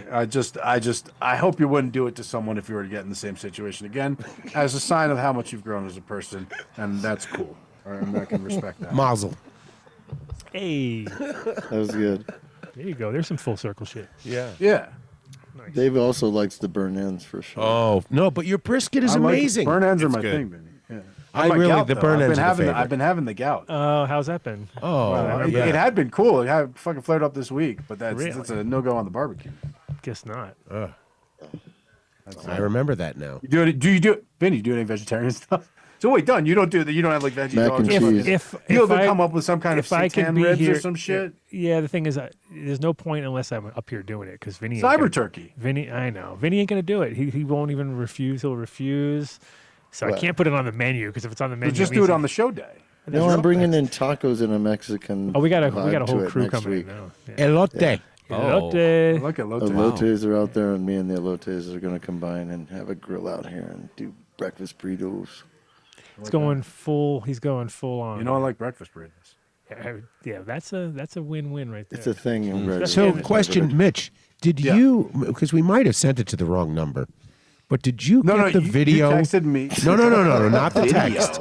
Yes, the video that Adam and I shot of the two of us. I got a still of you guys. That was a video? It was a video. Is it supposed to be a video or? Yeah. Is it, No way. I have it, right? Like I can pull it up. Yeah, I thought wasn't it a I video? thought that was Or was it a? Yes, because we said, "Come on, Mitch." Hold on. I thought it was a video. classic Almost a better boomers. day, Two though. boomers trying to shoot a video, probably. But maybe it was turned just into a photo. I bet it's a photo. Hold on. Let me find my text with Well, Dave. Mitch is like 10 years younger than us, right? Close to it. Yeah. When I first met him, he was the boss told me, he said, "I'm bringing this kid in from Jersey." Hey. This I was kid, the kid from Jersey. this then. kid Did you give me knows headphones? everything about this thing they're calling social media. No way he said that. That's really funny. Fuck yes, what was his name? It was Sam. What was that guy's name? Sam. Sam. I remember Sam. It was Sam. And remember the other guy there, Jesse. That's who's. Don't say the last name. We're not. I don't want to get killed. Jeez. Yeah. I don't Oh no. remember Yeah. this No. guy. No. Well, No. say No. his first no. name, maybe. No. Dude, what's going to text with you, man? Yeah, I don't even know who you're talking about, man. All right. Yeah. Remember Epic Cure? Yeah, no, I do remember that. Yeah. I can't find it. All right, That's all right. okay. Well, I'm close enough to a boomer too. So It's okay. anyway, I did get it. I thought it was a picture. So maybe you did send a video and I fucked up. Yeah, we were like, come on, come back, you know. Come back. In our desperate times, we were. Yeah, it was our desperate. You figured it out. You got it. No, well, it was a 500 that probably.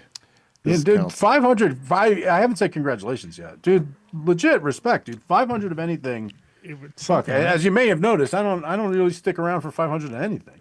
That's That's a lot. Yeah, it's a lot of sticking. that's a around. lot, dude. That's dedication. I That's hope your fucking kids work. don't through- hear you say that. you solidified it by basically coming in and going, nah, dude, you gotta use your name, and I was like, okay, and then that made it. Wait, so what like, was the name? What was the CD, name CD before? Wednesday. Remember, it was CD Wednesday. CD Wednesday at iCannabis Radio with Christian. I didn't even Wallace. fucking remember that. And then you were like, in your branding mind, of course, we're like, no, you got to use your name. And I was like, oh, okay, that's a good idea. And then at the end of the day, I was like, well, fuck, thank God he did that. Otherwise, I would have definitely failed down the road because CD Wednesday is not feeling like it's going to make it anywhere. You know what I mean? Well, and because it was tied to iCannabis Radio, too. Then it would have died with iCannabis Radio. Are they still around? No, they died, right? No. I believe not. There's Well, some you of never the know. versions that are still up there. They're- I have a playlist. I mean, under Well, mine check. with all They of might them. not There have you updated in the past 6 months. You know, and they I dropped wonder, the list. like, are they still doing shows? Like they were doing shows No. like 5 days a week or whatever. Yeah, that's definitely not happening. No, right. Yeah, but Don't- dude, props, congrats. Like 500 episodes. Yeah, and well, I mean, the good part is that it That was almost 10 years, dude. So it's Yeah, close well- to 10 years. Well, we're over 10 years because we had a few in the beginning. We were a little sloppy Oh, sure, with some our gaps. Yeah. But it's I remember 10 it's years 2013. like, you know, 2013 weeks. is 2013 November.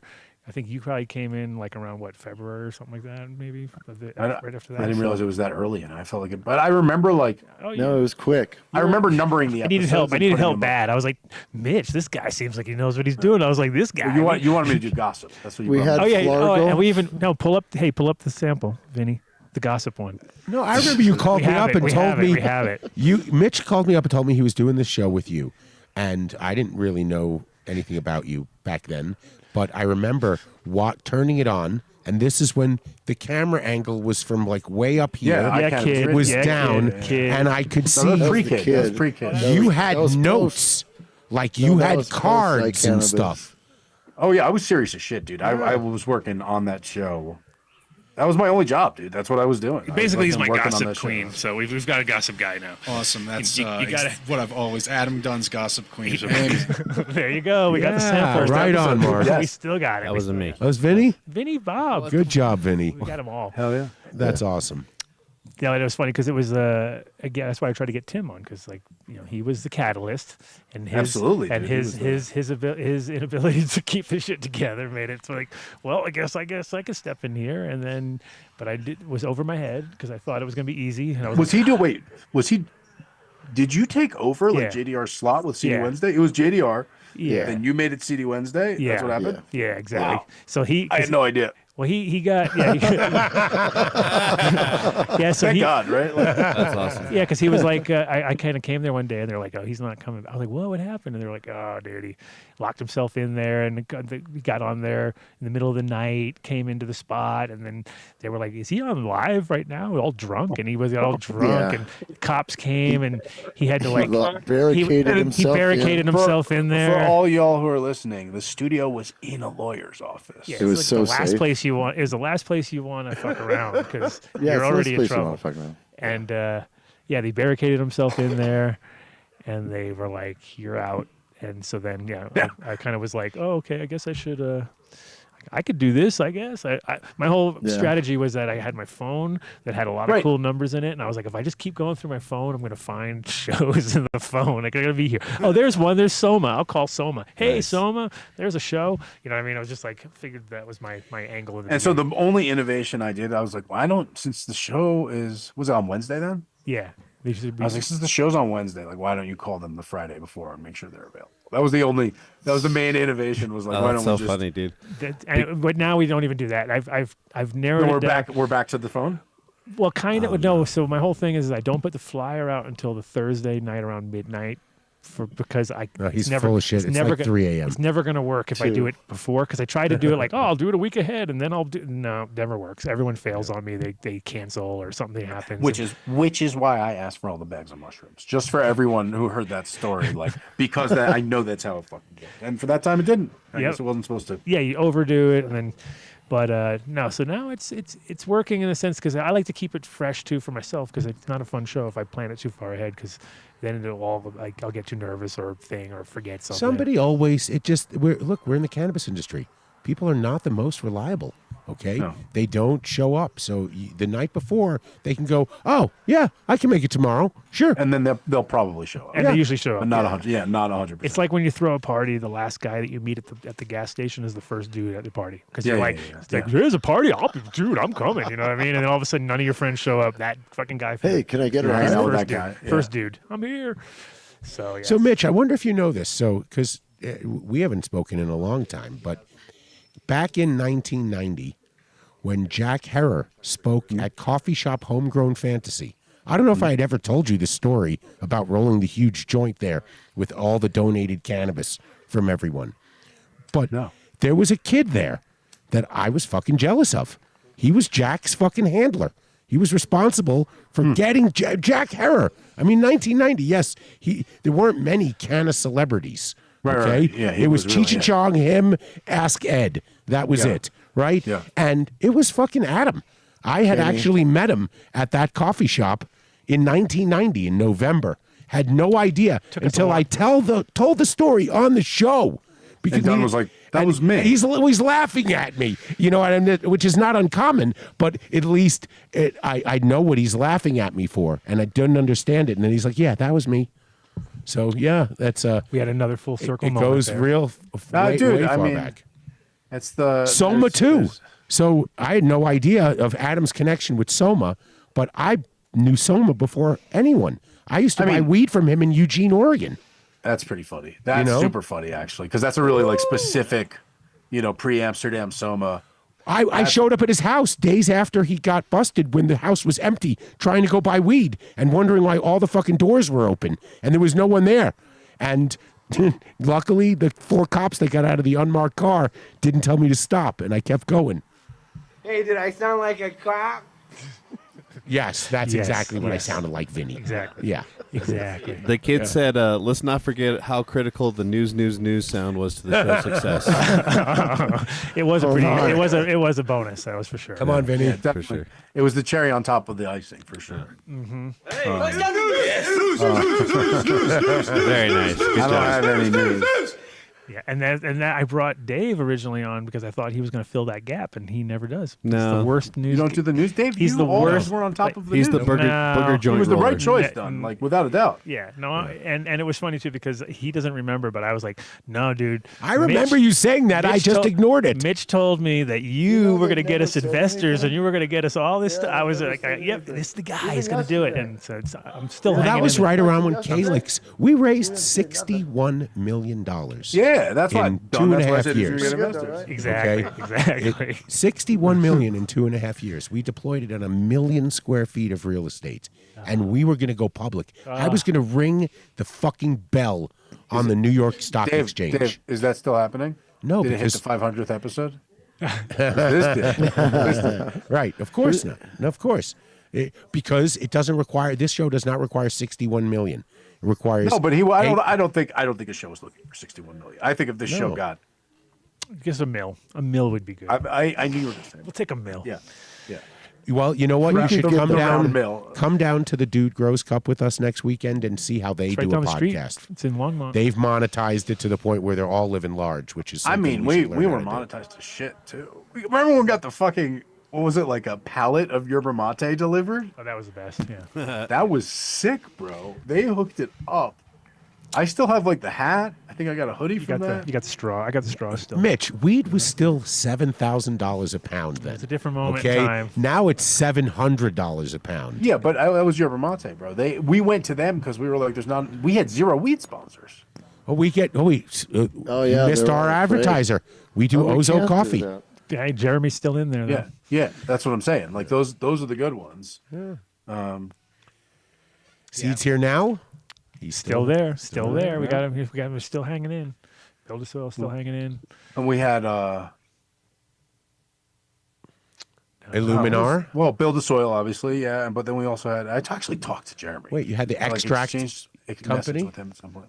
We didn't have an extract company at our time. Oh, you did. You did. You had like ETS, right? Yeah, yeah. At some point, I don't know. I remember. We had them all. We had them all. We did. For, We For a did. moment. We did. Yeah. Oh, just all the grow companies and shit too.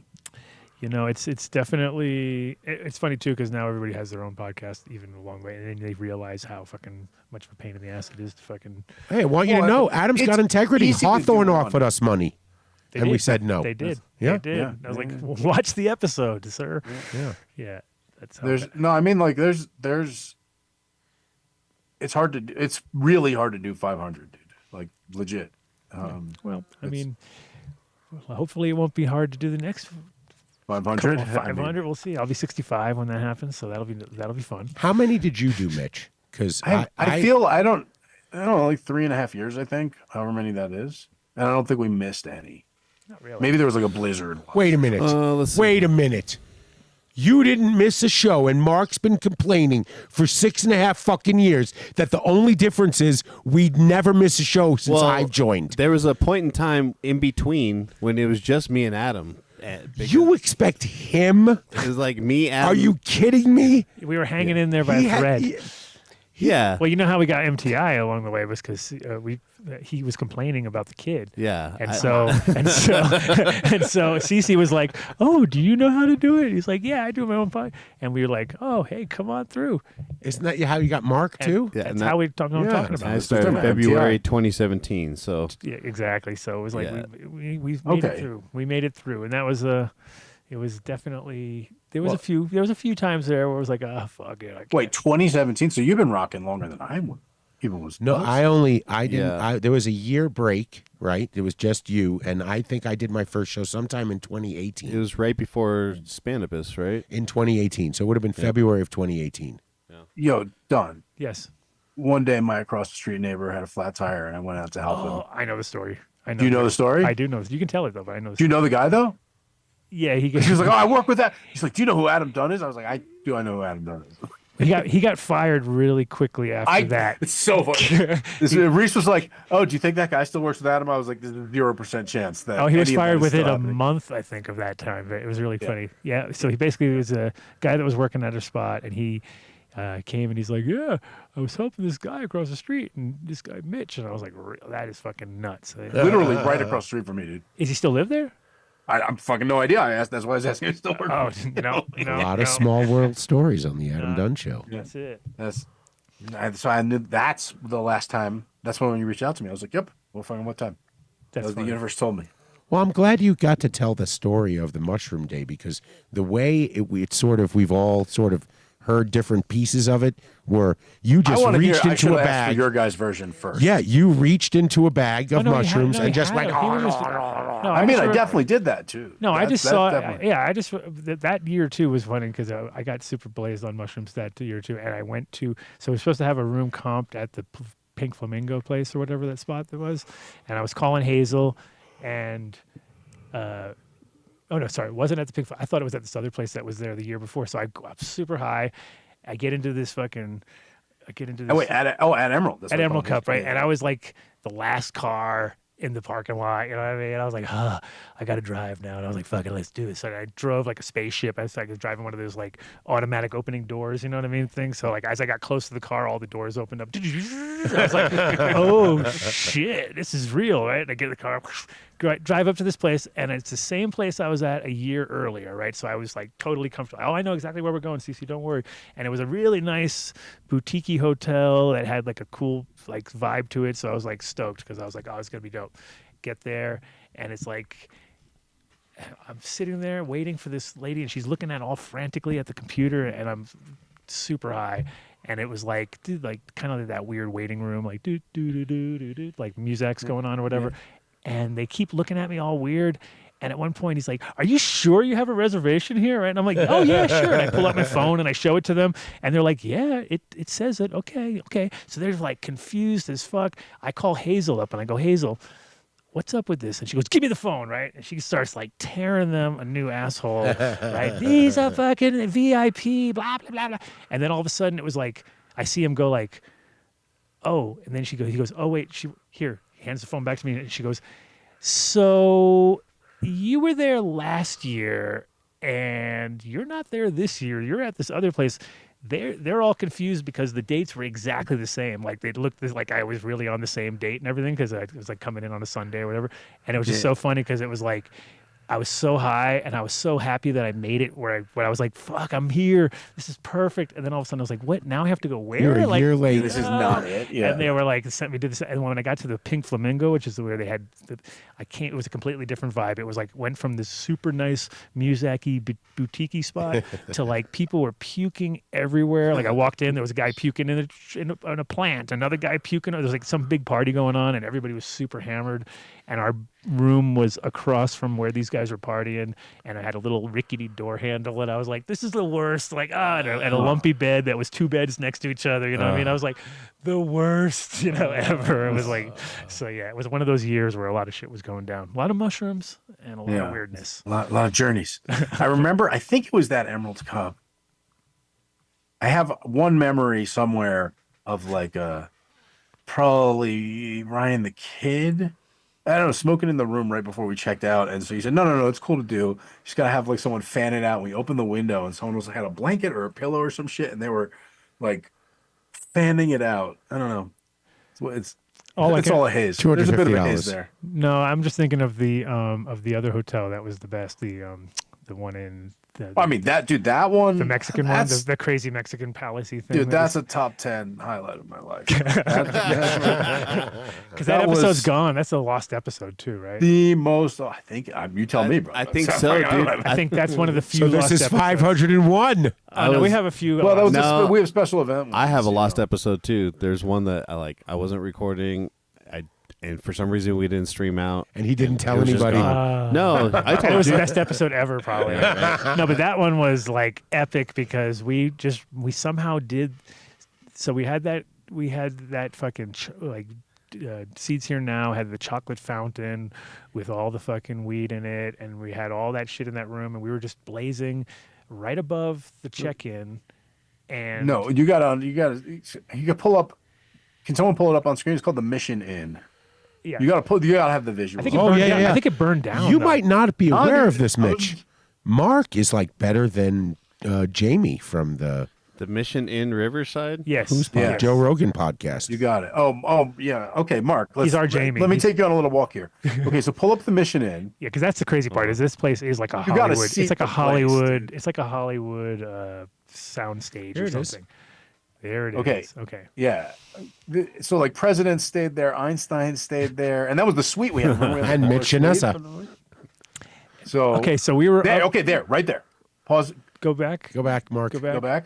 Where to what? I didn't do anything. Oh, this is where we were staying though. and we were up over those rooms at the top. Yeah, it's going through it by itself. I'm not controlling. Can you No. Whatever. Pauses. That one. Adam and I did a show from the. So we were right above the check-in to the left. right there. Okay, so what above showed, to the left in this conference room. Not inside, dude. We were out in an open fucking atrium, bro. Like it was like not really a room. Yeah, it was like remember there were people's rooms around there. Mm-hmm. It was like open air. Or it seemed open air. No, it was like Gallery. we had like a section that was like a weird gallery, It was inside but we were connected to a courtyard on the other side. Okay. So there was a courtyard that connected to all we were in this weird little conference room, and we had chocolate fountains full of weed. Everything had for weed. the party. Yeah. Everything had weed in it, and then it was like I remember about halfway through the night, somebody going like, "Hey man, so what has weed in this?" And it was like everything has weed in it, and they were like, "Arr." And then remember that guy came in like at the very end. We had just finished the show. We were like at the very final minute or whatever, and it was the like security guard came in. Security guard, We were just like, we're live. Yeah, he's like, And- what the? Okay, fuck? see where all those tables are set up by that fountain? Oh. Yeah, it was that area. That's so great. We were like, we're doing a podcast because I remember. No, I think we had to because we had trouble with the fucking internet 2 times. Once don't when say. we were in. I remember it being a room too, but I remember also like the doors there weren't really like walls. Like there were just like glass doors maybe, and then the rooms were right up. And That you guys courtyard were- area was right there. You guys were live streaming because this is back when I was a listener. Yeah. And I knew you guys we were like, doing it. You probably remember it better than me. Yeah, Go no, ahead. I remember because the kid ate all those edibles at the end of the night. Oh, that was the best. That's the only video that we posted. Remember, that was our one video. That was the one video you guys posted. And it was him. But I remember hearing that live and just being like, "You guys Wait, are but crazy." you know what? I do have to. I feel like I owe an apology to the kid for a cruel thing that we did, which was, although it was fucking hilarious, was what, the the shock shock- the shock- bracelet oh, that was attached the to best. the PayPal donation. That was the best. That was so peak, funny. That was but- peak. But I'm Yeah. sorry, dude. Peak abuse on the kid. And fucking respect for taking it. Yeah. Fuck. But it was for what it's worth though.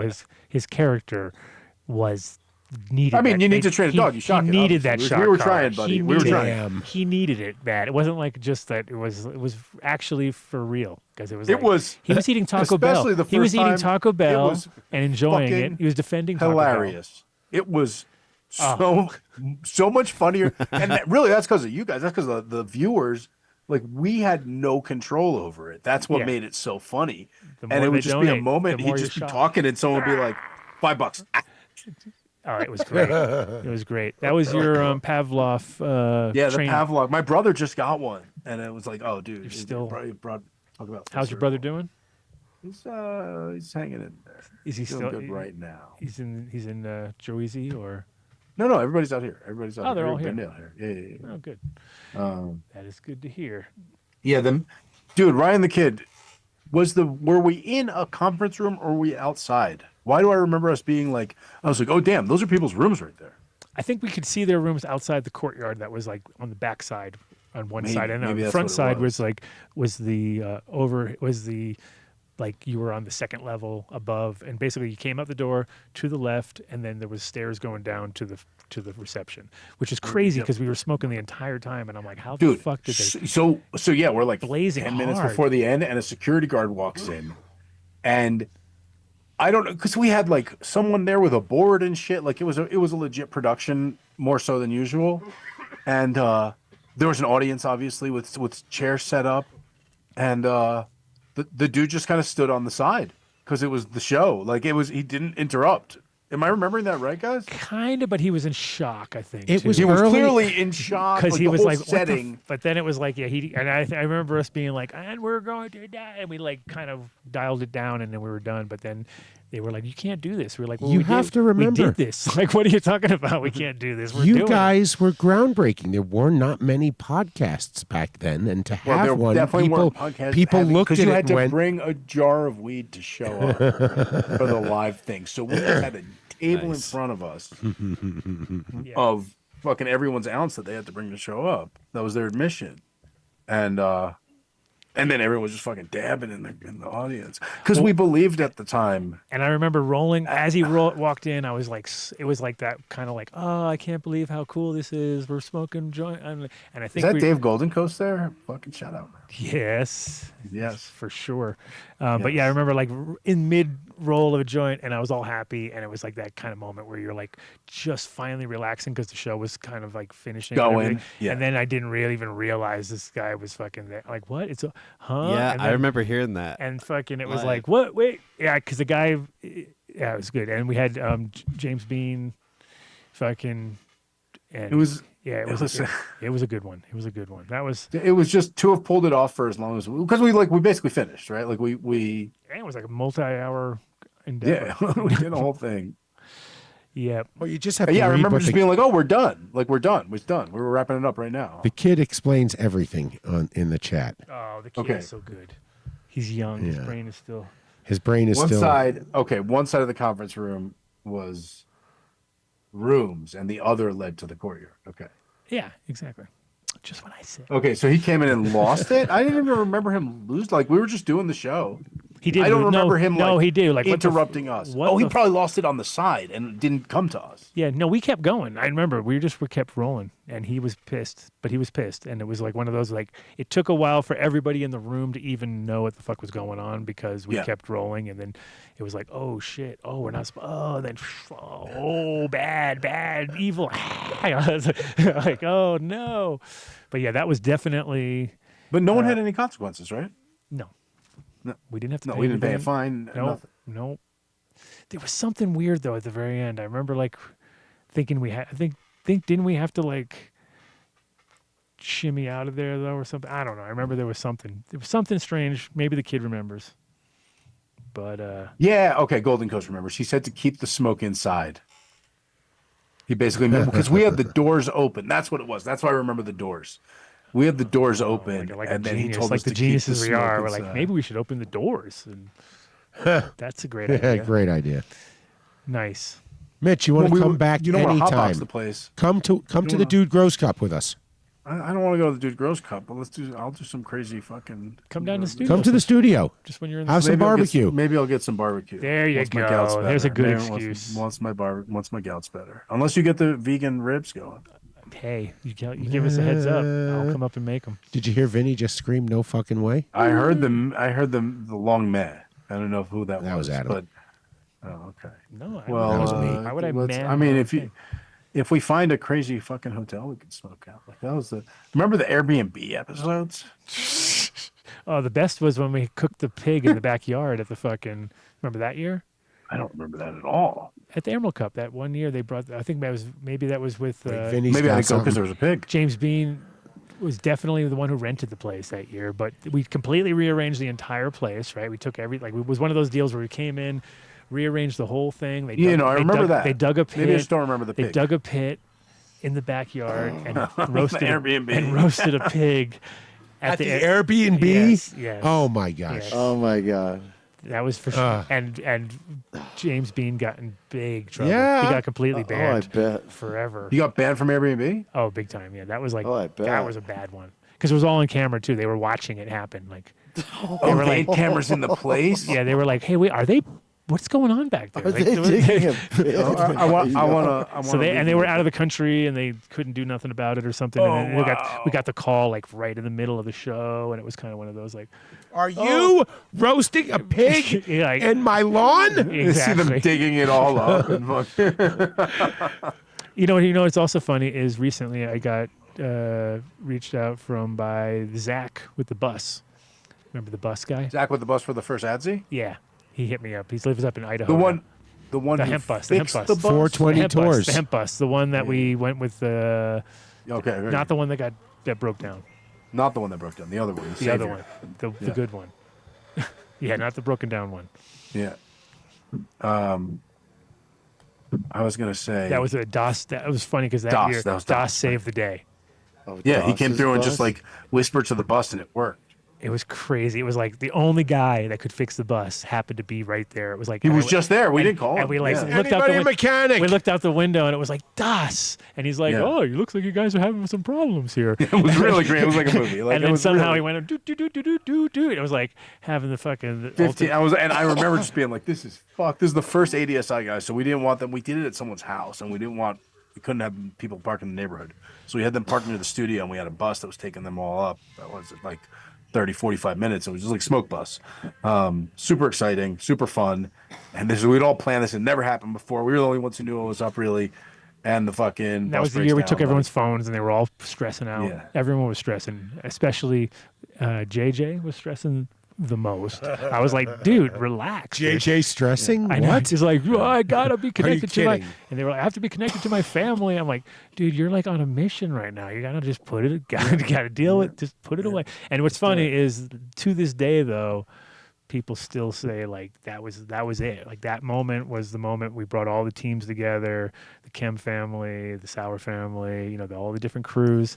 Yeah. And some of those people. That first Adzi? Yeah, everybody who was there, including Roz and Dogs, is like they still to this day are like, dude, that was the one, because it was still mystery in the world. Still underground as fuck. We weren't. Everybody wasn't on fucking TV or. Didn't you guys give away the awards on the second floor of that club? That was that was it, right? That was after, right? Yeah, after. Exactly. Giving away No, we the did the awards. thing at fucking Kyle's house. Yeah. I don't know how we smashed all those people in there.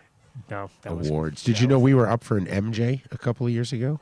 I don't even That's know the what MJ is, Dave. That's the Emmys of cannabis. Or you could say it's the whatever. Pay to play. Yeah, It's what pay to that play. means, It's yeah. another pay to play deal. We were never going to win. No, we were never going to win, and if by some remote chance we did, we were going to probably get banned from for the life. Palms for life for lighting up, possibly even dabbing right on the podium, because they held the event in a non-consumption. Well, location. let me tell you, Dave. We did this event once at this big fancy hotel called the Mission. Like, I'm not. Yeah, that's. No, that was we a did cool so many event. places. This one sucked. We it gave was, it shit. It was crazy. It was the heyday. Like, it really was. Okay, the thing is, it was the time when in Amsterdam they still had like a safe word at the Cannabis Cup. Yeah. Yep. Right. And Pineapple. And here, pineapple. Oh, that means. And here, put it away. well, remember when it was just medical here? Like the one where we met, Don. Uh-huh. Yeah. We met. Actually, did the I fact sound that like a we met cop? was pretty crazy because, like, we didn't meet at the cup. We were both there for the cup, and we met like on the complete other side of town. It was like some drum and bass club where you knew the dude. Mm-hmm. And I was walking with Kyle, and he was fucking his foot hurt or something. I don't remember. He was not in good spirits, and I was like, well, "Let's go get a drink." And then I was out there, and I was like, "Oh, look at this guy! He's got like, you had your entourage, you had the limo, and we had a bunch of hash that we traded Incredibles for." And I remember smoking and being like, "Hashish," and that's how I met Adam Dunn. Shout out to Incredibles. How's that endeavor? Oh, God, fucking the courts and the lawyers know more than me. Incredible. Incredible. I still got mine. I still got my Dude, limited I edition one you gave me. The big gigantic. I don't have the glass. This is like that fucking Twilight Zone. I mean, I guess any glass blower can just blow it for me on So it. you have everything, but I have a couple Incredibles, but I don't have any glass. Wow. And I'm they're not getting made. The patent's up this year. If anyone wants to fucking bring it back, holler at me. Wow. There you go. There you go. We can rescue it, and bring it back into the world. You got to know, Mitch. Every week in the chat, somebody brings you up. It's so mostly because they want to get rid of yeah. Dave. They're trying to figure out how to get There's rid of Dave. there's two of them. They're more than welcome to try to come down and do my job. Those what are they? Keyboard jockeys. Hey. But anyway, Wait, please do come down. Ryan the Kid remembers driving into LA after not being able to rent a car between the three of us. Yeah, how did we get a car? Oh, we were. I remember that too. We were all still. Like, I remember. really? I thought that was taken care of, and I ate way too many edibles on the plane. Yep. And I was crushed. Yeah, and it was And I like, I remember got a being debit like, card. No, I got a this. No, Yeah, I got. yeah. Between the three of us, we couldn't have enough shit to such a even rent pain a in the car. ass, dude. No, we had to go to another place. We went to a different place, and they did. Is that how we solved it? Yeah, I remember we went to some trip like AA or something, or some off AAA rentals, off-brand Fox rentals. It was even below Fox. It was definitely like, and it was like, yeah, we'll do that. Fucking cash, whatever. Boom. Yeah. Yes, sir. Well. Somebody will do it. Welcome back, Crunchy Mitch. got it. Oh, I remember Crunchy got it, and then he got towed. The Crunch Master. That's true. Crunchy Yes, got I remember it. that too. That You're makes right. sense. You're right. Wait, you finally rented the car? Yeah, and and then Crunchy you got it. Crunchy got it, and then towed. it got towed from the place. Of course it did. Ryan just said the same thing in chat. No, that's why I read it. Oh, that's funny. Look at We that. gotta I do mean, I this. remember when Kid's Crunchy brain rented is a car and it got towed. I didn't remember that was that trip. We have to do this like George Costanza. We have to leave on a high note, and you're going to come back again multiple times, tell some stories, come into the studio, fill everyone in on the last 7 years and the It highlights can be an and the ongoing lowlights. series. We'll reveal it. We'll reveal it. I mean, I have a project I'm working on that brings together the last 14 years. That's like a long ongoing project. But I'm, from the beginning, my relationship with her was always spiritual. And then it was the pursuit of that led me to be like, all right, I got to work to fucking get this thing legalized. And then, well, I was already in balls deep. I might as well go, So this kind of coming full circle on that. And it's, I don't know, it's very still early stages, but yeah, there's plenty more to discuss, there's plenty more people. Dude, I heard fucking Dave Watson died. Yes, that was just Like a month ago, Yeah, a couple months ago. Yeah. I mean, there are critical episodes that still need to happen. Every time an elder dies, a fucking library burns. So there's definitely critical episodes where we got to archive some of these libraries to the best of our capabilities. Luckily, like people really came out for him, which was good. So there was like everybody told stories. There was a proper. Sick. They had like at the greenhouse out there in Amsterdam. They had everybody there. Did you go out for it? No. But Doug was there. Yeah. Doug went, and it was definitely like I was quite impressed with Steve was there. Oh yeah, Yep. It was definitely The turnout. I mean, I saw the part of it is like definitely they need to be memorialized, and yeah, that it does seem like that happened. But the other piece is like think of everything that dies with them, like all the stuff that was in their head, and all the dots they'd connected that other people were trying to connect, and well, like breeding cannabis is doing a good job. It's definitely a great archiving. use for the platform. You know what I mean? Like archiving some of that shit. From the OOGs, like the ones, the generations in two before you, dude, because they're not getting any younger. No, that's for sure. I mean, how old are you now? I'm just 56. I'll be 56. 50s, just 56. No big. Just about. Whatever. Just 56. Oh, 56 is the new 32. Oh yeah, that's what I heard. Yes. Until you get up in the morning. Yeah, exactly. That's what I'm saying. That's the other piece of it, though. Well, the crazy thing is that so Nick is now like coding sites and building all sorts of shit. Like 10? He'll be 13 next month. 13. Yeah. Fuck. Yeah, exactly. So he's completely like if it's just like you were saying about having your 7-year-old daughter. Is it a boy or a girl? I have a girl. Yeah. Two. So okay. So I have 2 girls. Yeah. She's cursed. You're cursed. Cursed, my friend. Yeah. No, I know. we homeschool them, so they have not been corrupted by the world yet. Same with us. Homeschool. Yeah. It's the only way. But no, it's just that classic like when you haven't seen somebody for a long time and they have a kid, and then you're just like you're instantly guilt-ridden immediately because you realize by looking at the kid exactly how much time has really passed. You know what I mean? Yeah, like they look that much older. Like you're like, oh well, that is really 8 years. You know what I mean? That's really 7 years. You were a baby and now you're a fucking person. Yeah. Right. So it is crazy. Farron doesn't remember. I was trying to ask her if she remembered the lab or the gallery. She doesn't remember. No. Nick remembers, I'm sure. He's a little older. Oh, for sure. He's, I mean, I barely remember. If we're being raised in a lab.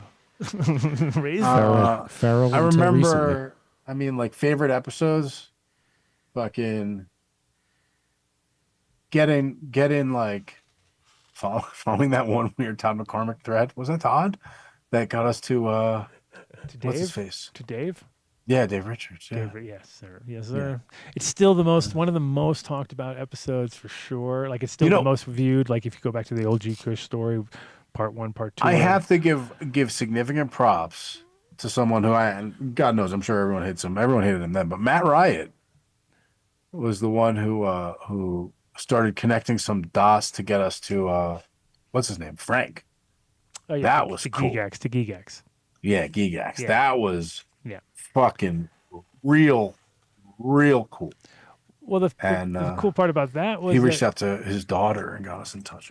Yeah, and we went and met, had breakfast or whatever. That was dope. I mean, the crazy part about that was it wasn't the right story, but it was a completely unique story that we didn't even know that was not what we were looking for at all. Exactly, and so people got confused thinking that we were advocating backing the story. Like that's our story. I was like, no, that was just a dead end that turned out to be really cool. Like, really, it was like that was cool. kind of cooler than what we were looking for. Yeah. Exactly. Absolutely. But there was also a lot stumbled of into something cool. But then it was confusing in the beginning. That was because I remember listening back to it. I don't know who fucking knows how long ago now. Well, but the problem was that like Dave, 100% is a friend of Rob's, which made it more that was where it got Very credible. And yeah. and so then, and I met him when I was in 2009 in LA to do the Kush Con they did like the first. I remember that one. Yeah. I talked my way in a booth for that one, or maybe I sold it at someone else's table and didn't show up, but I remember that one. And so I was there for that, and yeah, it was also very much like he showed up at that place and he had just come out of jail, and he had and it was like, oh, like now it all makes sense. Like he literally put all the pieces of the puzzle together because he was 100% in the reason. Like that whole Todd McCormick thing was all based on him. You know what I mean? So that's where that got you. And so that's where that got all super Yep. overlappy because it's like, oh, okay. So, and he told me that he wanted to make a movie, right? The first thing he says to me is, hey man, nice to see you, right? And that's exactly when Jack had died.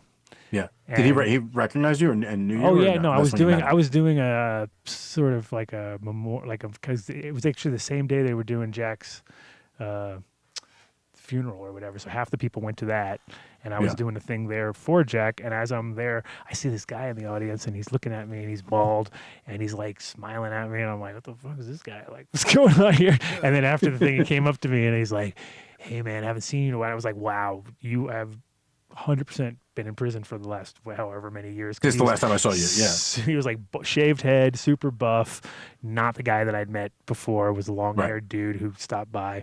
But what happened was he was being followed by 12 undercover cops when he showed up over at my mom's friend's house with Rob, because because they were still on the hunt. This is not during that show, but like years earlier.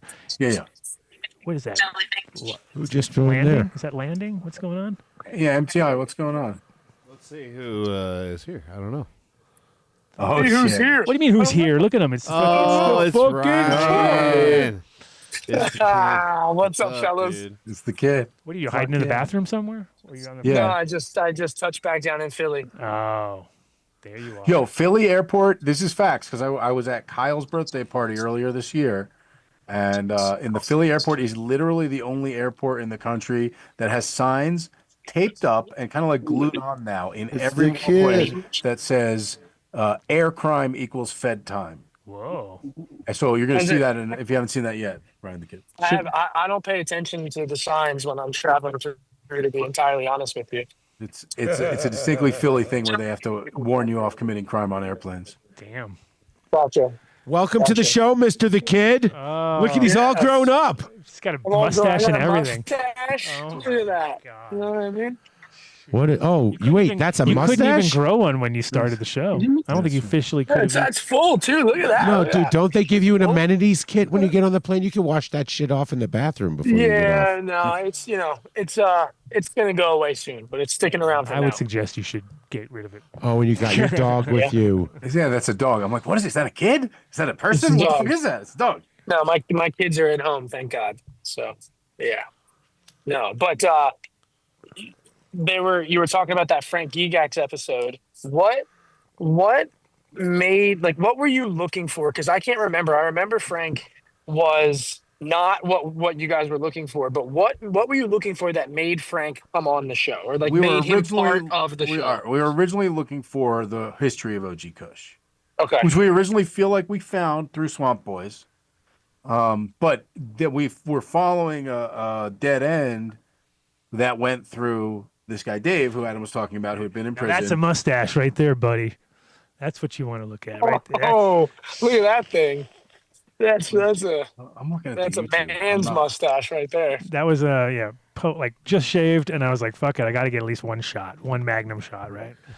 Is That's Katie funny. on the other side? Because we're going to just keep going. We'll just keep this as a Katie's Patreon and stay on the air for another 30, Okay, 40 so minutes. no Patreon. The link that you guys got for Patreon is not going to work. We're just going to do it here. We'll just we're keep going going live. right now. We're going to keep going right Just now. go All live. We're going live. Yeah. That stinks. But now I So forgot. Yeah, I lost where we're at. Ah, Mustache though. We're looking at the kid all grown up with his dog and his dog. something Sorry, the dirt I under derailed his you guys lip. with the mustache. Yeah, you derailed us. Are you on the plane? Mustache threw it off. Yeah, I'm Nah. still on the. We literally just landed. Like, That's awesome. Yeah, we just landed. I Oh, wanted that's to, so to come on. But look, Mitch, do you remember where we were when you asked me to help you with the show, or when we like what we were doing? I remember exactly where it was. I remember when Adam said, no. I remember Because I didn't know Adam at all. Yeah, well, I assume we weren't at Incredible. We I don't had remember. met. It was at it used to be a hookah lounge that then some politician like turned into his office right off of Canyon Street in Boulder there.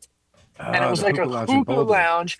And this dude it was like some politician who was turning it into his office, but he would let you smoke weed in there. And it was right near a pizza place. I don't remember the name of the pizza place.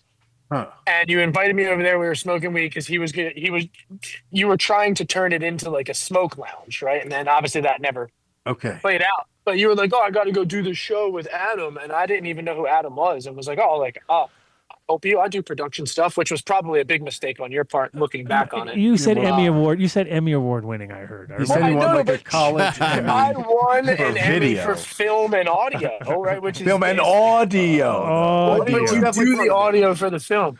Also, we can make all the jokes we want. When I came in, insert joke here. Actually, is what I was just about to say. I did help take that thing away from what was 100%, shitty cannabis. Whatever. We had good.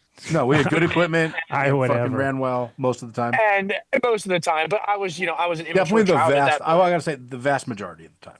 Yeah, and if I I still have the computer stack at my place. You do really? Yeah. I still have one of the microphones. Oh, actually. All that shit was mine. I still have one of the that. microphones. But yeah, no, it was definitely still one of the things that I credit to this day to help me get where I'm at now and then do all the stuff that I do now. I mean, I still see a lot of these people on a regular basis. I deal with Rosin Dogs and Mike and those guys every single day. I still am incredibly appreciative of you, Mitch, for bringing me on and of Adam for allowing me to stay on for so long and putting all the intros in place. But I still do credit my time on the show for the vast majority of the reason. You certainly that I'm put at. up with a lot of shit to get there. No one can say you didn't put up with anything to get it. You definitely crawled over the hot coals to get it. That's why my ex hated it so much. She's like, they're so mean to you. They're not actually not like it's a character. They're not like that when the cameras are off. It's like Dave now. Dave's taking over. It wasn't as bad when the cameras were off. No, it was not anywhere close to as bad when the cameras were off. But she couldn't get that through her head, which was funny to me. Well, but I looked back the other day, and it made me super cringy. Me with the whole motorcycle. Okay. Now you're talking. Now you're talking right there. That was the best. No, the funny part is that it literally was like you were. It was like you were watching So Much Sunny, Sons of and it was like Anarchy, and I legitimately combination of started prospecting. and Always Sunny. It was Sunny and Sons of Anarchy mixed into one episode because he did a biker episode too. Right? Oh, really? Oh, yeah. Horrible decision looking back on it. It was the best decision for us, for the show. It worked out great for us. It worked out great for us. For us, it was And amazing. I'll never forget falling asleep on that episode about nitrogen. Yes. And I flat out fell asleep. Yes. They were just Jeremy's nitrogen episode. You were already done, within minutes. You willed yourself to sleep because you were like, "Oh, I'm going." Yep. I was out. I tried to involve myself as much as I could, but after a while, I think I was just there for you guys to make fun of me, which was fine. God. No, and it was great. It was great, and you fit the bill perfectly, and it worked out well. That Pavlov bracelet, they started just donating pennies. I remember that. Someone figured it out. I was like, on it. I know we fucked up. We always fucked up on the one little detail. Shit, we forgot about that part of it all. I'm buzzing every 5 seconds now. It was hilarious for us. We just weren't penny. raising that much cash with them. Yeah. But it produced the result. It's like my 24-hour shows. I somehow do the show. I do the full 24 hours, never monetize it. I'm like, that would have been the easiest one to monetize because you'd be you could actually get sponsors for it. Sell the fucking slots, I totally forgot that. You pretty much stopped. You haven't drank since I left. And I remember what I always used to be able to tell was you would start out here. Oh, he knows. And the then story. as your night went in, Yeah. it would calm itself in here. and then by the end of the night, it was just in here. It was But over you here. could tell your level of drunk by how far your everyone body knows was that. in or out. Yeah, Vinny knows. Vinny knows what's up. He's like, and because I turn it in too. Sorry? Yeah, I know. Remember when we did? Who was that glass blower that we got? Dude, Ryan, you got us a bunch of the glass Well, I'm artists sorry to for hear the that. good You were glass watching a shows, movie right? the entire flight without headphones on. Oh, You know right. what I Get mean? into a Did you bring fight. headphones Fight for on the the movie that you airline, watched? yes. Did I say Yes, anything get to into you a about fight the on movie you were airplane. watching Get into a fight without on the headphones airplane. the entire time? Yes. Okay. So then, mind your business, and we'll be good. Thank you. Wow, only the in kid. Philly. That's I was Skype yelling at somebody on bedtime. the plane. Yeah, Turn I on can his tell. mic. We're done now. They don't like what I was. Be that like I a was doing cruise this. ship where they kick Hey, you off. you're a star. You're a superstar. You can't help it. Yeah. I don't Well, need though camera, everybody bro. will survive, I think. You are lucky that they were watching Yeah. a movie without headphones. Like they could have been watching a movie with headphones, and then you'd be like, You'd I have don't know what to nothing. do right Okay, now. but They- hey, but I got- no, you had them. You had them. Yeah, That's your rights, bud. you did That's your good. rights. Man, That's your rights, bro. Fuck, I forget. I don't know. Oh, where the that guy memories are interrupted us. flowing like water around Yeah. here. No. You would put together some of the good artists with the Voorhees show. I That still was have a good. piece That up was in my amazing. office. That was amazing. That What was was the other that kid? And we had like the purple drink themed fucking cocktails. What was that kid? What was that glass blower? And he did all like the gun shaped pieces. Oh, Pogo. Pogo. Pogo, yeah. when he yeah. blasted that He's awesome. flamethrower in the back of Soha. Yeah. That was we had Stephen Bates. Yeah, that was Stephen Bates. Yeah, we had a few good shows, and then that was it. I don't know if we had any other one. Well, the problem was we hit it right at the moment, right It before. was like the end. And then Bitcoin kicked in, and then everybody went there over to fucking crypto. All the kids that were spending money on That were glass. spending on glass, They were like, fair. "Oh, this crypto stuff, you can't break Could have got it. We You could have can't- absolutely you can't started. break I it." started mining crypto. If we It's would like have had before I first NFT glass at that same time, boom. Yeah. Oh, the memories. You go by that area though, it's crazy. They've built up so much around that spot that little spot we were in is like surrounded Small by one. giant buildings that it looks You ridiculous. can't even see. You can't see. It's all shadowed out now and stuff. Dude, What's in the Green Lab spot? remember Somebody's Green Labs? house, some guy's house, I'm sure. Wait, really? I think it's still that studio. was a residential I think- space that no, they that just studio converted. dude. The guy that had the Yeah, that studio there was- took over it. I mean, But next as door- stupid as it sounds, that place was so. So here's the crazy thing. influential. Here's the crazy thing though is in front of so you remember the Taekwondo center that was in front next door to us? Yeah. Over there? Yes. And then we had the lot in between, right? And then at that moment in time we almost had the lot for $500 a month. Remember we were going to With pay that stupid dome thing. No, yeah, with the stupid dome, if we had gotten it up, would have been awesome. But we fucked up on the dome. We got that fucking. Remember they were putting it up and they put it up the wrong way instead of going from the top and working their way down. They decided for some strange reason that it'd be smarter to go from the bottom and work your way up, and so it was all warbly. And they tied it off on the rope on that fence and got clipped by the fucking trash guys, and then they and they called the fucking dudes, and then we got. But anyway, that place is now completely renovated. Right, that whole yard that we could have had is dope, dude. Like I went there for an event, and I was like sitting in there going like, dude, this is exactly where our spot would have been right here. It's all been like they did exactly what we would have wanted. They renovated that building, that little weird. Fireman's building that was there. There was that little. Yeah. They completely renovated that, put concrete down everywhere, made it all like a total useful area now. And it's like, yeah, it's just funny because I was looking at back over at Green. I was looking at my old house and Green and the Green Labs and that little location, and we literally had all of that for like under $5,000 or something like that. It was crazy. It was crazy. Is that dispensary still right next to there? Yeah. Yeah. It is. Mm-hmm.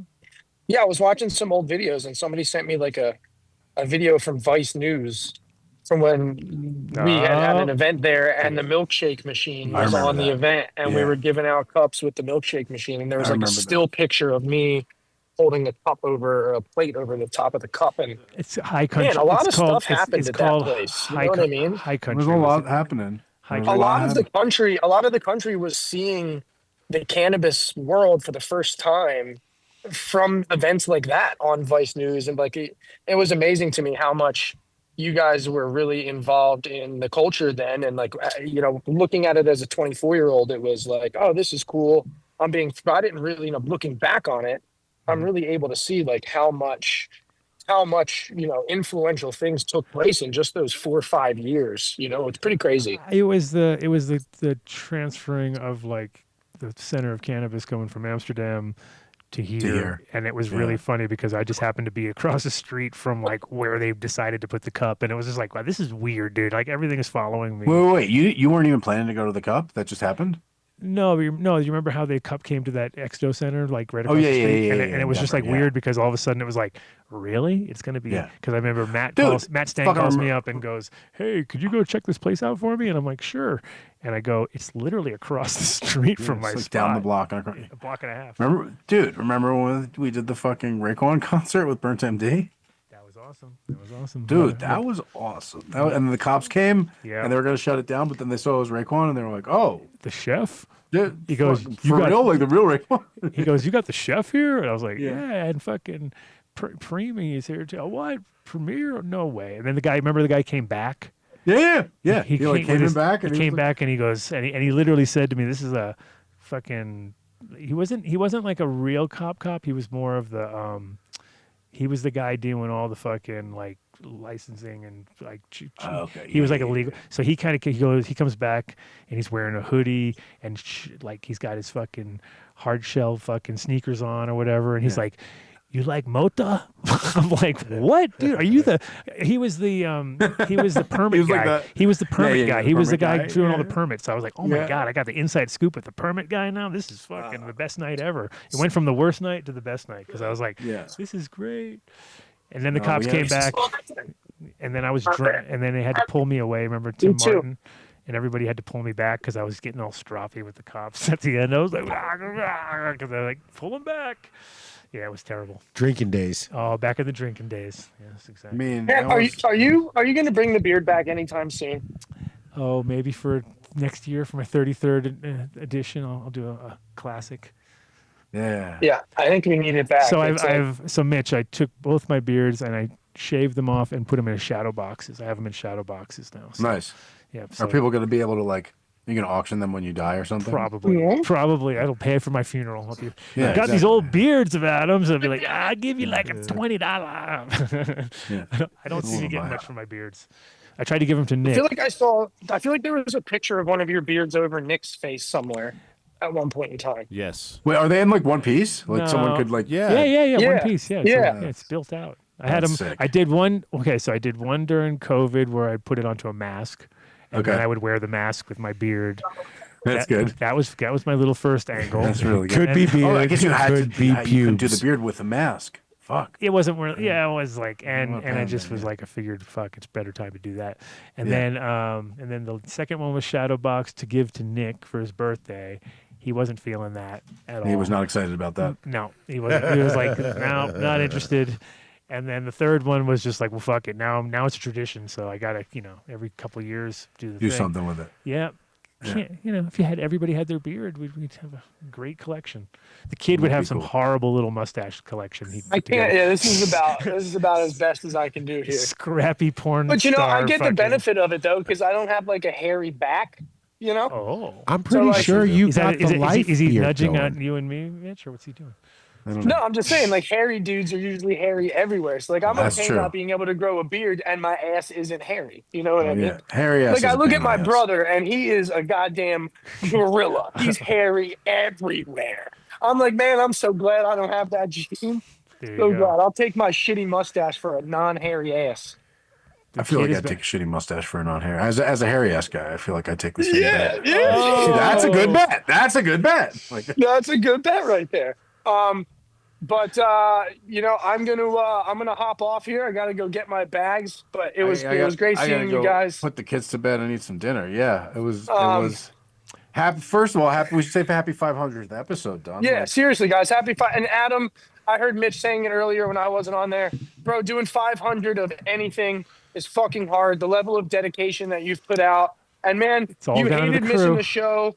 You hated missing the show not because you were going to be missing money or because you were going to be missing income, but because you didn't want people to miss a week of not getting to hear the show and shit like that. Like, you do this because you love it. So everybody in the chat, to understand that, this man's been doing this now for almost 10 years just because he More than loves 10 doing years. it. He loves talking He to you can't guys. count. He's a and- kid. He doesn't know how to count. It's been It's 12, Mr. 12 the years. Kid. 12 years now. Has it been 12 years already, though? Yes, sir.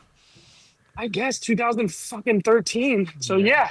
Yep. I can't do math, but regardless, I appreciate you guys so much for everything you've done for me in my career and for bringing me onto the show. And I'm so proud of you guys for still being on the air. You're and the being best. able to put Hey, 500 you're or something out. literally the one person who could collect money from Rosin Dogs for me because you are paying Oh, him. yeah. So next time you're paying him, you need to pull a check up. Oh, wait a minute.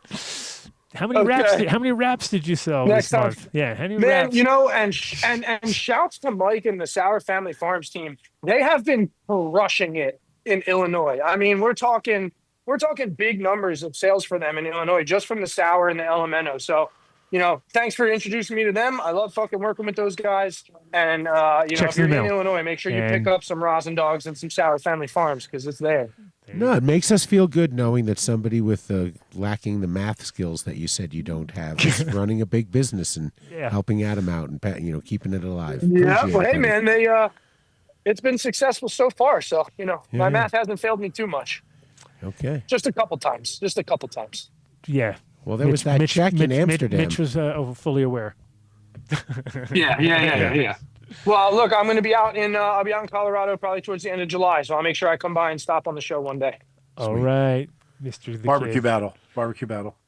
There we go. And Mitch, I'll bring your $100, bro. No interest though. It's 200. Oh, you don't even know. Barbecue battle. Love Bet double you or guys. nothing on the Enjoy the rest barbecue of the battle. show. Have a safe All trip, right. bud. Later, bro. See you guys. Bye. Oh, there you go. That was Look at that.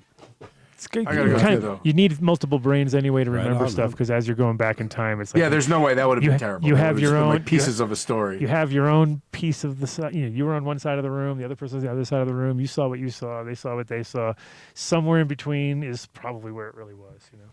Oh, I got one for you, Dunn. Tell I me. went to the fucking post office a couple years ago, mailing a package here in Longmont, and the dude looks at the label and he goes, Shanasa. You know Mitch Shanasa? And I was like, yeah. He goes, bro. I go, that's me. He goes, dude. This is the post office guy. He goes, dude, you threw this party at a warehouse one time. And I just remember all of a sudden there was smoke everywhere. And this was the manager of the post office, bro. We could once upon a time, knowing that guy was the manager of the post office would have been a great advantage to us. Fuck yeah. But he was there at the event? Yeah, it changed his life. It's the best party he's ever been to in his life. Nice.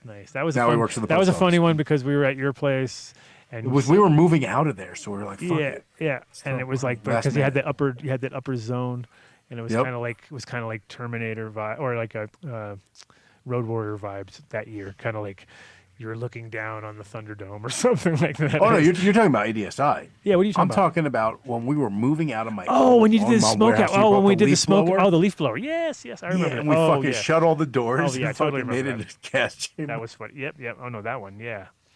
So he was there then. That's Yeah, he was there for that, and that's- now he runs the that's Longmont crazy. post office. Yeah, Nice. Yeah, that was fun. That was fucking awesome. And someone told me that they could see that smoke plume from the highway, from Space. foothills. From space, I'm sure. Yeah, that's awesome. Probably. Yeah, that was fun. That was good times. And that one we just threw together. That was like everyone came through.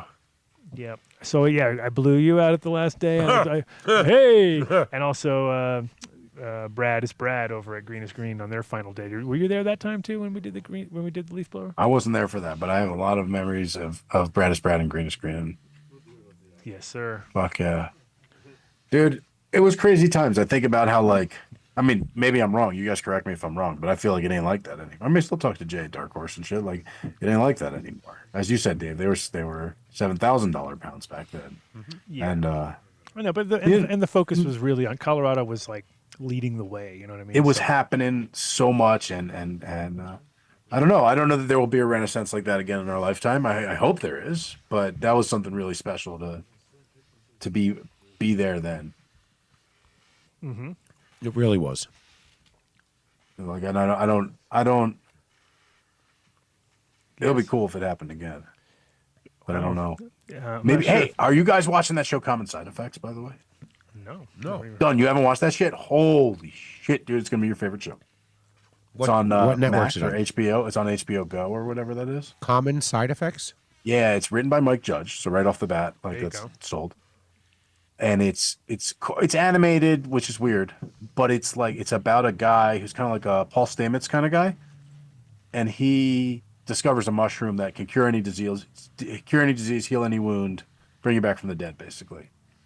And of course, like the Monsanto company, the pharmaceutical company's trying to kill him, and the government's trying to kill him, and they're all chasing him and shit. And he keeps saving his own life with this mushroom, but it's fucking like it's like Quentin Tarantino style. When they have all these camera angles on it, and the writing is fucking great. And there's two quirky fucking ATF officers chasing him. It's really, really good. And he's tripping the whole time because the mushroom makes you trip, and it saves your life. And then, of course, common side effects. You know, there's flashbacks. It's really good, man. It's fucking, you'll love it. It's very on theme so in that thing there's like a period. I don't want to ruin it. Like I don't want to fucking spoiler it. But obviously they find a way to start sharing the mushroom with the world, and they have some remote land, and they're putting up all the grow houses, and fucking people are lining up, and the news cameras are coming there, and he's like helping people, and it was like, I don't know. Both Reese and I were like, oh man, this kind of has me in the like 2008, 2009, 2010 kind of feels. Where like it was happening, you know, and you could secretly in the woods, the feds are monitoring him, but it's you'll dig it. It's fucking awesome. That's cool. Yeah, it's funny now. There's so many like movies about psychedelics that are kind of getting close. You know what I mean? They're starting to get because they have the ability with the effects to make everything pretty on point. Yeah. And that's why they had to make this animated. People, everyone's like, I don't like cartoons, but it's like there's too much going on that you couldn't really. It would be unrealistic the way it has to blend such a fucking weird thing in with normal reality. You got to do it as a cartoon. Yeah. But isn't it weird how AI is like that now? It's like everything is like you're tripping balls because it's all like this weird, like the way things move, or it's sort of like fluid, but like enough change in mid movement. And you'd be like, whoa. I try not to even look at it. Creeps me out. Yeah. Creeps me out. But but in general, they're definitely getting to the point now where enough people have enough experience that they can actually now convey that to the screen. You know what I mean? And you're like, okay, totally. And you can start to fucking. Like, I mean, back in the day, it was like Fear and Loathing with the carpet. You know what I mean? Like, that was the first one where you're like, oh, that's totally real, dude. I've seen that. I've experienced that. 100% experienced that. Every time I've been tripping near a carpet like that, you'll be like, woo. So, totally. Nails it. And, like, getting the actual effect of it, totally. Mm-hmm. Mitch, is Hoodoo Moses coming to the MAPS conference next month? When is it? Where is it? I don't know. You guys got an extra pass or something? No, it's in Denver on the 16th through the 19th. Dave, you know what's going to happen. I'm going to fucking end up eating a bunch of mushrooms. It's been 7 years. Shit. I have done a thing. I haven't done one in a while. Maybe with some kind of crossover shit. I do a tarot-thon where I just fucking eat mushrooms and read tarot cards till people stop asking. And that's been something I've done. Sounds like something I would have done. I know. Yeah, It's a Keep fucking going. live stream. Let people line up till they start. Come on the chat till they stop. How long did it go? I've done them a bunch. So the longest one I did. So I mean, without taking a nap, you mean, or because like sometimes I'll take a nap and come back. Okay, I get you. And those lasted like 3 days. But I've done 120 something people in a row. Wow. And some of them are like bang bang bang real quick, and some of them I like rant because it depends on the mushrooms, and where they're taking me. But, that's dope. Yeah, it's they would do it did it 2 to 4 times a year for a while there. It takes the piss out of me though. It got my beard all gray. I did that to Dave. Dave came in all nice and colorful when he first got here. I saw. Now he's fucking like bleached him. I completely bleached him white. That's the only way. You did it. I did it, man. I did it. Dude, you did it. 500 episodes, man. That's again, congrats. It's awesome. It's awesome. It's for me. It's just definitely the thing that keeps things moving forward. You know what I mean? Because the vehicle. Everything else is like changing rapidly. One day it's on, one day it's off. Too many high. How many highs? I mean, how many times in those times period, especially around the when I first 10 or when I first got here 11 or whatever, it was like every day was like the potential for the biggest thing ever because things were moving in such a rapid sort of succession, and they were still going up. They weren't coming down yet.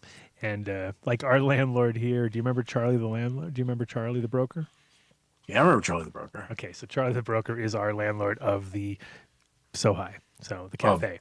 So this is his old cafe and I don't know if you remember, but he would come with his partner to the spot, and they would sit in the back when we had the tent up there, and they would watch shit going on around them and be like, oh my God, dude, there's so much, because the activity was just international at that point. It was like things were happening on a regular, Shit was buzzing, dude. And people would just come in and shit would pop off. Like it wasn't even. Exactly. So it's definitely, I mean, it's hard to rein in that kind of shit because you're also dealing with like, for every person you're paying attention to, you're missing the other one that's over there that's probably more important anyway. You know what I mean? Like, and you couldn't hard to figure out what was what at that point. And then now we're at a completely opposite end of the spectrum where people are struggling so hard in the industry. There's so much people, like not even growing anymore because it's just not worth it. They're just like not worth it. It's tip the scales, and now it's like which I claimed it on the Dark Horse show. I'm gonna claim it here. Yeah. Go back and find the fucking Facebook $500 pounds. I know you were. I called that shit. Everybody fucking said, "No way! I'm a boutique grower." Well, yeah. How's that working out, fella? 100%. No, you definitely were the early one to figure that out quickly. It's the tarot cards. And then there's still like, I mean, genetics are still able to kind of hold themselves. There's always going to be value there for sure. But it's literally like it's not. Well, then you talk about how we ruined something. Like how many people started breeding, if not directly because of the show, then because of people. You know what I mean? Because of the influence. Yeah. Well, I mean, we also that was another one of those. I remember. I don't know what show or wherever, but I remember saying like, "Oh, there's going to be thousands of seed companies coming up soon." And really, at that point, there was only hundreds, if even that, and now there are tens of thousands. You know what I mean? It's got the crazy numbers. Where it's just. Like, I mean, on the one hand, that's super cool because it's like. It's more. It's enough. It's like the genetic variety is kind of maximized, and you're going to find, dude, I can't wait till you watch that show. Text me after you start watching. You're going to watch the first episode. The first episode, you're going to be like, at the end of the first episode, you're going to be like, all right, maybe. Watch the second one. Text me after you fucking watch that thing, dude. Then you're going to be hooked. You're going to go all the way down the rabbit hole. Mm-hmm. It's so good. Again? And you're going to recognize. So the Paul Stamets dude, Marshall, he goes and like finds all other people in the mushroom underground. And they're characters that are based on people. What's the name of the show again? It's Common Side Effects. Common Side Effects. Yeah, it's fucking.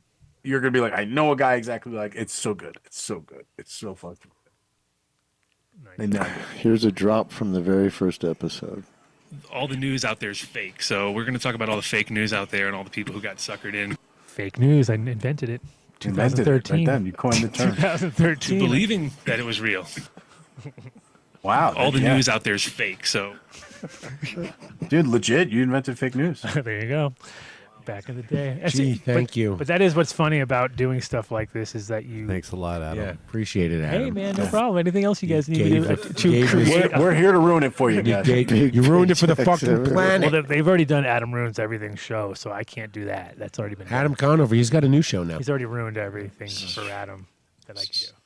But yes, it was. It is kind of fun to watch the predictions like yours. $500 pounds. That was like I remember people going, "Forget about it. No way. Hold on. I'll be 3,000 for. I'm never going below 3,000." You know, I was like, okay. I got dropped from so many companies because they would show me the decks and it would say, "We're going to sell grass for $5,000 a pound for the next 10 years," and I would go, "Why don't you put 700? You know, why don't you put 700?" They're like, "But we can't raise capital." I'm like, but you're not going to be able to pay your capital back if you raise it at $5,000 a pound wholesale. Yeah. There's people still mad at me about that shit. Here's another one Mitch popped off. But how many hippies do you think would pay for the microbial alchemy bioreactive gold? That's you, by the way. Yeah, I know. It sounds like me. Sounds like me. We have a few more Mitch drops. You want to play them? What's that? Play the Mitch drops that we have. That was a Mitch Oh, drop. we're I know that more. was. Yeah, no. But we have like a half dozen. We've got a don't we? couple. We got a few. We got more now. Oh, now we got you. No, I don't go deep dive anymore. I've got a few. Drop them all. Just drop the line. I got to go put my kids to bed. So drop the All line. right. No, we don't have them. We can. So then that is what it is until Dunn watches the show, and then I'll come back and we'll talk about the show. All right. For sure. Thank you so much, Sounds like Mitch. a plan. Thank you and, guys. Thank you guys. Congrats again, man. That's fucking legit. This is a Beinenstock said you got to do a timer today. No timer. Oh, no timer day. That was when we were off the rails. Off the rails. We're already off the rails. Like, yeah, I remember. That was the first time we were off the rails. I remember, I was like, what? You can like pulled it out. I was like, dude, the timer was sick. Dude, it's so funny because when I first came here, I tried to do stuff like that. I was like, He tried to go I'm right gonna to- try and like keep this thing on the rails, you know, like and then Didn't work. he slowly broke me, and now I Are you sure it was slow? Same. He the thing is, he knows when that's happening that Right. you're gonna do that, and then he all of a sudden he's got a lot of weed and he's rolling a lot of joints when that's happening, and then he gets it right off the rails. Yep. Yeah. And Once and again. that's- So you just have to learn how to just roll with it. Oh, do you see what just went off the rails behind me? There you go. There it is. The That's- real I Adam Dunn planned Show. this. Shit's falling off the wall. Yeah, Because so remember, that was you- what we always said. It's like they're just waiting for the clock to fall off the light wall to fall or off. something to Yeah. fall in the thing. For sure. It always did, too. It just happened. There you go, guys. All right, man. Right Well, there you on, go. man. The Well, spirit thanks of for Adam coming Dunn in. Show. Mitch, the man behind the Adam Dunn Show, the Nice man who talking with you, started man. it. I guess up I with didn't the realize name. that You did. that it was not called the Adam Dunn Show before. No, I guess it was. You coined it. You said you have CD to do Wednesday. that. And I was all, oh, that's a good idea. Maybe I should do that. And you were I like, think yeah. D Money was in the room too. Yeah. Fuck yeah. Thank Oh, you. we just saw him a couple months ago. Tell him Anyway. to watch that show too. Everyone needs to watch the show. It just has so fucking 2010 vibes to the whole thing. Common side effects. All right, Yeah, we're gonna watch the all show and then become we'll catch up. avid listeners. Right on. Thank you, Peace. bro. All right, fellas. Bye, Mitch. Peace out. Eagle 20.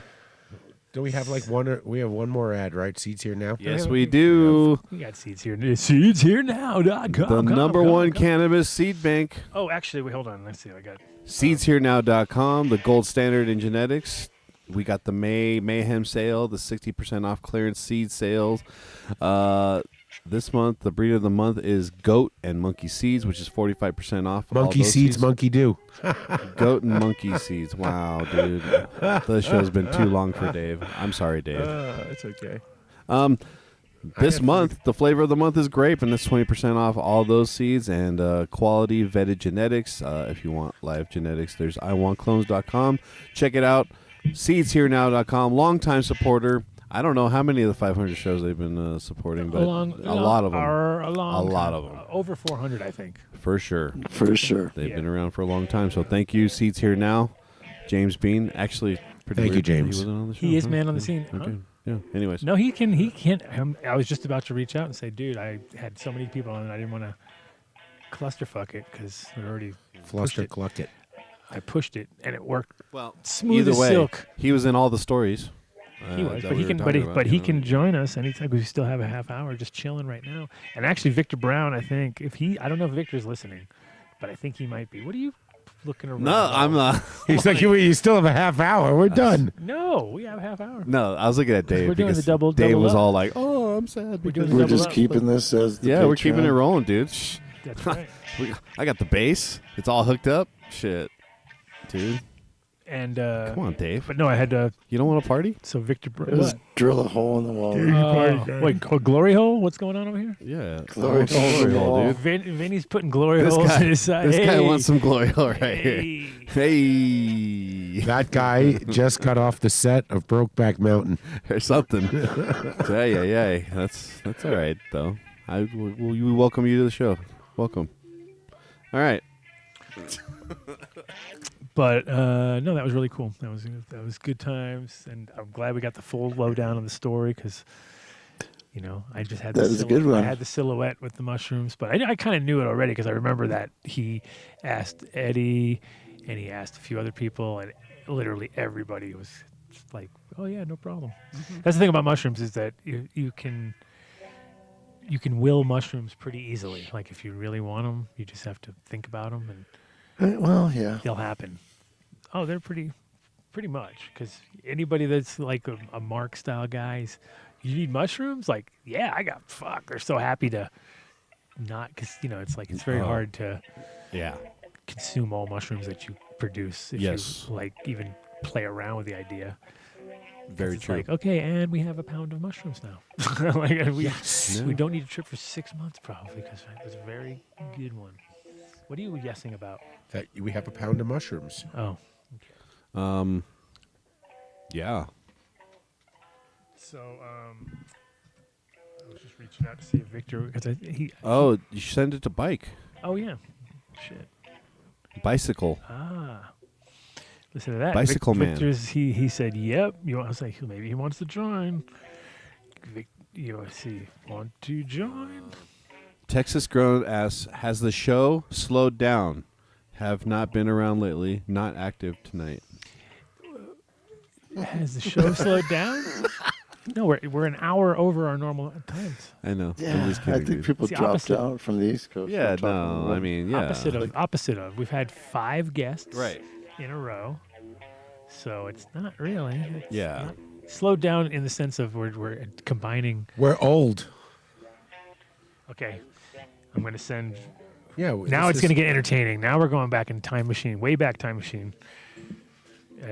Our buddy, to the way Victor That Brown. Incredibles party. Victor Brown, the bubblegum man himself. The original. Tony Baloney's out, dude.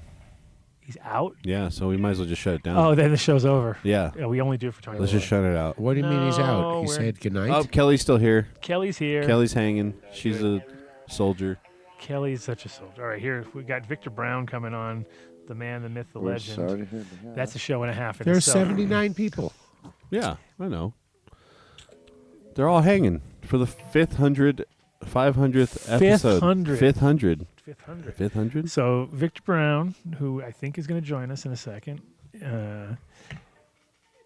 What's that dude that's always on Joe Rogan? The crazy dude who's the big loud one. The old guy. Eddie. Yeah. What's his name? Not Eddie Bravo. Is the other- Bravo. No, it's the other. Is it Eddie Bravo? No. Oh, It's the Bert other- Kreischer. No. I don't know, dude. You know what I'm talking about, the older one though. Victor is exactly like that. Oh, yeah. What's his name? The guy was always got stories about being up in Aspen, doing tons of blow back in the day. Rah, rah, rah, rah. You know what I'm talking about? No. God, come on. Doing blow back in the day. Huh? Oh, he's like the big glutton dude, just like tons. Rah, rah, rah. Tim Duncan. Nope. I don't know. I'm just Joey Diaz. Joey Diaz. There you go. So Victor Brown is the Joey Diaz of Thank you, in my Richard. life because he's got stories on stories on stories, and he was about 10 years older than me or something like that. So when I was in Amsterdam, he came into town like the fucking character and a half, basically. So he would come in. All the doormen called him Mr. Thousand Guilder because he'd be like, "I'll give you 1,000 guilder." He'd pull a 1,000 guilder note out of his pocket, hand it to a doorman, just like if he wanted just to show off in a sense, like, "I'll give you 1,000. I need to go to the front of the stage. I need this and and he had his own record label, and he had his own club in Rhode Island. So How much was 1,000 guilds back in the day? $20? $500. Yeah. Big dime, big rollers. But anyways, yeah, Victor's like character and a half, like I said, and everybody always remembered him. Like he was always like that guy, and his whole goal was to it's James Bean. maximize sales. Like he was selling $50 Bean, seeds, $50 seeds. Sorry. Hey, what's going on? I just fucked up your story. I'm sorry. Anyway, never mind. Whatever, Who dude. cares? Who cares, bro? James Bean, man on the James scene. Bean, man on My the scene. job, Mark. Yeah, you're just talking about Joey Diaz. It doesn't matter. Hey, no, I was talking about Victor Brown Oh, my bad. being like Joey Diaz. Oh. Really wanted to say congratulations on 500 shows. Well, thank you for sir. popping in, man. Excited. Uh-oh, Thank you, here we Billy. go. Hold on. Yeah. Yeah, we're going to go for 500 hours. That's what I heard. Hey, all Yeah. right. That's another good idea. Peace. What the fuck is Dave doing in my Patreon time? Yeah, right, dude? I know. It's weird, right? Yeah, kind of brings it all down. But it was good he had Mitch on. He looked a little mushroom fucking tarot cards. All right. That's nice, dude. Sign me up. Fuck yeah, man. Well, I'm down. yeah, we're actually doing free preview of Patreon tonight. So we're Oh, just, nice. we're just keeping things rolling from the first episode here. So, you guys know I'm going to be in studio next week. oh really? Yeah. Nice, dude. Because he's here for Dude Gross. He's coming in. He's flying in like the fucking that whole thing. CEO of.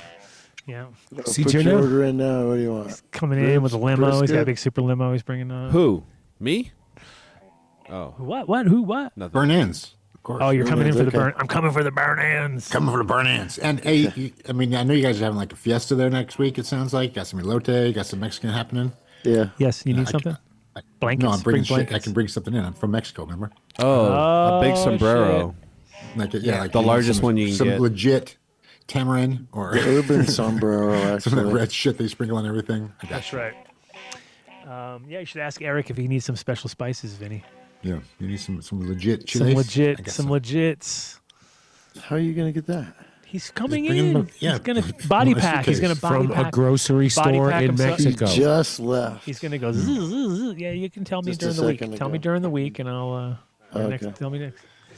No Yeah, problem. So I get it yes, all. we're gonna have. Let's do- We're gonna do Adam Dunn Show and Tell next week, because it's Yeah. might as What's well. that?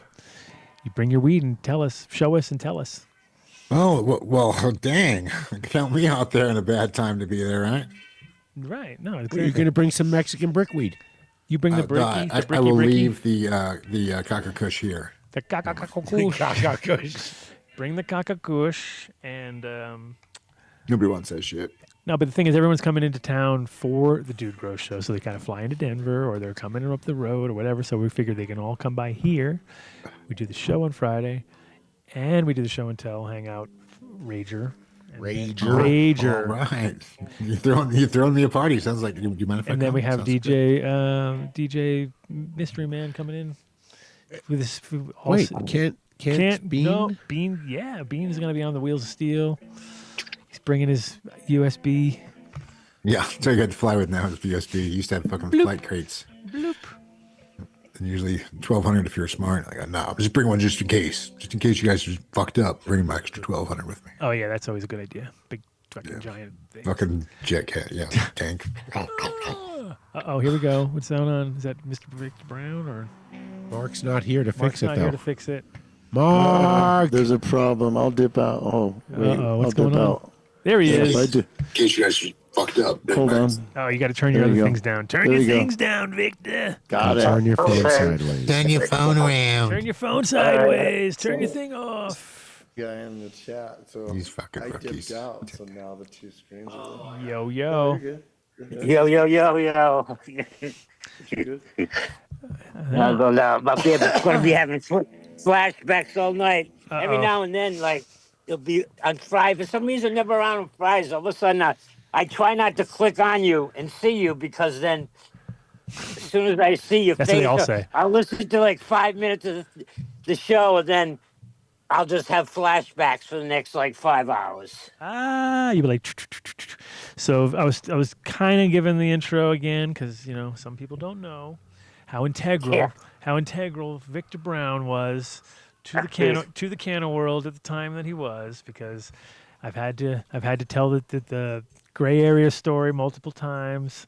I've had to kind of lay it out there because Go back before the gray area. That was the real fun. yeah, of course, Von Zasenstraat. We got to go back to the Von Von Zasenstraat. See, don't say that word. Now you got a flashback. So Von Zasenstraat was my house. So when Victor first came into town, he walked into the Hash Museum, and it was like I was working there at the time, and I was working for Sensi, and I could just hear his accent, and I was all. I go, where the fuck are you from? And he goes, I'm from Rhode Island. Right? And I go, oh my God. Like, it was like, for me, that was like, yeah, but in a way it was like, I was kind of scared of Rhode Island because Rhode Island to me meant like trouble. Like it was bad, like bad. It's where all the trouble in my life over there. It's wherever I got in trouble was always in Rhode Island. It was always like, and then he was like, and then he had like a pocket full of cash, and it was like, spilling out. It was like one of those things where I was like, dude, you're going to get in trouble. You're going to get robbed because Ram is bad. And I go, you can come stay with me. And and it was funny because I was like, I'm trying to build a grow room right now. He's like, oh, dude, I'm a contractor. That's what I do. Right. So, and he fucking came over and I had lived in a tiny little apartment. And I told this story also recently again, which is like the fact that we built this oversized, ridiculous grow. It wasn't oversized physically because it was small, but it was like over-engineered because I was telling him what I wanted, and he was like, all right, yeah, I can do that. And like I told him I wanted to basically like, because I wanted a movable, I wanted to be able to get in behind my grow. So it was like, he built like a giant drawer with a drain area and everything.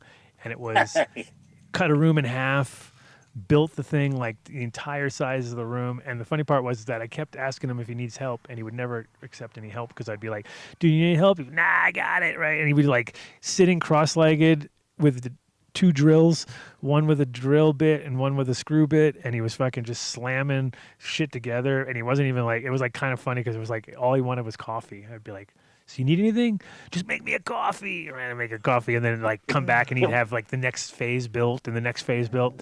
And then at the very end, he like lifted the entire table with his back while he drilled into the sides. Still didn't even ask for my help. It was like not the entire time. It was crazy. But we had this, and we got busted in that apartment. And when we got busted, even the cops were super impressed. Like they were like, dude, they'd never seen such a complicated setup because we had really went over the top on everything we did. But yeah, so Vic is the man. But well, originally, before you asked me, I came to the Hash Museum and I saw you, and we were talking to Rhode Island. Then you said, I said, I'm around there. And then I told you that I owned a, big nightclub. I owned a famous big hotel. I owned a hotel with a live music venue, I did all the famous touring bands and everything. And it's like, yeah, and I said, oh, it's a famous building. It's called, it was in Providence. You're like, what building? I said, well, it's right across from the Civic Center. Right next to the McDonald's. There's an old hotel. I bought it, I rebuilt it, and turned it into like a CBGB's club with a hotel above it, an inner city bed and breakfast, like. And like, oh, yeah. And then I came in to talk to you. And you wouldn't kind of talk to me. You kind of just brushed me off a little, like the next time I walked through. And I was like, huh? And you're like, eh. And I was like, oh, well, maybe he was busy or bad mood or something. And then I came back about a day or so later, and I walked in and I started talking to you. And I remember that because, I was just staying in a hotel and I was looking for places. I was like, I didn't know if I was going to stay in Amsterdam or I was going to go back because I used to live in Switzerland. And you're talking and everything, and I was like asking you questions, and you were kind of like a little distant. Then all of a sudden you came out and you were like, "Oh yeah, you're building." And then you told me that you would talk to your uncle, my favorite guy in the world, Uncle Al. Mm-hmm. You told me you talked, and you were like, "Well." Then you kind of came out and said it. And you were like, "Listen, I talked to my uncle, and he told me that to stay away from you, that you're in the mafia." Because the building I bought was a famous like mafia whorehouse, originally it's like a real famous building. And then it was like, I'm like, no, I just bought the building, I've got nothing to do with it, this and that. And then it just so happened was the perfect time because you had to leave to go to work up in Groningham. Mm-hmm. And you didn't have, and you had Al, and Al was the cat was there. You were actually looking for somebody, trying to get somebody to feed the cat while you were gone. And so that's why. So you said like, okay, listen, you could stay at my place, but you take care of my cat. I gotta go to work for like a week. Then you took off, and I was there. Next morning, I woke up. You called on the phone, and I said, oh, I'm going to go into town because friends of mine, a famous band called Teenage Fan Club, were playing at the Milk Bag. I goes, oh, this band that plays my club, famous band from Scotland, they're going to be at the Milk Bag. I'm going there to hang out with them. I'm going to go into town, get a space cake and coffee, a cup of coffee and chill out. And you said, oh, there's butter. Oh, yeah. He goes, oh, hey, I got a whole bunch of butter in the refrigerator. And I didn't even know what butter was, you know what I mean? I had baked brownies before, and stuff, I'm like, whatever, So I'm like, yeah, no, I'm going to go into town, sit at a cafe and chill out. But then by the time I got to leave the house, I looked at the clock and it was so late, And I was like, oh shit, it's late, you know. And I was like, you know, if I'm going to get, you know, eat weed and everything, you know, I gotta come down a little bit by the time the show. It's already like now it's, you know, past noon already and everything. And I'm like, oh, so when I see this bowl of butter, I'm like, oh, what do I do? And it was I used to really love that strawberry juice they used to have in the box. I used to love that stuff. And so I just took like a big giant tablespoon and just took a big scoop of it and just ate the butter and guzzled down the strawberry juice. And I jumped in the shower and everything and started getting dressed, and all of a sudden it hit me like a ton of bricks. I mean, I thought I was going to die. I walked around the park there. It was at Worcester Park. Yeah. I walked around the park for like 6 hours trying to stay conscious till you know, it was time till sound check was going on at the milk fag, and I made it to the milk fag. I missed sound check. I made it to the show. So then I did, you know, went to hang out with the band like after the show. So I was like so out of it. I went and laid down on their tour bus, you know, because I knew the manager. So, you know, I was like, listen to the show. As soon as they stopped playing and they went in the dressing room to change and get ready, I was the manager. I went on the tour bus, and he told me, he goes, oh, just lay down, you know. So I went in one of the bunks that I laid down, and he told like the bus driver, he said, hey, don't bother him, you know, just let him rest, you know what I mean? And the next day I woke up like at like 7:30 in the morning or something like that, and because we had gone across the border in Belgium. No passport. And I was like, yeah. We were going on the bus, you know, across the border in Belgium and everything like that. I woke up and I was like all freaked out. I'm like, oh, this guy let me stay in his apartment to feed his cat. Like his cat's gonna die. Like I had to like run, jump out of the bus in the middle of somewhere in Belgium at the border and everything, and like try to get a taxi to the train station to get back to Amsterdam.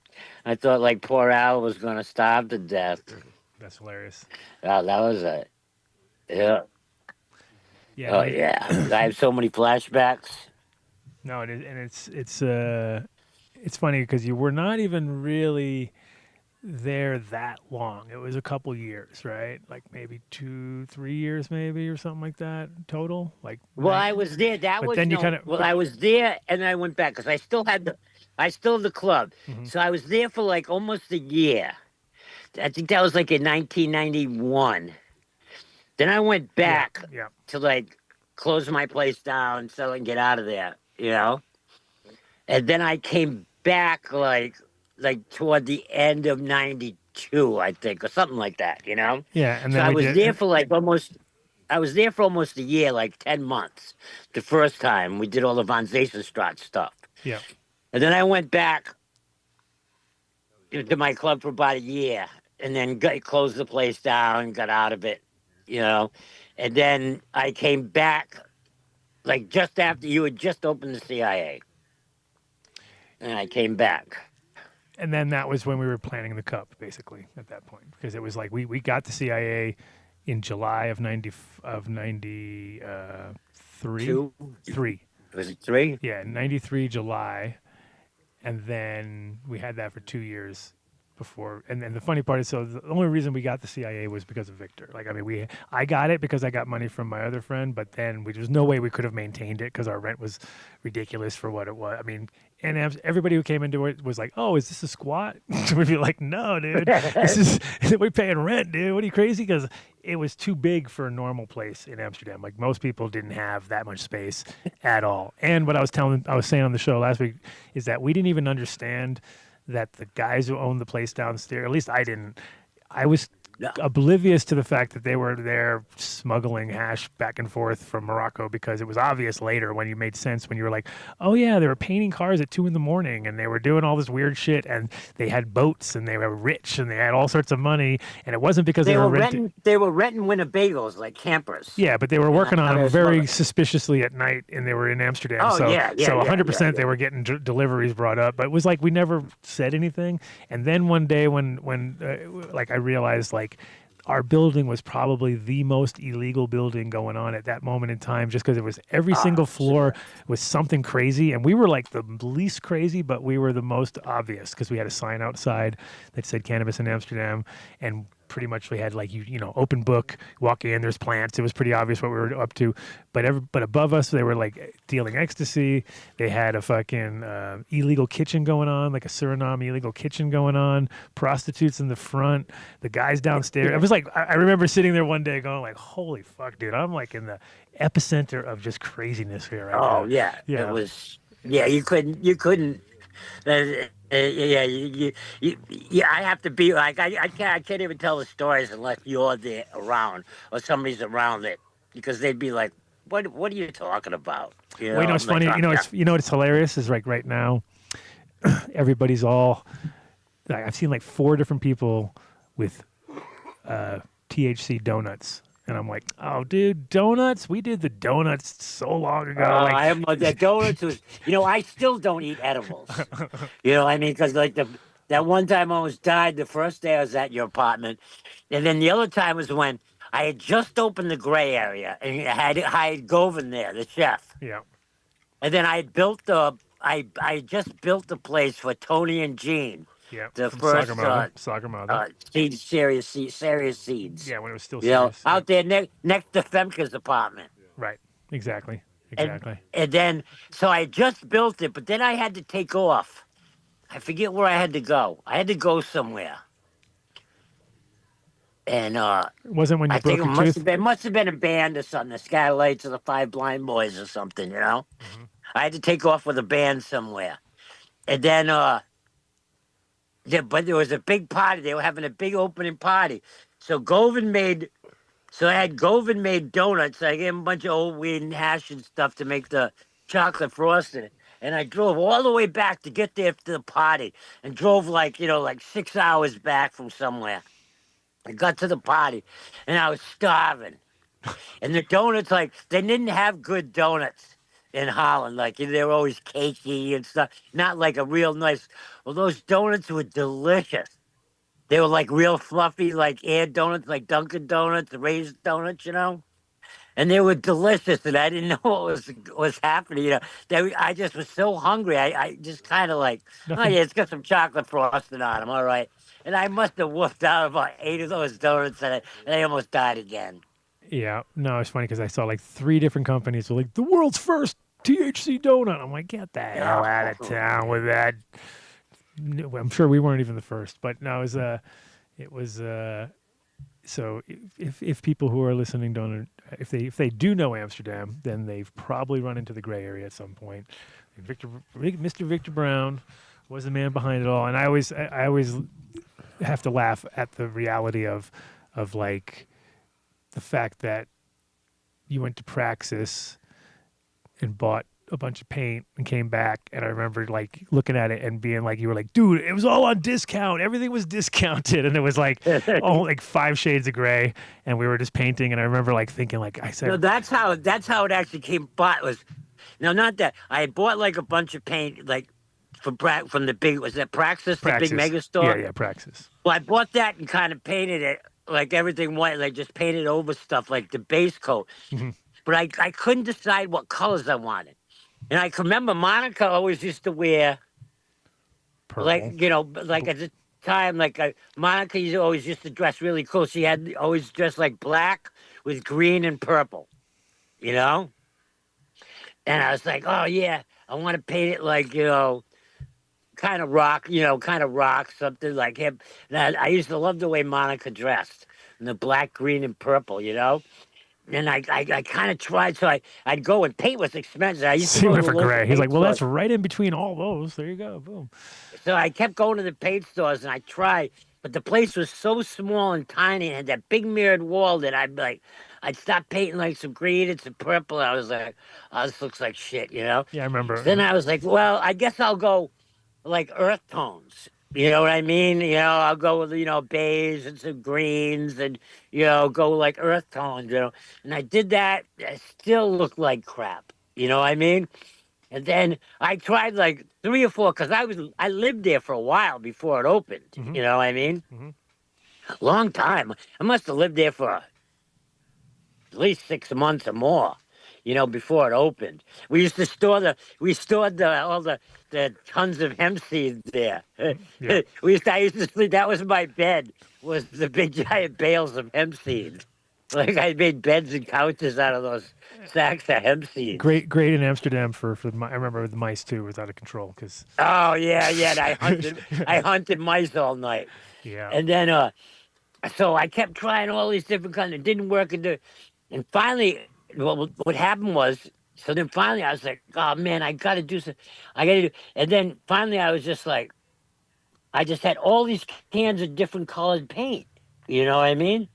Like I must have had like 30 cans of paint, So I just dump like 3 or 4 colors and a bunch of white into the bucket, mix it up, and I never knew about it. It turned gray. You know what I mean? When you mix all colors together, you get gray. And so I was like, oh, so I'd have a big 5-gallon bucket with this gray paint, and I just stopped painting. Victor Brown figured out the gray wasn't brown; it was gray. At that point. And so I just started painting. I painted gray. So then I had to mix up another. So I just go over and I grab like 5 or 6 more cans of paint, dump them in, the leftover paints, and then pour a bunch of it, mix it up in 5-gallon bucket. Yeah, because I remember it had like a blue, it had like a kind of purple. If you think about the gray area too, it has a kind of a purpley gray tone to the original paint. Well, there was actually about 5 different shades of gray. Mm-hmm. So like every time I mixed up a 5-gallon bucket, it'd be a different shade of gray. Which is very good for consistency. You know that you want to do that. And it with the big mirror and those chrome chairs I had and everything. All of a sudden, it all matched. I was like, wow, this is good. Yeah. And then the famous story was the only reason it opened was because I rescued the cat. You know what I mean? Mm-hmm. And then it was like the day that I saved the cat, and the fire department sent me a letter and they had a dinner for me at the Leg Half. And I was like, we opened the next day. Victor got a letter from the Queen with like what was the official title? What did they give it to? What was it called? It's like a honorary or it was like a pretty high ranking. It was like something you only get if you're like literally like save somebody's life, but it was for a cat in the end. It was hilarious.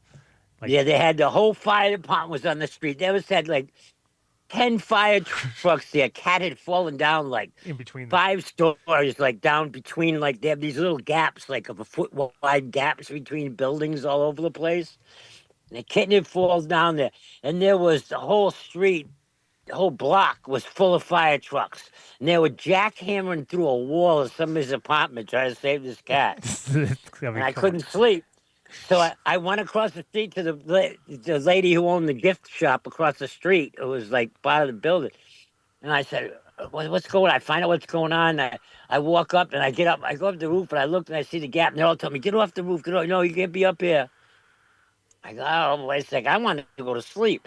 So I just went down, and because we had all the supplies from the CIA, we were using the gray area as a storeroom. So I had all these like giant boxes of hemp twine too, and all the hemp seeds and hemp twine. And I had this shopping basket. It was like a wicker basket that folded like flat. And I grabbed one of the spools of hemp twine. I walked across the street, and I got up on the roof. And I had, like, my fridge, so I had a bunch of sliced up chicken and stuff. So I threw it in the basket. I got up the street, went up to the top of the roof, and went over. And they're all screaming at me, but they were all on the other side of the building, all the firemen and everything. And they're jackhammering the building. They yell, "You can't be up." I'm like, "Hey, just shut up, I want to go to sleep." And I lowered the basket down. The cat jumped in, and I pulled it up. I mean, jackhammering through a wall of a super expensive places too. Like these are like how those houses are down by the gray area. They're not like junky little funky houses. They're like from the 1600s or something. You're like, let me just put a hole in the wall. No, that's crazy. And then you got the cat back, and then basically that was like the initiation to the neighborhood at that point, right? Then everybody in the neighborhood was like, "You were the man." Like, right? Yeah, because the gray area, that's the thing reputation. You found out, like the story people don't know about coffee shops in Amsterdam was, when I was kind of buying the building, I went in to get it. It had been a a soup kitchen. It was a coffee shop like a couple years previous. And then it was kind of just a soup restaurant, like a soup Nazi place, you know? And when I got it. And so I told the owner when I was going to buy it from him, I said, well, I need my license, because I'm like, I know I open up, Dutch people are going to, come after me. There were no Americans that owned a coffee shop, I don't even think of it, it was just Dutch people, they controlled The only it. one that was So I the said, only one that had was Rick's. Rick's was an American guy. Remember Rick's? Was it? Yeah. So he had a place in Jamaica and he had a place in Amsterdam. So he was the only other American that I know of that had a coffee shop at that time. But yes. Yeah. Yeah. Well, I used to hang out at Rick's in the Grill all the time. That was my other hangout. I didn't know that. I don't remember that. Yeah. Yeah. And so, but I didn't know. So all of a sudden, I saved this cat. Then the next day, some official comes knocking at the door and everything comes and they got this letter. It was sealed with wax and everything, and it was like delivered by, and it was like, so they were having they had a dinner. The people on my street, they chipped in. There was a restaurant on the street, the Leg Ave. And they had a dinner for me, and the head of two of the really big things in Amsterdam was like the fire department is like huge. Like they're like, it goes like the king and the queen and then the fire departments. You know what I mean? Like they're like huge. And also cats. They love their cats, You hit the fucking gold mine. You got like saved a cat in front of the fire department. Boom. So I got this thing for dinner, like to go to this dinner, and I couldn't read the letter because it was in Dutch and everything. I didn't know what it was, But one of my neighbors, I just said, "Oh, well, you're having a dinner for you. You're gonna go over here to dinner, tomorrow night." I'm like, okay. So I just wandered down the center. You know what I mean? And I walked down there, and people like in full firemen are there, like the head of the fire chief of Amsterdam is there in full dress. You know what I mean? Like his dress uniform and everything. And everything. And there's like a line there, like shaking my hand and stuff like that. And I'm like, what's going on? What's going on? Of course, and I can guarantee I can guarantee you, Victor was wearing like wool socks, right? He would wear those, those. Yeah. You know what he was. Those no way they're guys from South America. They have those socks. They have those knitted socks from South America, the oversized socks things. He would wear those year round, like it was funny. It was like flash dance, but not. Yes, go ahead. No, I used to dress shorts. like a hockey player. Yeah, I used to wear sweat. Yeah. Sweatpants, and then I had huge, big, baggy shorts with the big wool socks and high top sneakers. So I basically looked like I was playing hockey. Classy guy. Yes, always. And and all of a sudden I'm at this dinner, and I realize what's going on. All of a sudden I'm going like, holy shit, And then so then I called you up. I'm like, hey, I just started telling you what was going on. I'm like, damn, that's dinner for the. I was like, who's the sign? I forget who it was that painted sign. I said, who's the friend who paints signs? Who's the guy who paints signs? Who's the guy who paints signs?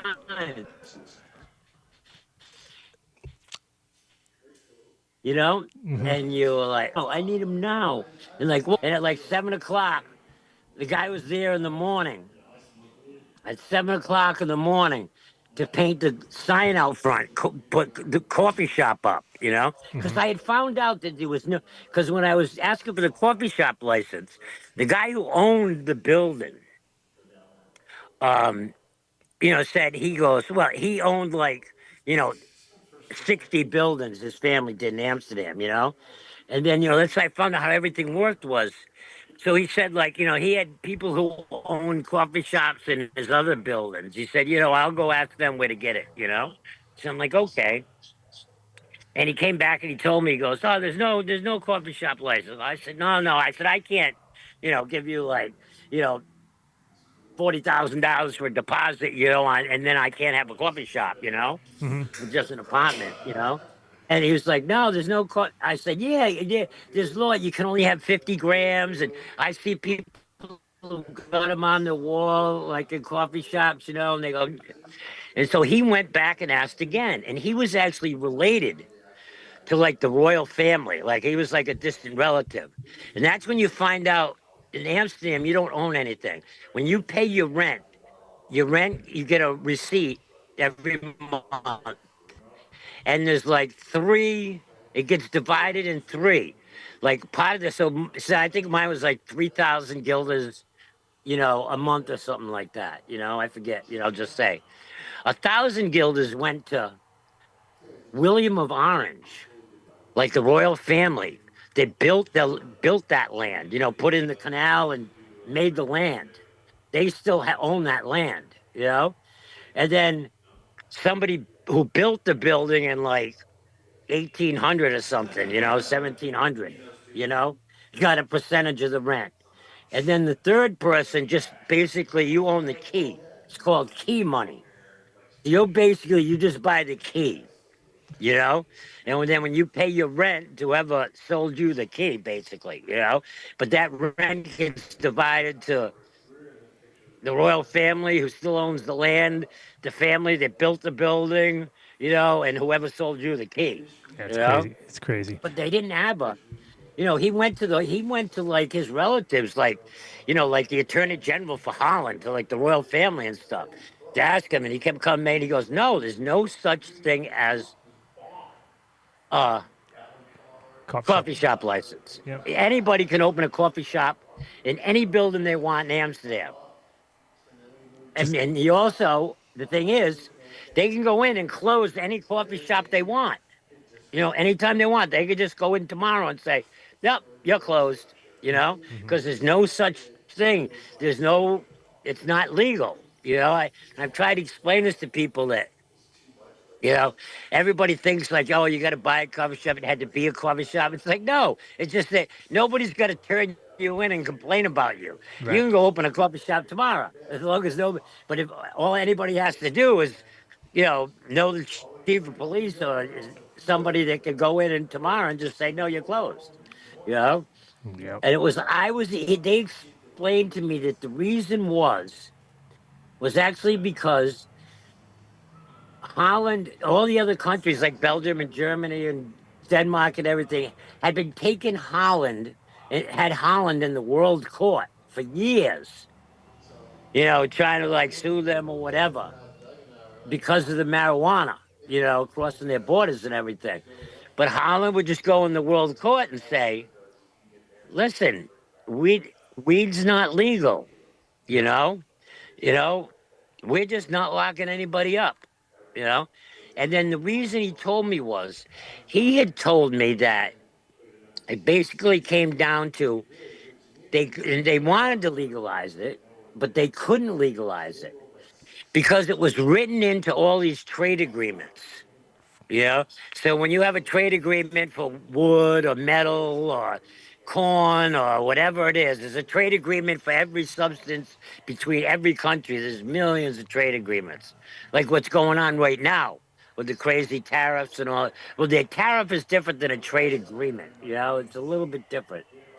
And this is the reason it wasn't legal. And I think it's the reason has something to do with what's going on in the States too. Why you still can't go across state lines with it is obviously because federally, weed is still illegal. You know, that's why you can't take it. And so the states, just the thing. So Holland just made up their own. So all the states, weed is not legal in Colorado or Massachusetts or Rhode Island. They're just not locking anybody up for it. You know? Because federally, you know, they can go in tomorrow. The feds can come in tomorrow and shut down any place they want. You know? Right. Federally, it's a crime. You know, it's the same thing. You know?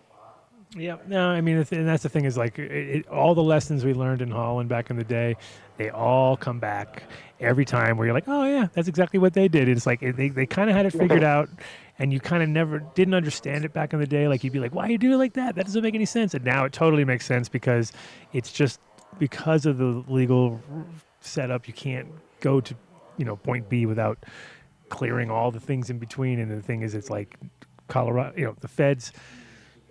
It's kind of also what's kept it worth any value too, because as we already know, once the feds get their hands on it and they already want to accept it. Oh, as soon as it's legal to ship weed, people think things are bad now. Like I quit doing this, 4 or 5 years ago.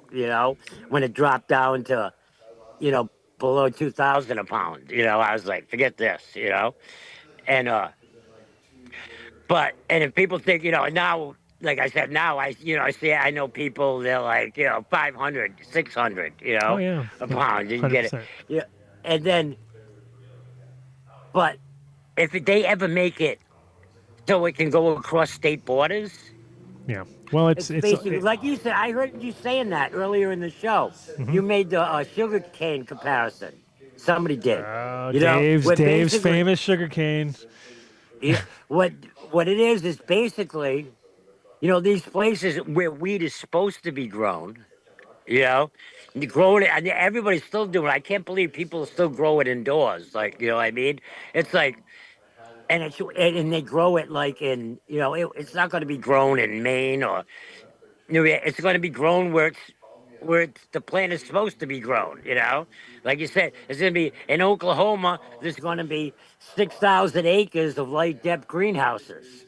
And it's going to be there already are $40 a pound. Actually, it already happened. It was $20 a pound. You were all for extraction, and you had to buy 2,000 pounds at a time. But they gave you a 30-day fucking window, so most people could get it, process it, flip it, but it was $20 a pound, which is crazy. $20 a pound. $20 a pound. Hey, we got to get going though. We're about to shut it down. Right. But we'll have to do a Vic show soon because and tell stories about John Foster. John Foster stories. Oh Jesus. John Foster was a little college kid, never smoked. He played drums in a band that used to play at my club. Yeah, that's it. And I actually bought those guys. He was just he bought their tickets too. Total wuss. Brought them in. Total wuss. When I was there in 2007, he would bring me like little coffee drinks and just slabs of hash so that I would sit there in the front window there, wave to the Americans to come in. They would all come in, and that was the first year I think Chocolope hit the street. So they had a good cut of that there, and it was a lot of fun. Yeah, I mean, we got stories. Let me tell you, we got some stories over here. But yeah, let's do a Vic show soon. Thank you, Vic. All right. And I was just talking about you the other day with Ace. I was like, she's like, what's Vic been up? She's like, what's Vic up to? I was like, I don't know, dude. He could be down in the Philippines. Well, I'm still trying to get I still haven't got my knee done. Oh, okay. I'm trying to get these cars, all my cars sold, and all my crap. I got 20 years of tools and compressors and generators and pressure washers and crazy cars from Japan, and I just want to sell everything, but my knees, I'm not walking too good. I got to get my knee done. Gotcha. And stuff just keeps coming up, and I'm like, but I'm going to go to I'm working with a family band in the Philippines called Mission Souls. These kids are like, it's the most unbelievable thing you've ever seen in your life. Funny. Yeah. If you go on YouTube, it's called Mission Souls. It's a mother and father, and the kid's a little boy, 10-year-old drummer. The little lead guitar girl, rhythm singer and guitar player is 12. Lead guitarist is 14. And the other one plays bass and keyboards. She's like 15, and then the mom and the dad are pretty young too. And in fact, they're going viral. So I found them a couple of years ago and got them started on YouTube. And they're almost at 200,000 subscribers, and their videos are getting 1 million views. They just did they just did a Highway Star by Deep Purple. And they do Rosanna. They do really hard songs like Rosanna by Toto. And they do a lot of ska. I got them doing a lot of ska tunes. Well, we're going to do a whole Vic show. Why don't you have them play us some music? Oh, yeah. Get them on the show live. We gotta it'll be a late night show for them or early show or something like that. Early show. They're kind of like they're a little bit introverted. You know what I mean? Or just They're you just kind pull of a- videos. Just pull videos. All right, yeah, We'll get videos. Yeah. We'll pull some some videos. videos. They But could you do a can't theme believe it. song. They could do a new Adam Dunn Show theme song. Yeah, I'll have them do that. Yeah. All right, you're getting played off, Vic. We'll see you in a few that's weeks. What I do now. What I'm doing now is I used to write music for my old girlfriend, Raven. You know, I had a girlfriend that was a solo act that I used to write music for. And I've kind of rewritten a lot of the songs. And now with the AI stuff, Oh, you know? I can't even imagine Vic and AI. That's a combination. Oh, yeah. Well, the thing is, I don't use the AI for a lot, because I used to write lyrics all that time and stuff like that. And then now I can put like music to the lyrics. Cool. So just to give them an idea of what I want it to sound like. Right. And then they take it and then, fill in the music. Missioned what? Missioned Souls. Souls. Okay, there you go. Mission Souls. Thanks, Vic. Yeah. See you I've soon. seen that. MTI's getting on it right now. Yeah, right on it. Peace out, guys. See you Thanks then. to all our guests tonight and Thanks the for return 500 of shows. Mitch Shanasa. Mitch. Yeah, congratulations. Nice. We had Mitch. We had Vic. We had Bean. We had two Beans. Two We had beans. two Beanstalk and Bean Man. We had the kid. We had the kid. We had the Mr. the crew. Kid. We had the Seedsman crew. We had Chunky Nugs. Now I won't sleep all night. I have flashbacks all night long. Oh yeah, we'll get. They're worth it. Tell me what's up. Tell me. I'll tell you if it's real or not. Yeah. Oh, give Ace a kiss for me. I will. Peace out, man. Thank you. Later, dude. All right. Later. Next week, James Bean, man on the scene in studio. Great. Come have some barbecue. Hey, Next week, Adam Dunn Show and Tell live. that was a good show. Thank Hey. you. Good job. Yeah. I think that was the good take. We don't have to redo it this time. Oh, good. No good. No, Yeah. exactly. Yeah. One long There take. might be after some editing. No editing. All right. I will send you the videos to put on the Patreon for any Patreon listeners. If you want to check out the videos, they will be posted. Whatever, dude. Yes. Whatever. No, whatever. Glad you're back, Mark. Yeah. Thanks for great. your ray of sunshine that you bring to the show. Yeah, it's so good. 500 more times. Yeah. 500x sunshine. Yeah. Mark Perez. Yeah, the greatest. Next week is a big week. We're going to be going This to show is concerts. We're worldwide. going to be doing show and tells. We're going to be doing barbecues. It's busy. We're going to be doing. Busy. Then We we're gonna did do- a free Patreon preview. That's why there's no Patreon tonight. Yeah, guys. Free Yeah. Patreon preview. We had to go over time on the other We thing. went over time because What, you wanted us to get rid of Mitch because of time? Yeah, Shut the we fuck couldn't up. Stop Mitch. We'll see you next week. Aw, poor James Bean. James Bean, we love you, but Love you. Vic, it's kind of hard to share space with Vic. Yeah. See you next Just relax, bro. All right. All right, my friend. Peace out, guys. Later.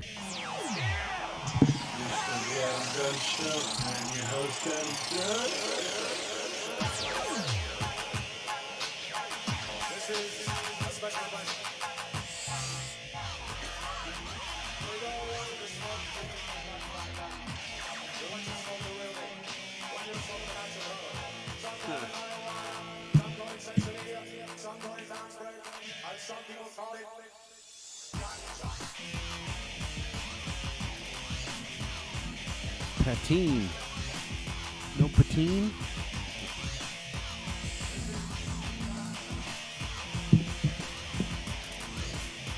Is that a Patreon? They just spelled it all weird. Bye. Bye.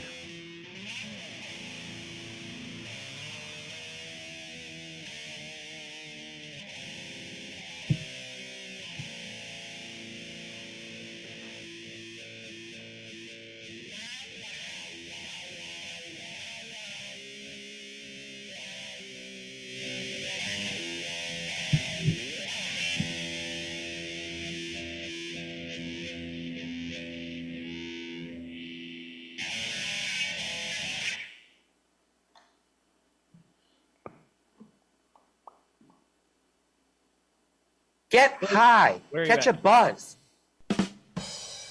Look at the big picture. This show is worldwide.